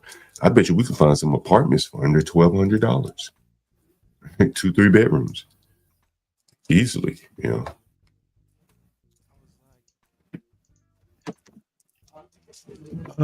Let's see. So you've got something here, Broke Genius from Chicago. Ooh, that's I don't know. That's looking mighty rough. Yeah, see the reason why I showed you that is basically a house like that, it's not intimidating for me because I pretty much I've already remodeled or renovated houses like this. I know what they cost. I know the lay of the land. A house like this ain't intimidating to me. Somebody else, most people, they're intimidated by this. And this neighborhood is actually not a bad neighborhood. That zip code is a pretty hot zip code in Chicago. Pretty much my grandparents lived in that same zip code. Yeah, I mean, where is it in relation? Is it South Side? South Side. That's the South Side. Southeast side. But see, here's the thing though, Stanley. And for people in the audience, I'm not just talking to Stanley. Like an American, fucking, black, white, look at their house and they say, "Oh my God, I'm out." Mexican immigrants, they come here flush with cash. They can be living 5 to a house somewhere else and buy this shit.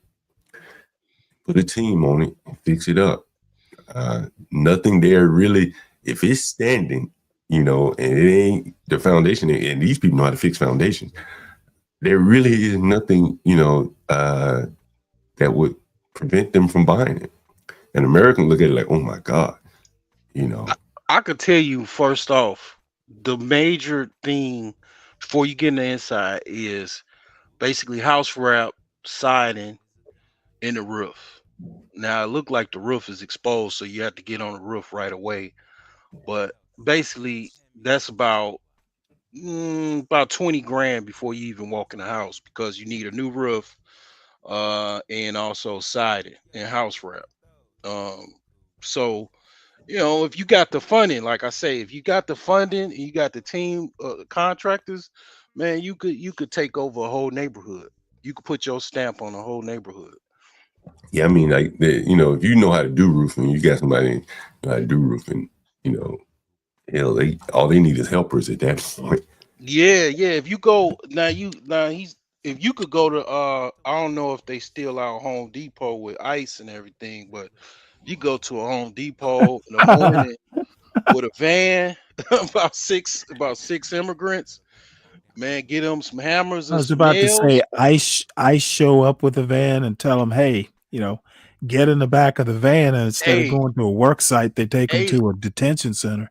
It's a YouTube of a white dude. It's a YouTube of a white dude doing practical jokes, picking up immigrants at Home Depot, and then when he go pull up to somewhere and yell "ice, ice" and blow a whistle, Then they You know what? start running. He's gonna get his ass killed. They start running out the pickup truck. It might still be on YouTube, but I don't know. That just made me think of this. But Sin asked the question, what's the point of going to Atlanta from the Bronx without getting a McMansion? Weather. It's a lot warmer down in Atlanta than it is up in New York City. For me, it would be, who wants to Atlanta's a lot less busy, I guess would be the word. And even the houses that you're looking at, those houses we were looking at, Atlanta has a lot of suburb-like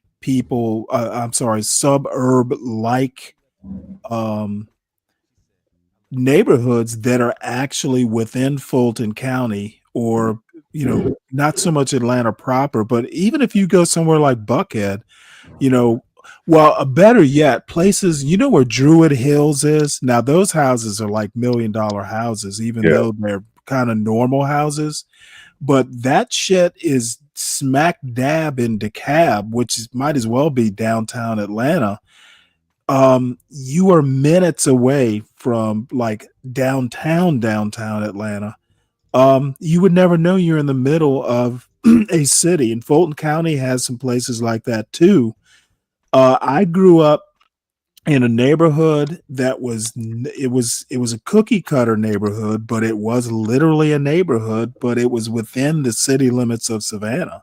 So it was like living in a suburb. There were lawns and backyard, front yard. It was like a suburb, but it was literally within the city limits. So Atlanta has places like that. What makes it a suburb?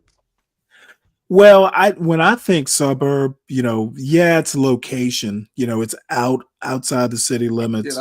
Getting to. But the thing is I always think of suburbs. If you have a lawn that you have to mow, backyard and front yard, don't talk to me about. To me, that's suburban like. Yeah, I have a lawn back in front. Same here, dude, and on the side. And I mean, the kids. I mean, my sister and I used to get out there on that front lawn, and it was kind of glorious.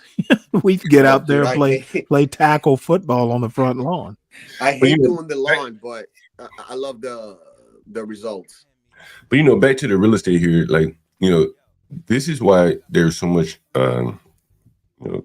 claims of lack of affordable housing. Part of it is, there have been houses that just been allowed to wither away, be taken back by nature. The people living in there couldn't maintain them. And the people that are living around them didn't see it as investment worthy. And now Ossoff is coming in complaining or pointing out that the corporations are now buying it. And I think that if these properties were investment worthy to the people living around them, then we would prevent the corporations from coming in, because all of these properties they're not necessarily interested in. Look at all the ones. I'm still kind of confused as to your point. Are you saying, hey, we're not going to? I mean, if people don't want to move in because of schools, that's not something that Ossoff can deal with. Well, I think that he can make there's some things honestly that they can do about the schools. Like what? We don't have an education department anymore. Well, but schools are local. To be honest, the governor needs to be dealing with this, not the senator. Well, fair enough. Whoever needs to be dealing with it. Look at this house right here. This house right here, man. This is amazing. Let me share this with you.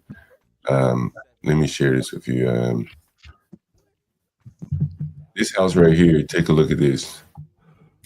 Let me know if you can see my screen. It's coming up. All right. So this house right here. Well, I don't see the house. I see the. You need to go up a bit.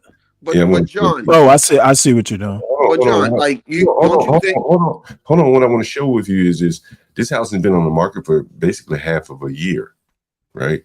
More than half the year. 195 days, $200 per square feet, 7,000 square foot lot. And here's the house, man. Corporations aren't buying these houses they're manufacturing a boogeyman. This house has been on the market for half of a year. That's nice. Okay, I know where that is. That's right along I-20, isn't it? That's nice. Northwest. I'm not quite sure Somebody where it is. already fixed that house up. Right, Yeah, but that's what I'm nice, saying is, man. but what I'm saying at 220, this house is listed at 220. I guarantee you that's What's the probably square not foot? too far from Morehouse. So this house is listed at 220. It's been on the market for 195 days. Right there. Somebody needs to offer. You probably can get this house for $165,000, $180,000. How long are they going to keep carrying this house where someone could break into it? So there's many points of entry to this house. Well, it looks like he's got neighbors, so the house has neighbors, so it's probably not that big a risk. It's less of a risk. Yeah, well, somebody broke in my house, and I got neighbors connected to my house, so things happen. Right? And well, touche. These houses have crawl spaces where someone can go easily up under the crawl space of a house, strip out all the piping. You won't even know it until you get ready to sell the house, and then be like, boom, there's no fucking pipes in here. That's happened to me before. 1990. Right. So this house, you probably can steal it for under 200,000. Look at there. Been on the market for over a year. Hey man. You can look and 200 see square foot more than in that house. No, 400. And you can look and see here that the price has gone up in November, down in December, down again in April. Right. I'm not sure if you can see this. But John, you don't account like inflation and all that stuff that's been happening over the past 4 or 5 years, where people might not have the money to afford these things or go into this type of investment. You know what I'm saying? I know that you're talking about corporations, but if you look here, regular day person. If you look here though, there's been no inflation in the price of this house. There's been deflation. It was listed in November at 215. Today it's listed at 220. That's a 30,000 decrease. Right. That's deflation. Mm-hmm. It will sell for cheaper than 220. So don't tell me that they can't tell me that there are no deals out here when someone could easily buy this house and pay the mortgage like it's nothing. Well, but they're probably paying $2,000 in an apartment somewhere. But here's the thing: they probably that house. I'm willing to bet that house is probably in one of those neighborhoods where it's higher crime. Okay, well, shit. Bad schools. Get and that's gonna eliminate a lot of people, that your typical retail buyer, because most people they have children. That's the reason why they need multiple bedrooms. Well, but you know, again, well, this neighborhood, I'm gonna guarantee you, is a black neighborhood. If it's Northwest. But yesterday I interviewed a young lady. She rented a house, and they said, we're looking to replace all the roommates in the house. She said, I'll take up the charge for you. There was an opportunity for her to make money that way. Someone could easily buy this house and start renting out rooms, right? That looks really nice on the inside from the They didn't get $250 a month per room and live in the other room. They live down there for free, right? It'll be a stepping stone to them. They don't have to go in and do any work. You can come right in renting rooms. There's a house. How many people? I don't, I'm not a landlord, or I've never been a landlord. How many landlords or property managers buy properties that are retail to rent out? I mean, is that typically? That's all I've ever bought. You bought move-in ready homes? No. I bought like grandmama house. Right? But I'm saying the houses you bought typically were Somebody they lived move-in ready? Yeah, somebody lived there. Okay. Now they weren't nice like this house. You understand? They may have had roaches, bugs, needed a new. They were distressed, so you bought distressed property. It's like if your grandma lived there for 45 years, she ain't gonna be painting regularly. You know what I'm saying? The door a little bit off the hinges. She ain't gonna just lack of maintenance. You know what I'm saying? But that's what I'm saying. This house is a move-in ready house. But that is to my point even more. That at 220, you'll probably get it at 200 or less. You got a move-in ready house. Why even? You don't even have to go down and buy a house that you got to work on. This motherfucker's so cheap right here. Like But see, me as a flipper, right? I'm not buying a house like this to flip. Now, I This understand is you wouldn't buy this to flip. this is But this we're is a talking about a housing crisis, right? this is a long-term You're talking about rental. flipping, right? But you're talking about flipping. Mm-hmm. We're just playing a video where they're talking about a housing crisis. Oh, okay. Yeah, ain't no flipping. It's staying. So What I'm saying, this is what retail buyers tend, or right, possible retail this buyers. perfect for a retail buyer who says, "Hey, man, No, it's not perfect. oh, hey, if you're paying $1,900 downtown or in an apartment or $1,800 or wherever you're talking about, you getting squeezed. You got a bad landlord, this or that. You can pretty much walk in this house for a little bit of nothing. But you got a different mindset. Me and you have a different No, I'm just saying, mindset I'm than talking the about average. I'm no, saying the average retail I'm buyer. talking about someone looking to live Right. somewhere. I Right? know, but Right. this is You're what I'm talking about a saying. retail buyer here, right? We're So same when a thing. retail buyer, why doesn't a retail buyer buy this house? It's been on the market for 195 days. It's only $200,000. There's a housing crisis in Atlanta, apparently. Why hasn't someone bought this house in half a year? Right, but I mean, how are you? I mean, the politicians can't make people buy this house. Right, right. Why haven't they? There is a reason why no one's bought this house. In a housing It's crisis? probably not in a desirable neighborhood. If it's Exactly. where I think it, if it's where I think it is, it's basically on a. It's not a horrible neighborhood, obviously. I mean, it's not like, but it's not. It's not Ackworth. You know, Well, these houses are, you know, in neighborhoods. John, you know, right where Morehouse is, right where the medical school is. Yeah. This is right in that area. The thing is, what I'm saying, though, Stanley, is that the average American looks at this neighborhood and says it's not livable. Right. And you know what? I would be perfectly fine with it. Right. Listen. Especially because, you know, it was just me and my son. Now, if I had like a full family, like 2 kids, a dog, all that. Let me see if I can show you something. Let me see if I can show you something that you guys may not have paid attention to. Let me see if I. Okay, I'm gonna show you this picture. Oh, it's got a fireplace and everything. Let me show you this picture here. Damn. So hold on, let me show you this picture here. Okay, see the backyard here, right? That's nice. It's a big flat backyard, right? Hell yeah. Okay, now if I can zoom in on this picture, I'm not sure if I can. What is this right here? This is probably your neighbor's driveway. But you share it. Share driveway, correct? Where you can pull all the way up to the back of to the side of your house, probably all the way to the back of the house. So you can pull all the way up here, correct? Yep. So the house I sold recently, a couple of years ago, a Latino man came to look at the house, and blacks came to look at the house. Who, you know, when I say blacks, I'm saying Americans, right? Because it is a black neighborhood, so it's primarily blacks. A few white people came, and I've told this story before.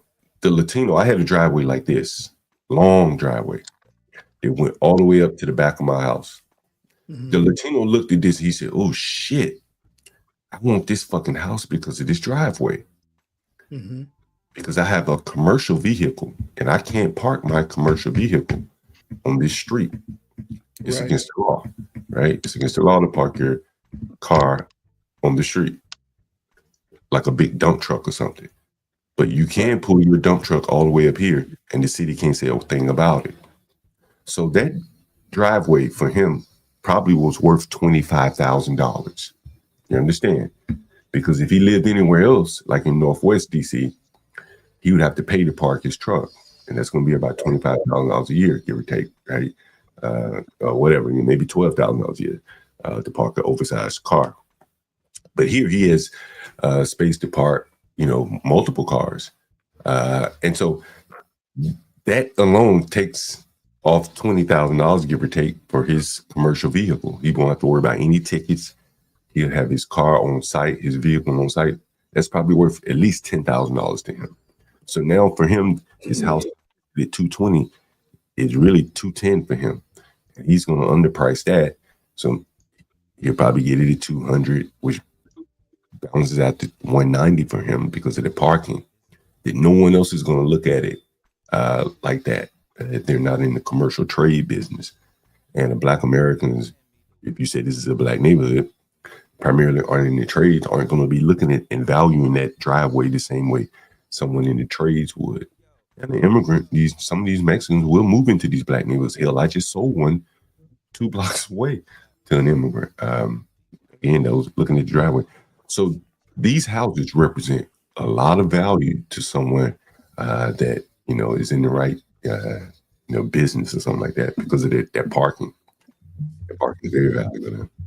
Well, you got to understand is the person that you sold it to, are they an immigrant or first generation American or whatever? Those people tend to take a lot more risks than the average American. They have entitlements, like since talking about going from the Bronx to a mansion in Atlanta. I mean, I think that's like a big jump. Yeah, well, I mean, that's that northern, just you know what? I being from Georgia, I would never move from Atlanta to the Bronx. Why the fuck would I want to live up there? If I, my lady friend, one of my lady friends, she used to live in the Bronx, born and raised, and she always wanted to move to Brooklyn. She never wanted to move to Atlanta. She was like, "Fuck, what I want to move to Atlanta for?" And you know what? I swore, and this is Yankees versus Southerners now. I lived in Rhode Island, and I've spent time up in Scarsdale, Hartsdale area, up in upstate New York. I can tell you right now, when I finally got away from Rhode Island and I moved to Norfolk for the Navy, I swear, I swore I would never live north of the Mason-Dixon line again, and Baltimore would be kind of like my geographical limit. There is nothing. There is all that you couldn't pay me enough unless you're offering me the CEO of Google or something. You could not pay me to live in that cold, in that hustle and bustle. So, I mean, I understand the reverse of that. Yeah. And then I hear all this stuff about, Atlanta being like the gay capital of Black America or some bullshit like that. Who cares? At this stage in my life, and again, it depends on the stage of your life. I don't have a young family. That's going to totally change, how you want to live. But I can honestly say, even with my wife and son, I would not want to live in a McMansion, mainly because how are 3 people going to keep it clean? That's a whole lot of stuff, that I don't really want to do. Rooms we don't use, that sort of thing. This house would be perfect. The thing for me about it, and the utilities, Stanley, trying to keep that place cold in the summer and hot in the winter, because it does get cold down there sometimes. The thing for me about Atlanta, coming from born in the South and not far from Atlanta, and then having lived in DC, New York, Atlanta just doesn't have that sophistication that say DC, New York does. And that's exactly why I would prefer to be in Atlanta. Yeah, but it's kind of fake, right? It's if you're trying to find your identity in Atlanta. Yeah, and you're trying all these different things, and at one point they were embracing strip clubs. Yeah, well, that's for people who want to do all that. No, I mean, and again, for a young person. No, Stanley. What I'm saying is the city government in itself is like a strip club capital. Then they start marketing themselves as like the hip hop city. But all those things, you just can't. It's not very corporate. They had the Freaknik thing, that didn't work. They're trying to find their identity.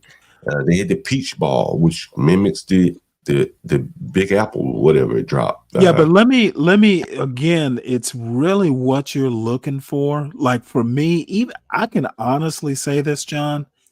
From the time I got out of the Navy to now, I would never have. Atlanta's perfectly fine because my purpose. I probably wouldn't want to live in Buckhead, for instance. Mm-hmm. Like probably the most urban I would actually want to be would be something like Druid Hills, that area, which I could never afford anyway. I wouldn't want to be living in Atlanta. So things like the strip clubs and stuff wouldn't be of interest to me. Yeah, I'm just talking about, for someone like my age or younger, when I look at Atlanta, I look at it's trying to be something, that, I think they get a lot of New Yorkers that move down there, but it's really a lot of the New Yorkers that can't cut it in New York. Right. But the thing is if you're coming to Atlanta for some cosmopolitan bullshit, then you don't need to be in Atlanta, because to me, Atlanta is out like at Lake Lanier. It's more the outdoor stuff. But Atlanta is trying to position itself. It's like an Well, entertainment. and they've really failed. Yeah. What's interesting is that Nashville, I would probably say, Yes. surpassed Atlanta in music. You ride through Nashville, it's all kind of record companies there. There always has been. I mean, the Atlanta's only claim to fame is basically rap. I mean, even the Georgia Music Hall of Fame is over in Macon. It's not even in Atlanta. Yeah, and that's what I'm saying. It's just something missing there. Like in DC, whenever I interview people that are from DC, I'm a Washingtonian. There's some pride in that. For whatever reason, New Yorkers are so brash. I'm a New Yorker, but the Atlanta. Well, I mean, I'm willing to say the real Georgia isn't. When I was a kid, it was literally the saying was, "There's Atlanta and the rest of Georgia." Atlanta's never fit into kind of the rest of Georgia. It's always been this way. I think as big of a feeder as it gets from New York and DC, like kind of our outcasts, I think it gets a lot of people from Alabama. Probably. I know from my hometown, it's 90 miles to the center of Atlanta. And a lot of people from my hometown used to go live, let's say, Douglasville. They get as close as they could to Atlanta. Douglasville, College Park, whatever the hell. It was over there by the highway, by the airport. Fulton. I'm thinking of Powder Spring, not Powder Springs, Austell. Yeah, whatever. That's one of them. There's I can't think. On the way into Atlanta, there's another small city, and I can't think. Fairburn. Is it Camp Springs or something like that? Is it what? Camp Springs or something like that? Yeah, and I can't think of the name. But all that I-20 corridor, coming from Alabama, there are a lot of, and it's a most. Well, I'm not going to say it's mostly black. It's mostly mixed. Chick-fil-A is located Clayton County. That's where all the I know, right where I've passed it before. The original Chick-fil-A's there. Yeah, the headquarters there. And so there's a lot of cheap housing, man, in Clayton County. And I've known people that live there. Apartments. Hell, I once saw an apartment moving special. It was $99 in Atlanta, right outside of Atlanta. Seriously, $100. Well, to answer your I can question, tell you right now, you get off of I-20 and back out kind of in the hinterlands, there is a ton of houses just like the one we're looking at here.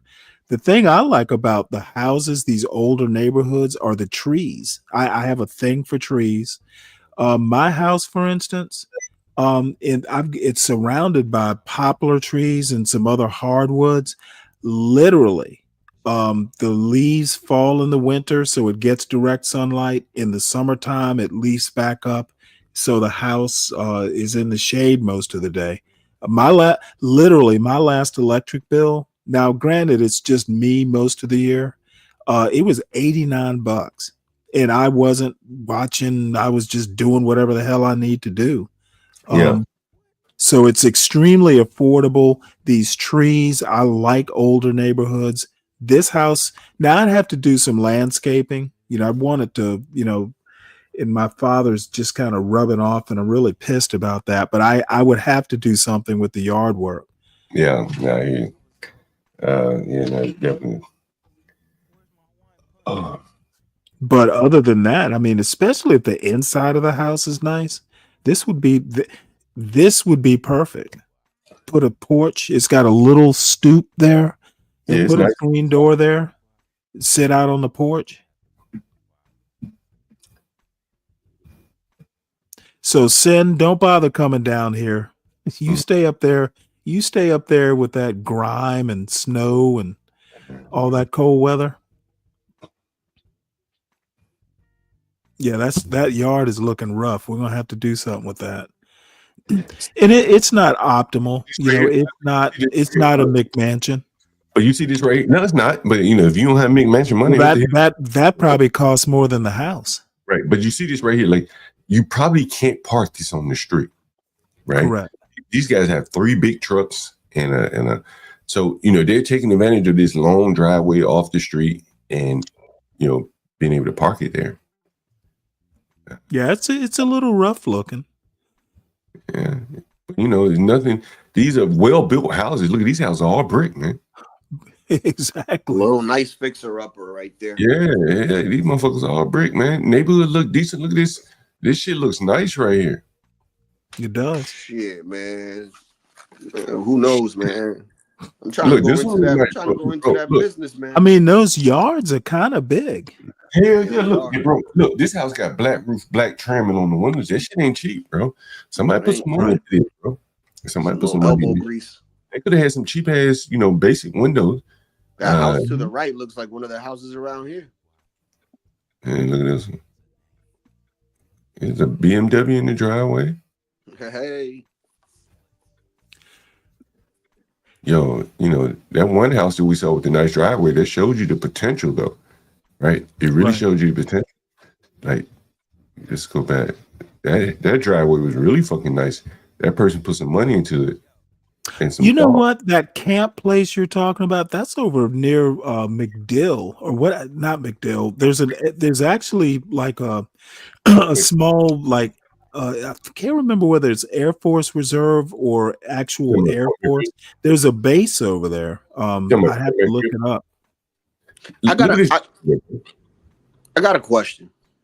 If these corporations see that there's a whole bunch of houses that they don't buy, and you saying that the reason is because of the schooling, right? Why is it that they don't invest in a school where people might want to go and then they can buy those houses and, you know, make money that way too? Because I think the schools, Night is going through a nightmare from the property, but you should come talk to me. You know, he can't be facing anything that I haven't seen before. Yeah, tell him someone to come talk to me. I think the thing is that, you know, the schools, to involve yourself in the schools, and, you know, you have to get involved with the government and big political powers.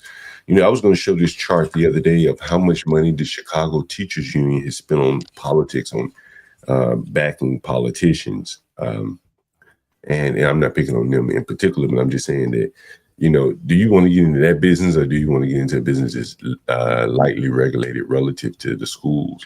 This is an easier business for them, building housing. And so let the government deal with the schools and the people will solve their own problems there. Yeah, now this particular neighborhood does not look like a high crime area. I can guarantee you every damn one of these people probably have shotguns or multiple guns. You know, the thing is that this neighborhood, Stanley, is on the edge. You got one person like this, and you got the rest of them that are marginally keeping it afloat, right? You don't know how it looks on the inside, you know, from the outside. The houses are well built, so they're not having to worry about like siding and shit like that. That would make it start looking bad really quickly. But the brick is on. But like the house is for sale that we look at here, this neighborhood can really turn on who buys the next house or two. You know, right? You know, that's going to make a big difference. It's like the whole rotten apple bullshit. Yeah, look at all these fun cars. Like there's some bad apples. That's just a turn off. Right? That was a bad apple. We saw all the trucks in the one house. Here's all this shit in the front, right? You know what's somebody took a tree down recently. But I mean, I'm looking at this mobile home and that truck. I'm guessing there's not a lot of crime there. You see an expensive cars, decent looking cars. Yeah, BMWs, PT Cruisers. I haven't seen that one Kia. And they have a lot of cars. Here's another example. Right? Look, here's two examples of what I'm talking about here. To the left, that grass, bro. To the left is a red record truck, right? This can't be parked on the street legally. That's why it's right here, right? This guy needs some roof work, by the way. You can see the patch on the roof. You see another commercial vehicle right here. Again, it's parked off the street. This parking is of value to people with commercial vehicles. We've seen 3 now that on the street. And that is the value that the immigrants that will come into these neighborhoods at some point will see well-built houses, with commercial parking there. Bro, there's what is it? Some Brazilians like up the street, and they have like 3 trucks, and they have logos and stuff, and I guess they're all his trucks and his family's business and shit. Yeah, you can't park them shits on main streets, on a residential road. And so these people are taking advantage of that very clearly, to their benefit. And that's good. That's a good thing. So here's a house for sale right here. Yeah, I mean, it's an investment. You gotta take everything that comes with it, man. That's a nice house right If you have a house, you don't gotta pay storage, let's say. You know what I'm saying? You have a shed, a garage, you have a basement. Hey, Sam, what kind of problems?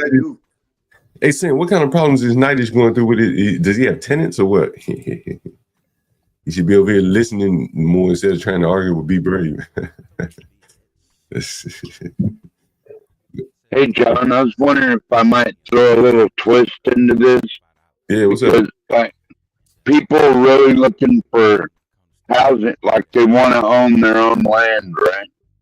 You're going to have to make some sacrifices if you don't have a lot of money. Like what I did is I found a spot.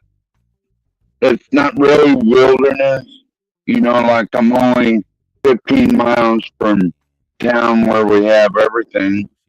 And I built my own road in here. I lived in a little camper for a while I built the shack I'm in now, and the deck and woodshed and all that. And you're still pretty close, and it's a great neighborhood. I got 20 acres, and I know my house isn't the best, but I mean, people really looking for a piece of property. You got to put in the work, and you got to be willing to learn or do a lot of the work yourself. Like I already had some carpentry skills, so I just slapped this place together, and the deck and the woodshed and all that. I know I'm not connected to all the utilities, but it's doable. I have a water well, nice gravel road in here. I mean, just every year, do something to improve your land, and eventually you'll get there. But it does take sacrifice. Yeah, it takes a lot of work, man. It takes a lot of work. That's why some people are better off renting. It's not a bad thing for everybody. For some people, they'd be better off buying. But the maintenance, the wear and tear. I think you have to be willing to be a little handy. What'd you say? Handy? 12. Yeah. You got to be willing. Yes, sir. Latino, what do you think? You Well, be that's like my father is actually amazing. I told you about the time one summer we rebuilt a Volkswagen engine. Yeah. One summer we stripped the house. And my father was like, no, what we're going to do is we're going to blister the paint off. So we took it down to the wood and put like maybe 3 coats of paint. And this was the whole house. Now it was a brick house. So you're only doing, the trimming, and then on either end, you've got that big wooden thing, I don't even know what you call it, but it took like maybe a month because we literally blistered the paint. We stripped it, blistered it, and I think we might have done some sanding to rough it up. And then we went back and put at least 2 coats, maybe 3, knowing my father. And it was a big job. So yeah, the handy stuff didn't really rub off on me because I never really liked it. But my brother, for instance, Right. he and my father literally gutted my grandmother's old house and brought it back to life. They were going to do Airbnb, but Nice. it just never got around to it. But that house, y'all have seen a little bit of the kitchen because, you know, when I do a show, it's in the kitchen. I was amazed. It is, I mean, they literally like knocked down walls and moved walls and shit. Oh yeah. The kitchen, as a matter of fact, the kitchen wasn't even where it was in the original house. They fucking took it down, redid piping. They just went crazy with it. And it's pretty nice. I had a buddy, he calls in from time to time on the stream, and he paid someone to paint a room for him. Maybe the whole house, I can't remember. And it, you know, paint is, you know, it's what you make of it, you know, depending on, you know, level 5 paint, whatever, you know. And the strokes too. The guy was like, it may have been $3,000 to paint his, you know, the interior of his house. And he said, man, I'll never pay that shit again. I'll just learn how to just paint myself, you know, room by room if I have to. When, you know, and, you know, you can paint. I think, you know, if you have a smooth enough wall, you can paint it. You know? Yeah, I paint myself. Yeah. Fuck that. I don't It may know not be. what I get a It paint. may painted a lot of years. It may not be perfect, you know, like a painting company would do, but No, my shit is perfect. I use the tape and everything, the edging Oh, you tape, the tape. lining tape. Stop playing, dude. If it ain't Well, perfect, why do it? the brushes are for me everything. I can like pretty much trim with no tape. You know, it just Nah, depends but on me, the I do the trim just, you know, to have it perfect, dude. Not, Yeah. you know what I mean? Yeah, I can almost damn near trim perfectly if I have the right brush, like a Purdy or something like that. Yeah, as a matter of fact, my father's like, shit, John, one summer we fucking stripped like 2 rooms worth of wallpaper and Yeah. fucking I like hate wallpaper. took the wallpaper down, put new wallpaper up. And it was a chore. And you know, this was just me and him doing it. You know, my Right. sister didn't really get involved in that sort of thing. So She probably yeah, cleaned it up took us. after. And my father is a perfectionist. The fucking wallpaper had to line up perfectly. Yep. And the problem is I don't like doing stuff like that. And part of the reason is if I start it, it has to be perfect. Yeah. You know, that's why I don't like doing big jobs, because I know if I do it, It's that just like cooking, obsessive Stanley, right? You gotta compulsive. put love into it. Yeah, exactly. Yeah, no, I don't disagree with that. Small bites, as they say, small bites. Take small bites. Strive for I helped move a 2-story house one time. There was some people bought it. I don't know how cheap they got it, but the city wanted to get it out of there. So we literally split this 2-story house in half, put it on 2 big flatbed semi trucks, and moved it out way in the hell out in the freaking country on the top of this big ass hill, and put it up there. Just spliced it back together. It was so cool. Look, I mean, the other day I was telling Stanley about a pizza oven, right? And I looked online. Them shits is like $5-6 grand. But if with $500 I could build one on my own, and I'd rather build it. Yeah. Which I had built. Lots of ways to save a lot of money. Damn right. And learn, dude. not have to pay rent. You just have these little property taxes or whatever, and that's it. And all the rest of the money goes in your pocket.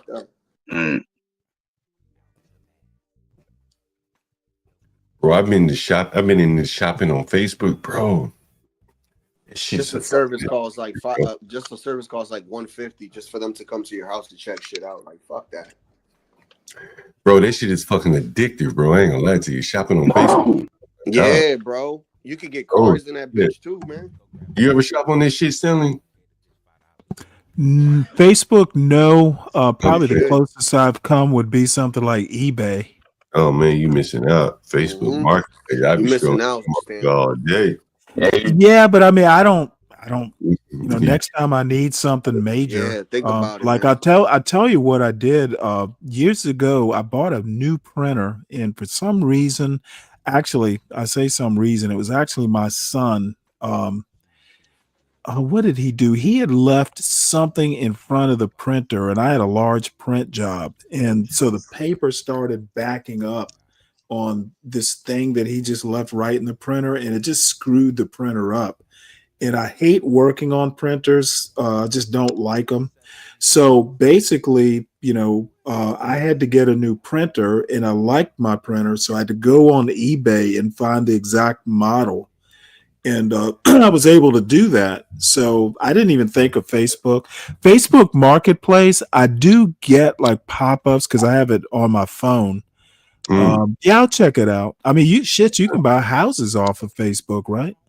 Probably so. I wouldn't be surprised. Yeah, they've got all Another kinds good- of things on there. Another good place to look is Craigslist. I know it's outdated, but you can find like remote properties here and there. Not that remote, but you might have to build your own road in there. 5 acres, 10 acres, 20 acres. You just literally go on there and get you a really nice piece of raw real estate for good and cheap, and it's so easy. What But is it? not What is Sin everybody can talking do that. about? If you're in North Carolina, what's all this Bronx talk? What are you? Are you? You're not. You're talking just like American Man. He's in North Carolina too. Do you live near each other? North Carolina. That's where my mom's moving to North What is Carolina. this? Look at this. Now, this guy just pops up into the chat going, white people play Duck, Duck, Goose. Do FBAs play Ninja, Ninja, Coon? You know what? Let me put it to you. Let me put it to you this way. That's a question you should ask. That's a question you should ask SKC. He likes imitating white people. Yeah. So he would. I don't even know what the hell Duck, Duck, Goose is. Real black people don't play Duck, Duck, Goose. Yeah, I never played Ninja Ninja Coon. I never did either one of those. Sorry. Yeah, well, all I have to say is that play must be dodgeball, that man. that's a hood conservative. Maybe it's a northern white thing. People don't do that. Yeah, maybe Yankees exactly. do that. It must be a Yankee thing, Stanley. I don't know. Yeah, it's gotta be. You know, the ducks and the ducks. Indiana. You know, you be bringing ducks and geese down here. We shoot those things and eat them. He's from Gary, Indiana. Especially the duck. I've never had wild duck. There was this this is Front Royal, Virginia again. This buddy of mine had like a customized, it was a John boat, but it was like a duck boat. It was outfitted with all kinds of like stuff, that you basically be doing duck and geese hunting on the river. I don't know how much he paid for that thing, but it was nice. Now the thing is duck hunting isn't my thing because you have to get out in the cold and shit. There's no way I'm waking up at 5 a.m. and going out on the river and all that cold just to get wild ducks. The one that goes. Yo, I tell you, Puffy is trending like a motherfucker. Puffy is trending like hell online. Every live. Well, like, damn. I'm getting to a point to where I'm right at 8 hours. So y'all, if y'all want to start up a puppy show, oh man, go right ahead. I wanted to show this that kayak video, Stanley, you were looking at earlier. I didn't know they made kayaks like this. I might just go ahead and hold it and show it overnight because I literally am tired. But this looks really interesting. kayak. Well, fuck, might as well just watch it right quick, and then I'll hang it up. Everybody, please make sure you hit the like button, by the way, and make sure you subscribe to the channel, to the John Gall Urban Landlord channel. Make sure that you subscribe to my channel, the at Stanley Cross 6000 channel. Support the show. And I was thinking, somebody talked about reparations yesterday, and I was like, you know what? That's a good thing to ask for Portia. Give her reparations money for inflicting, like, she probably thought I was going to be like a decent host, and much like, you know, I've probably disappointed her. So just go ahead and give your reparations money to Portia. Reparations. And just make her feel better for making me. Go ahead and make her feel better for the mistake that she made and inflicted upon y'all. So there's that. You ain't that bad, Stanley. Come on, man. No, I have my moments.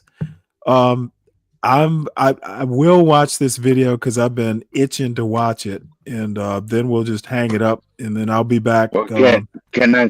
Can I tell a short story about a commercial fisherman in a kayak in Port Protection, Alaska?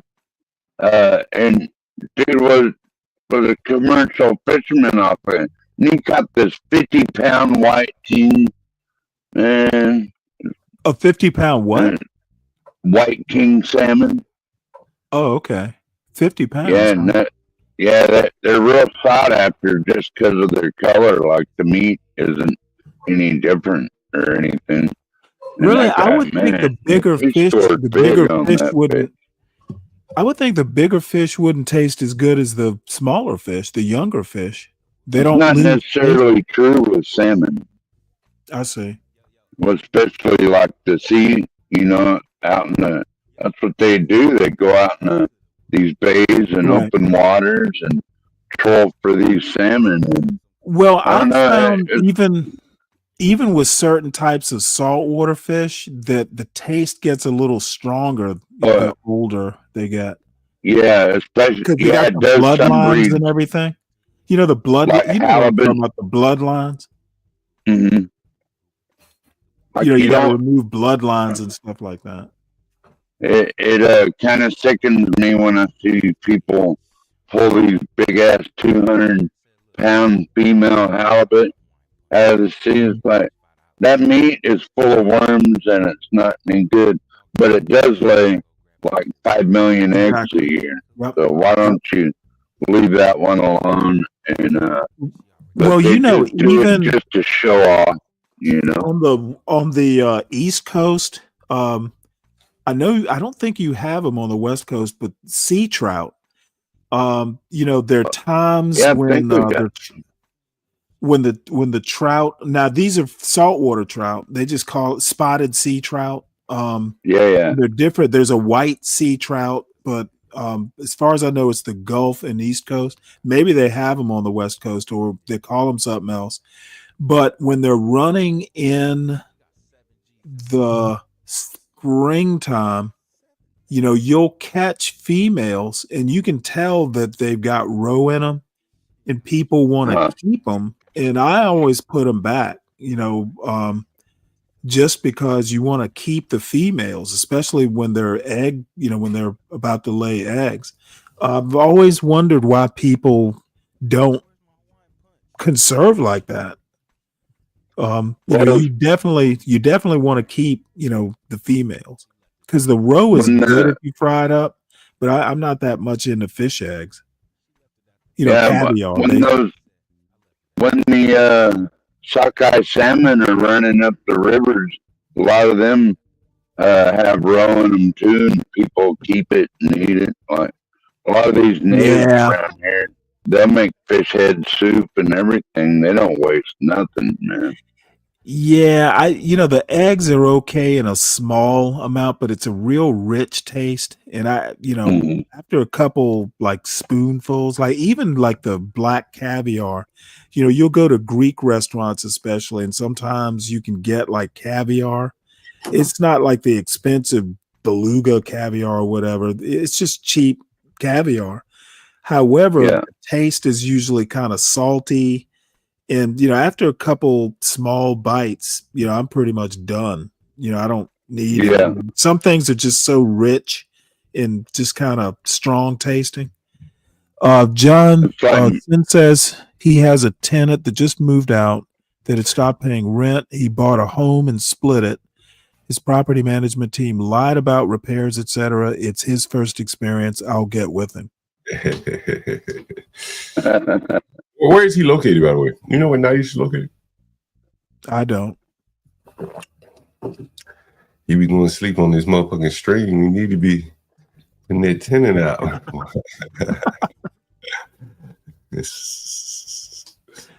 So what? Did you finish the story? What story? 12th Man. Yeah, about the sockeye salmon. Like, we can go dip netting here, and you can pull up sometimes two 5 to 8 pound salmon out at a time just with your net. It's crazy.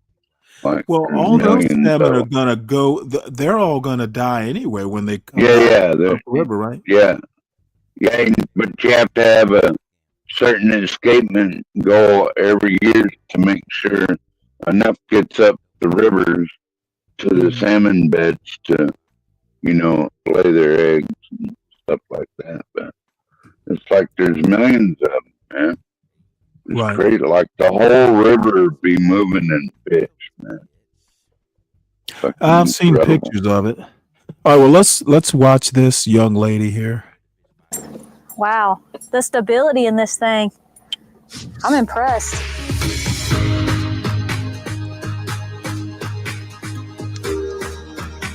Yeah, let me turn down this.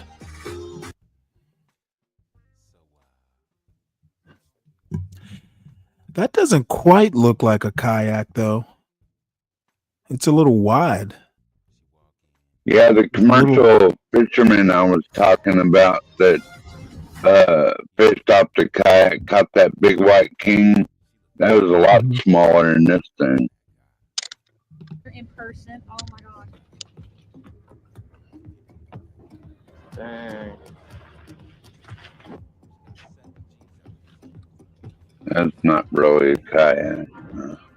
Yeah, I didn't think it was either. It just looks like a kind of like a small boat. Like, you know what it looks like? It looks like a mini plastic drift boat. You seen those drift boats that they put out on some of those big western rivers? Oh yeah. What's up, guys? Welcome back to Pack and Tackle. With the Tim. oars. I'm Chelsea. We are going to give you a first impressions review of the new Sonata MK. And I'm really excited. These are little special kayaks. These are brand new, just come out this year. I could see the river back there in the background. We want to give you guys our thoughts on it and kind of let you go out with us on our first trip. We're going to go fishing, so we're going to pack it up just like any other trip. We kind of got these out of necessity.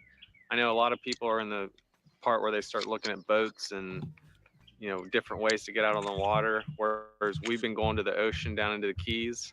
We kind of got into a spot where the tide was flowing out and we had trouble getting back with the pedal kayak. Current and the wind was taking Okay, it's an ocean kayak. I have a pedal kayak and I just couldn't pedal. It was just really hard. So, and then on our way home, we was looking up Old Town and found these are ocean kayaks. So with a motor, we are tickled to death to try them. We're going to get these down on the water. We got them in the back of the trucks today. It's like $3,400. Toyota Tacoma. And you can see it fits pretty well as long as you have a flag hanging off. And Timmy's got a Dodge 1500. We're going to probably make a video and show you all how we actually put both of them in there. No, that's a kayak right there. We're going to get down there on the water and get these things loaded up. We will be using these kayaks in rivers, lakes, and the ocean because we're going to try and camp off these as well. So stay tuned. Well, first let's talk about what it is. It's an Old Town Sonata. It's the ocean kayak. It's a 106. MK means Minn Kota with the motor. That's not a kayak. We went with the AMP outdoor lithium batteries, Bluetooth. They ship very quick. They're really good to work with. If you email them or anything, have questions, Now I'm they answer wondering you within how like you a couple charge them hours. out in And the they help us wild. try to You figure have out a what battery chargers we needed. We bought those through the AMP outdoors. like a But today we're solar just going to talk charger? about this battery and this boat. And it's super light. And the battery charger's super easy to work. Everything's really nice. That might So be this a is how you... highfalutin kayak, Stanley. Well, that's really neat. I like that idea. Yeah, $3,400 This worth. thing's sick. Wow.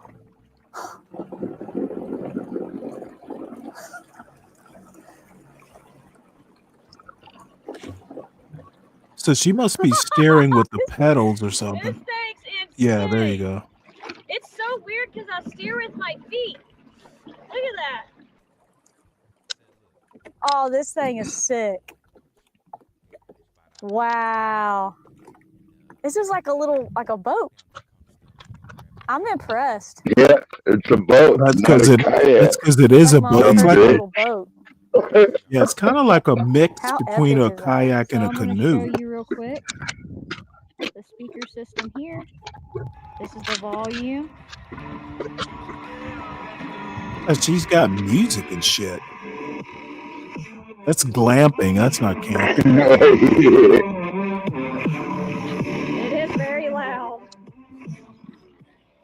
Can Yeah, also well, pause. having fun with their money, I guess. Also That's got a not real lighting system. Well, the kayaking. thing is, The now, light bars I'm being underneath here. persnickety here, Go but bed at night. There's that lights on both that sides. music's just gonna scare the fish.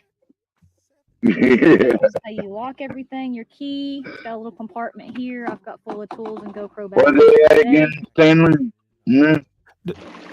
No, I'm saying that music, I'm sure, Yeah. like at the end of the day, you pull it up and you can play music in camp. But Yeah. no serious fisherman is going to be playing loud music out on the water to No. spook the fish. If nothing else, they'll feel the vibration, from the boat. Yeah. I love it. This is the best thing ever.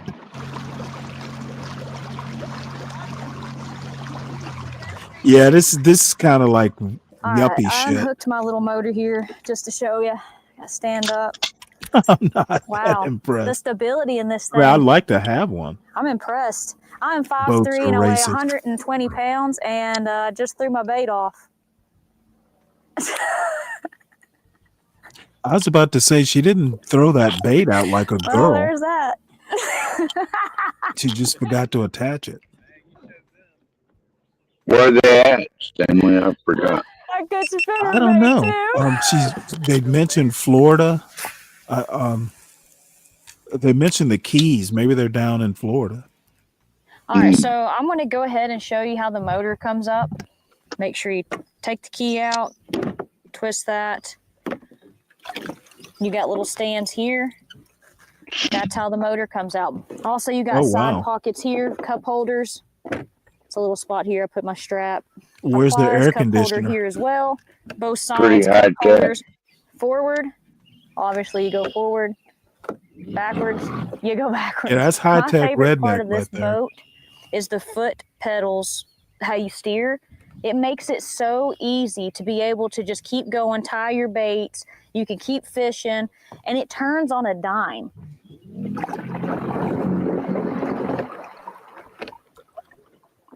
Yeah, you could put a downrigger on the back of that and Once troll you king figure out how to salmon. control the speed, you're able to go in fast and kind of turn and let off, and it kind of like coast into Wonder spots. how You good just is it barely going give it against the just a tide? little juice there.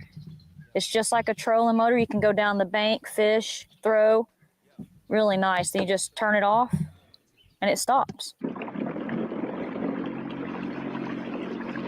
It looks like it's going at a pretty good clip. Really, really nice.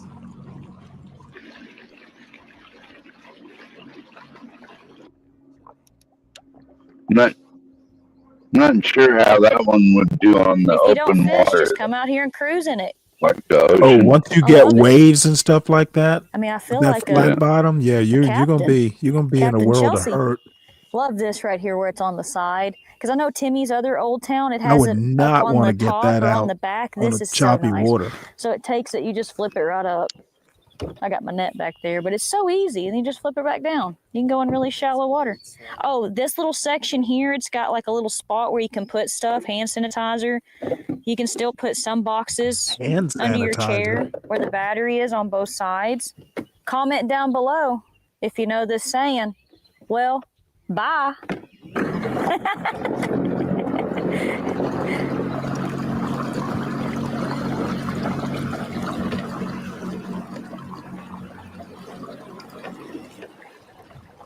I'll send you a link to Alexa Outdoors in the email, Stanley. She does actual paddle, like a cinder block. real kayak Timmy's, I think, is camping and Horizon. canoe Love all the camping. extra rails.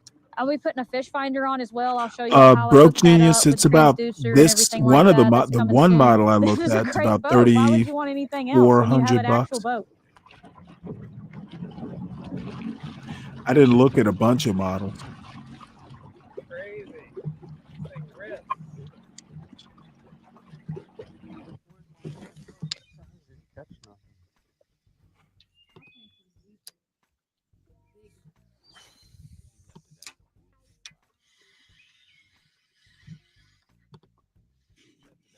That's the thing about Southeast Alaska, Stanley, is you have all these calm channels and bays. Like you could do something like that in Southeast Alaska and troll for salmon. But the most expensive one I see is about $4,700. But they make regular kayaks too. It's a nice little fish. A smallmouth bass. Yeah, that was fun. What is that?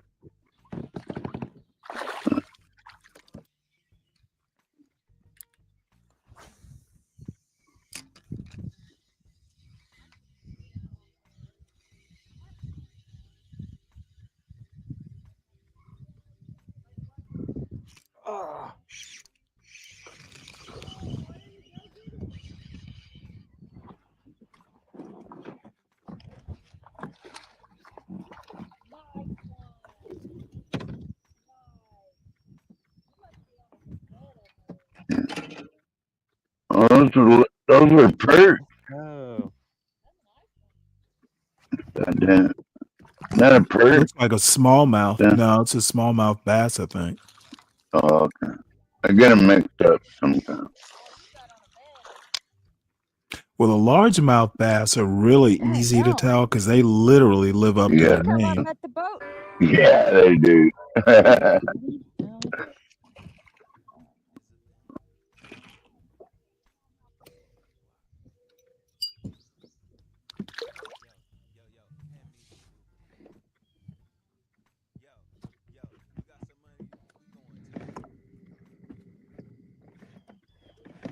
Now you've eaten a lot of catfish, right, Stanley?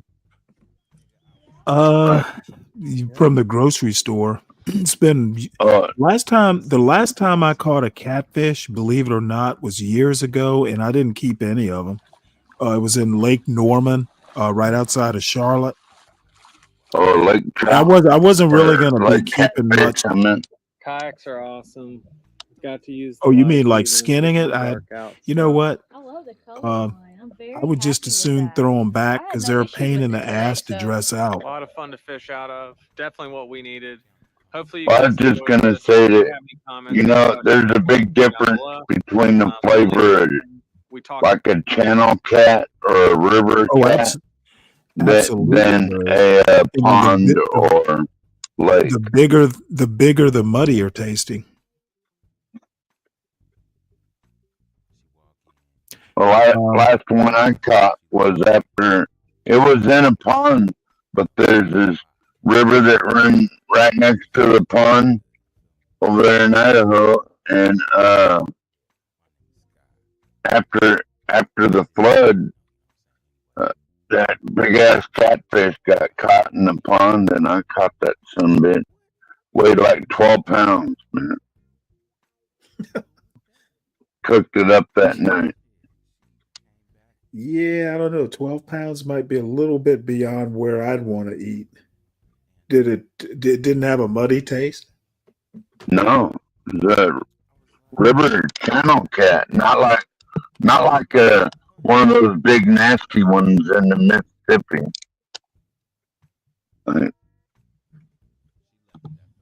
Yeah, I just get mine from the grocery store. They're already filleted out and everything. Yeah. All right. Well, I'm gonna go ahead and sign off. That's enough of this young couple. So everybody, I'll be back at around 3:45 or 4 tomorrow morning. Everyone, make sure you hit the like button on your way out and subscribe to the John Galt Urban Landlord channel and the Stanley Cross channel. I actually do have. I want to talk about The Devil You Know, and maybe I'll do it today. But make sure you support the host.